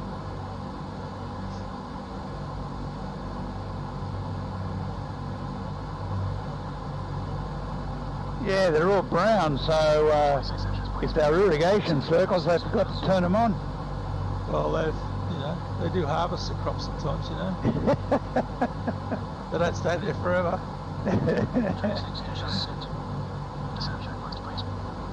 And that'd be just a single goat on a line, pegged at the middle. yeah. Signal signs on. On. Engine low is low. Low. Descent checks are complete. Cooling turbine. Normal. We've got 40 miles to go. Fuel booster pumps. Yeah, I just slowed my descent down a little bit actually. I was getting down there pretty quick. Fuel tank selectors. Still got 35 miles to go till Echo Alpha. Hydraulic bypass valve. Down. No smoking signs. On. In-range checks complete.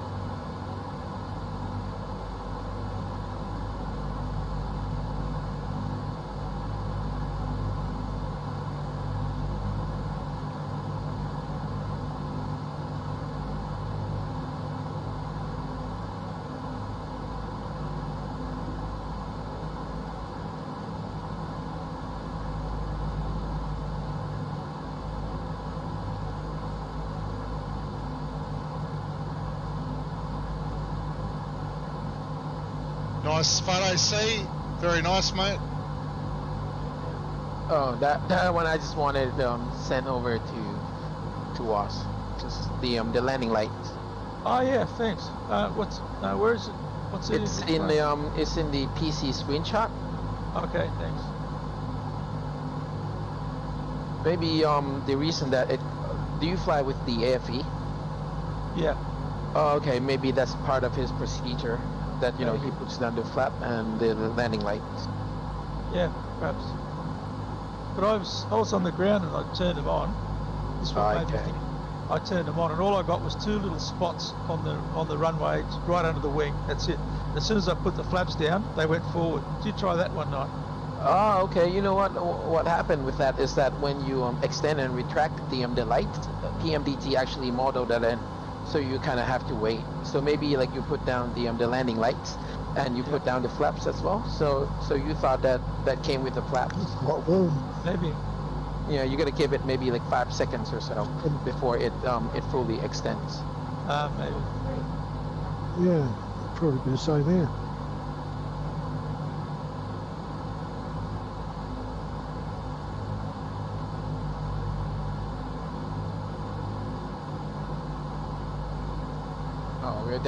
We're definitely getting better. On our first leg, we were discussing engines. Now we're just discussing landing lights. yeah. Right? Yeah. And whether you can tickle the throttles. We won't talk about cooking glasses. Yeah, I'm cooking, yeah.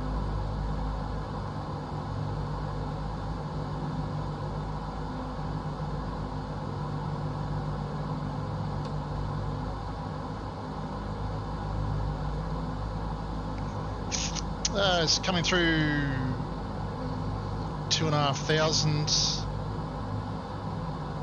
So one aircraft you couldn't go into negative thrust on was the Fokker Friendship. You remember Fokker Friendship? Yeah, had the Rolls-Royce Dart, very noisy. Yeah, they had a Rolls-Royce Dart which had a magnesium compressor on the front of the engine. That's what made it scream that loud. It was like a blower, an alloy blower in the front for the engine. I think that did pressurize the aircraft. Is Aerosoft bringing that out soon? They're bringing out a Fellowship, I think. Oh, the Fellowship, is it? Yeah, okay. Yeah. I think so. Friendship was a turboprop, had darts in it, remember? Back in the 60s? Yeah. Yes. I had the There used to be one sitting at Majora for years and years and years and years, but it's gone now. I was an FO on them. They're a dog on the thing. You couldn't. They had a dodgy gearbox, so you could not come back to idle thrust. You always had to have positive thrust on the engines because there's some, what they call it, sort of kickback in the gearbox or something. You used to, what they call bootstrap. The gears that go, you have to have positive pressure with the gearbox would fail if you didn't. Fancy making an aeroplane like that. So you could never come back to idle thrust. You always had to have some thrust on the engines, which meant when you did a descent in a Friendship, you had to start at about like 150 miles or something. Bloody hell. and you had to do this step descent. It was like you had to pull out a slide rule to work it out, you know? Nightmare. So you're saying the compressor blades is made out of magnesium? Yeah. Oh, and, that's okay. And it wasn't a very good idea because there's a few caught fire in flight and magnesium burns like crap, like as you know. Never knew magnesium is something for strength. Magnesium burns like you wouldn't believe, and I don't know why they call them mag wheels, because they're not bloody magnesium alloy. There might be magnesium alloy, but there's not that much magnesium. No, there'd only be 2% magnesium in it. It's just alloy. Well, this was only a magnesium alloy too, but they did catch fire, and you'd be surprised that the actual flight controls, like the ailerons and flaps and elevators on a lot of aeroplanes are magnesium alloy because I've actually seen and they burn. I've seen magnesium fires myself in the airport. They don't go out; they just keep burning.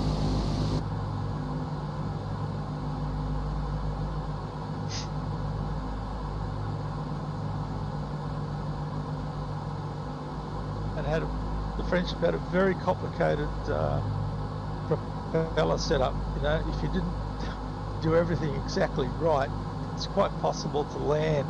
And if you didn't put these props, what they call back into, and lock them into fine pitch, the prop, as the power went off it as you went down, would naturally go into a course position, and that could bog the engine down while you're on the ground, and the whole guts could just melt out of it, you know. So you could, if you didn't do exactly right, put these props back on what they call lock them into fine, which was quite a procedure to do that on final. You could land and the aircraft would come to a stop and your two engines would just melt onto the ground in dripping masses of fucking metal. 2,000. And it would cost the company like $100,000 to fix the aeroplane. All the way through to Echo Foxtrot, and then 3 degrees slope down to 26. That's right. Weird, eh? The designs. Could have been what happened to the one, as I say, there used to be one sitting at Mildura ages and ages. Yeah. You had to actually lift the power levers up in the air and pull them right back, and they'd clunk down into two slots, and that would then, and you had to hold them there until the props locked back, and you get all these lights come up on the panel. You had to do that before landing, on every landing. Crazy. Well, that's it. We're never flying again. No, but don't fly a fucking Friendship, a piece of shit they were. And noisy. I reckon that's why I've got tinnitus. Those bloody things. Ever stood near one? Man. Oh, yeah, well, yeah. They scream. Yeah, back in the days when air marks weren't compulsory. Yeah. That's right.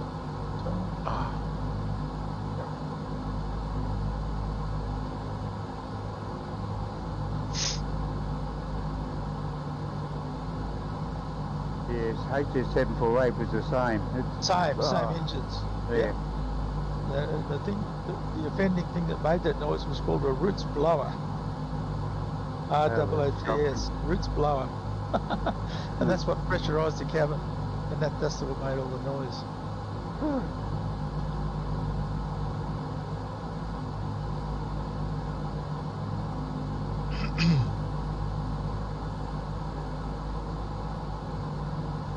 It was a Rolls Royce Dart made by Rolls Royce.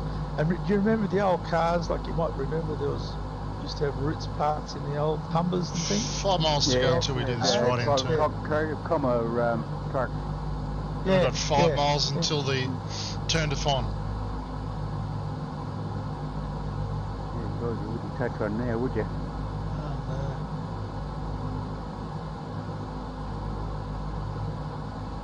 Those old English cars were pretty common here. If you're as old as me, you'd remember them in the. Oh yeah, well, Dad used to drive and fix a comma, like a truck. Yeah. And the Humbers, no, we didn't have a Humber, but I know what you mean. Yeah, and the Austin Cambridges and all the Vauxhalls. Remember all those? Yeah. We had a lot of British cars.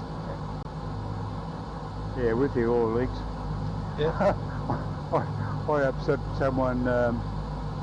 At a Westfield, they were displaying a Cooper Mini, which are made by BMW nowadays, I think.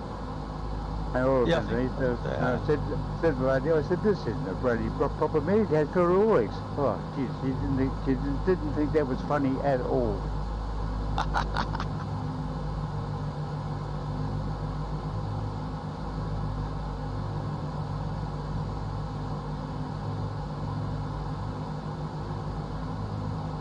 Guys are just about landed. Yeah, not far to go now. Just doing my right turn at Echo Alpha now. Oh, I.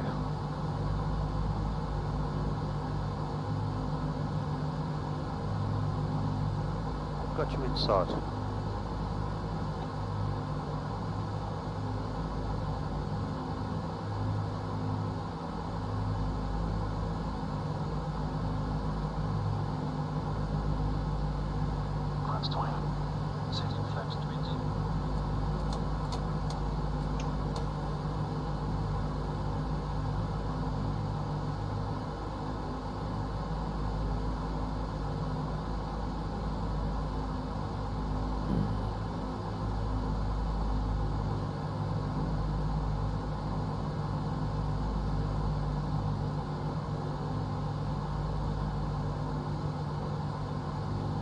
I reckon Cap and I have got exactly the same flying styles. We're exactly the same distance apart now, the same distance out we were from Adelaide. We're coming in on top of each other. Don't tell me that again. Where are you? I don't see you. Oh, I right, see you. straight above you. Yeah, just in front. I've just come down over the top of you. Yeah. I saw you go down ahead of me and thought I'll catch you on my descent, and I did. Oh my God. Look at the Spit Boys. They're doing precautionary landing for us. Check just to make sure that everything is clear down there. Oh, well done. Well done. Good on you, lads. Yeah. Beautiful evening. Just check the windsock. Yeah.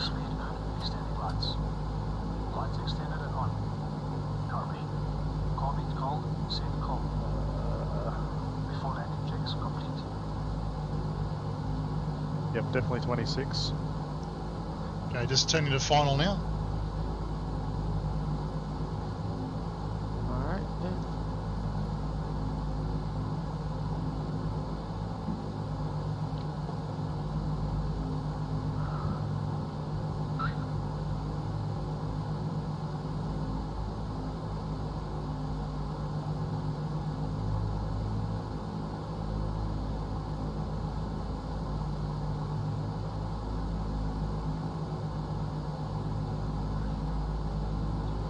Parking's going to be tight. Copy. You might want to stay stacked there, Dazza. Just land on top of Cap, and then you save your parking. That's it, mate. Yeah, she's a little car park there. That's for sure.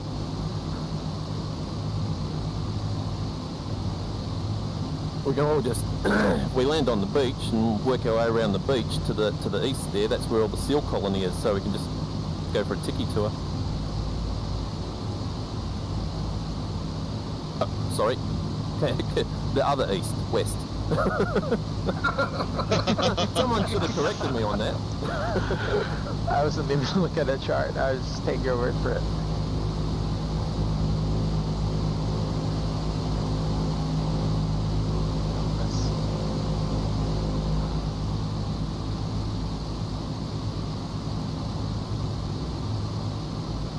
Nice to see green again. Stark change from where we started.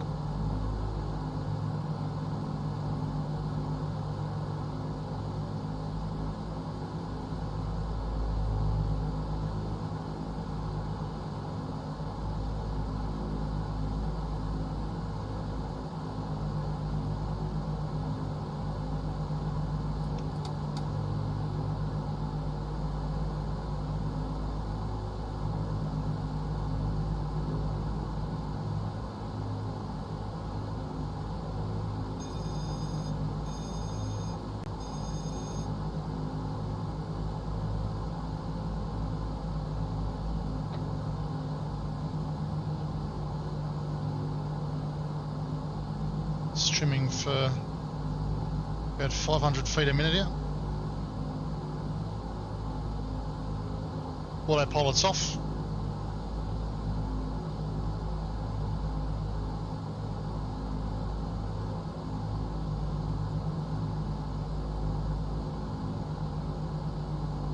Have you paused, see? No, I'm not. I just put down my flaps to make that separation between me and Tui, but I see you up top. Oh, yeah, we looks like you've stopped on my screen. Yeah, we might do a little simultaneous landing. Ah, that's right, mate. I don't mind. We'll come in for the cuddle. Okay. Yeah. I'm taking the grass. I cannot land properly anyway. Yeah, I'm turning right on top of you. Nice. You doing an orbit now of the airport, eh?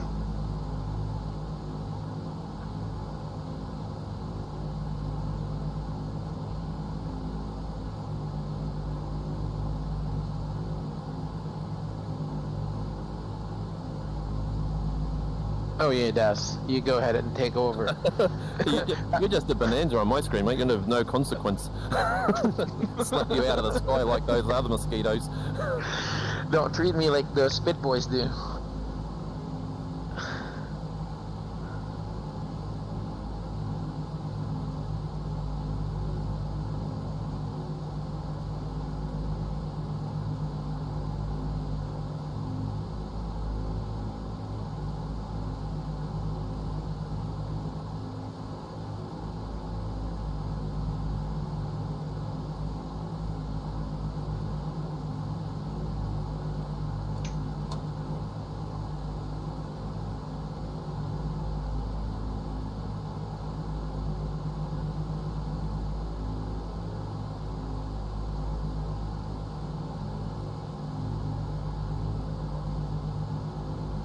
Station just appeared below me.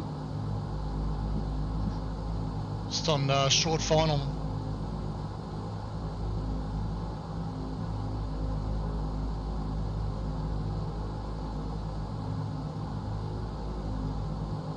All and Wacky are close. Tui just behind. I'm about to land.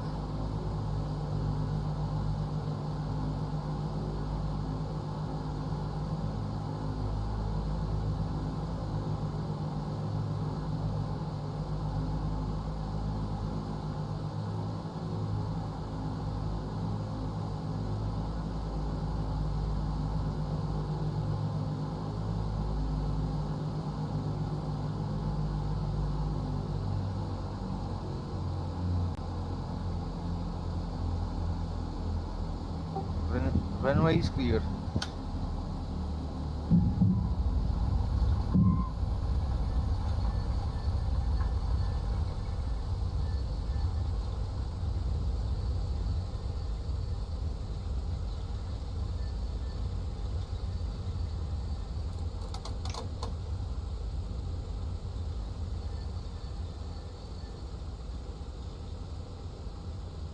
Yeah, clear the runway. This is going to get interesting. I'm going to head to grass. All you blokes are coming in together.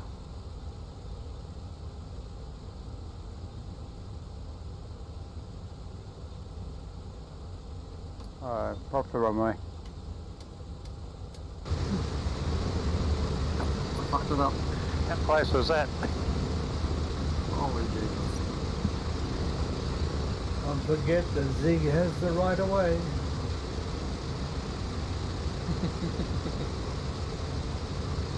Jeez, Tui, look at that power slide.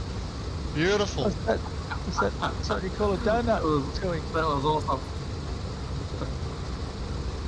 No one has wheels on my screen. Everyone's just floating along. Yeah, you gotta get in close. It doesn't want to. Ah, there we go. Everyone's just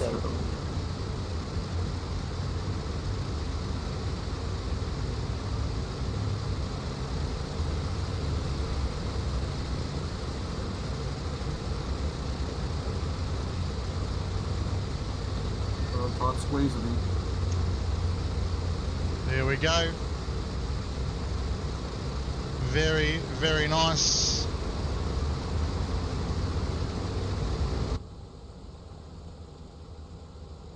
Parking brake is set. Cut entrance. Fit. It's fit. Go straight up there. You're right.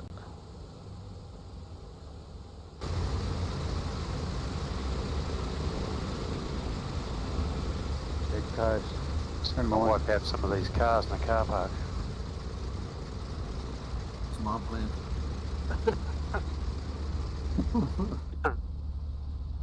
Plenty of get.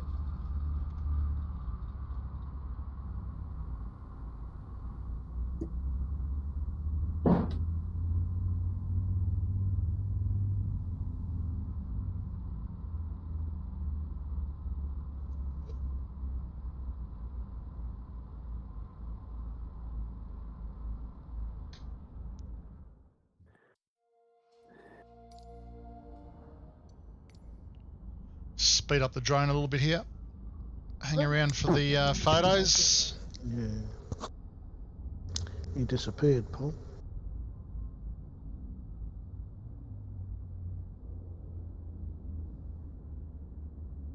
Very nice, Dazza. You wouldn't have thought so. About 2 minutes back, everything was wrong. All my controls locked up when I turned the autopilot off. Oh no. No, you look fine to me.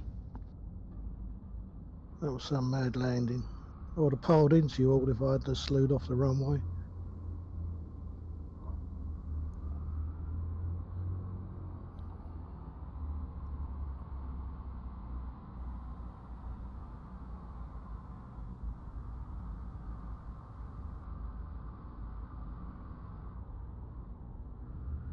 He comes seeing his little Baron. One more leg, eh? One more leg to go, yeah. That's it. Yep. We go straight through to Hobart, do we? I suppose. Straight to Hobart, yeah. Yep. Going to go over King On. Yeah. Where it's going to be. Maybe 2 hours. Almost about an hour and just under 2 hours. 2.5 maybe. Yeah, good night everybody. 1 o'clock in the morning, I suppose it's getting late. Yes. Yes. If anyone who needs to go, just go. I'm gonna watch. At the sec, yeah. I'll hang around for the other guys. Tomorrow morning, yeah. Oh, thanks. Well, those that need to go because it's late, have a great night and thanks for coming along. Anyway, I'll catch you Paul. later, guys. Bye, Paul. Bye. All right, mate. See you for the finale, mate. Well done, Ken. Yeah, nice I'm one. gonna be off as well. He's Tui heading out. I'll catch you another day, guys. See you, Tui. Take care. See you Monday, mate. I didn't finish too far behind then. No. No, Did you have any problems on that one, Ken? No. I just, that's one of my best landings yet. This is looking pretty good, Edric. Here comes Edric. Yeah, looks good. All right, we're going to go, so I'll see you later. Nice flight again, Jason. No worries, Yeah, mate. very nice, Jason. Thanks for your effort, mate. Yeah, See you for the See you, Brian. final leg. See you, Brian. Oh, nice, Edric. Nice landing, mate. Very nice. Whoa, a little bounce there, but No, beautiful. here we are. Thank you, Jace. Lovely flight. No worries at all, mate.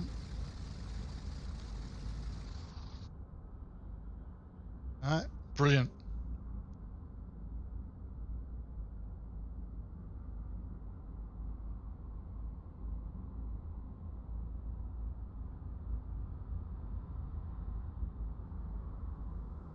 What are you doing, Roger? You going to come and give us a Cool, I can smell my tea cooking.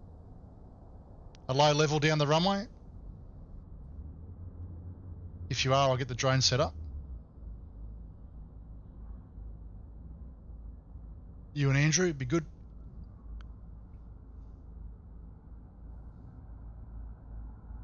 It wasn't last by a long shot. No, you did well, mate. Oh, Japan's just coming in. Where are you camping? Here we go. I can't see you for some reason tonight. I'm on the. I'm just behind you, or behind. You probably don't have your tags on. Don't have a tag on? No. No, I can't see you. But you parked behind me, I guess.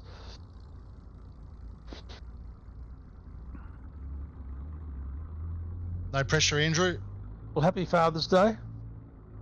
Yeah. Yeah.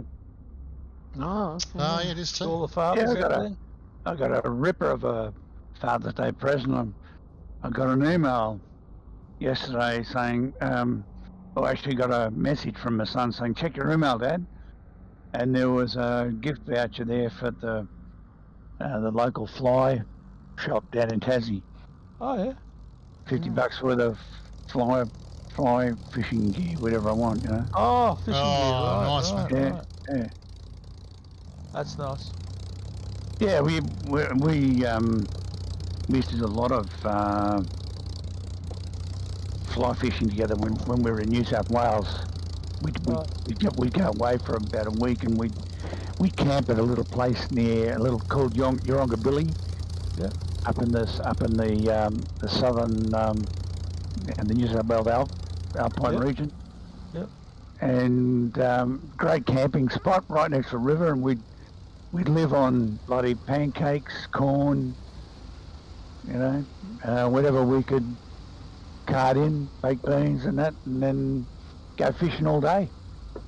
Walk a few miles upstream, catching fish, walk back down. For those watching the stream, thank you very much. That's leg 16 done, and we've got the finale on Wednesday.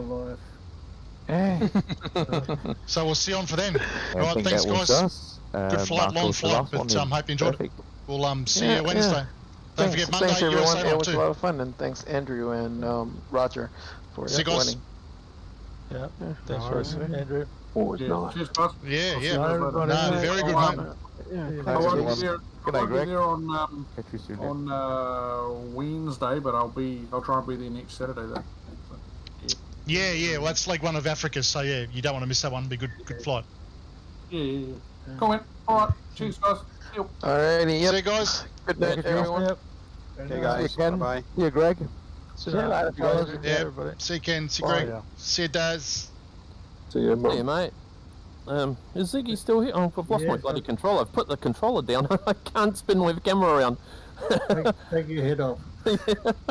I'm thinking, well, yes. That's it. Yeah. You forget about that. Just lift the headset up. Yeah. Horace was possibly coming back at the end of this flight to do a bit of Optica flying. Oh yeah, that'd be good. Yeah. Since I've Yeah. purchased it, and I've taken it out for one blast this afternoon for about 10 minutes. So I was going to give it a bit more of a blast. Oh, good. Yeah. If you're still keen, I don't know what the Yeah. time frame is at your place. Only 11 o'clock. Oh, okay. Still got a couple of hours up my sleeve. All right. Well, if you wanna hang around and do some of that, We'll do. that's the game plan. Just a second, mate. I've just got to go and get a cup of coffee. Yep. Because I don't have instruments to fly with, I had to actually manually fly all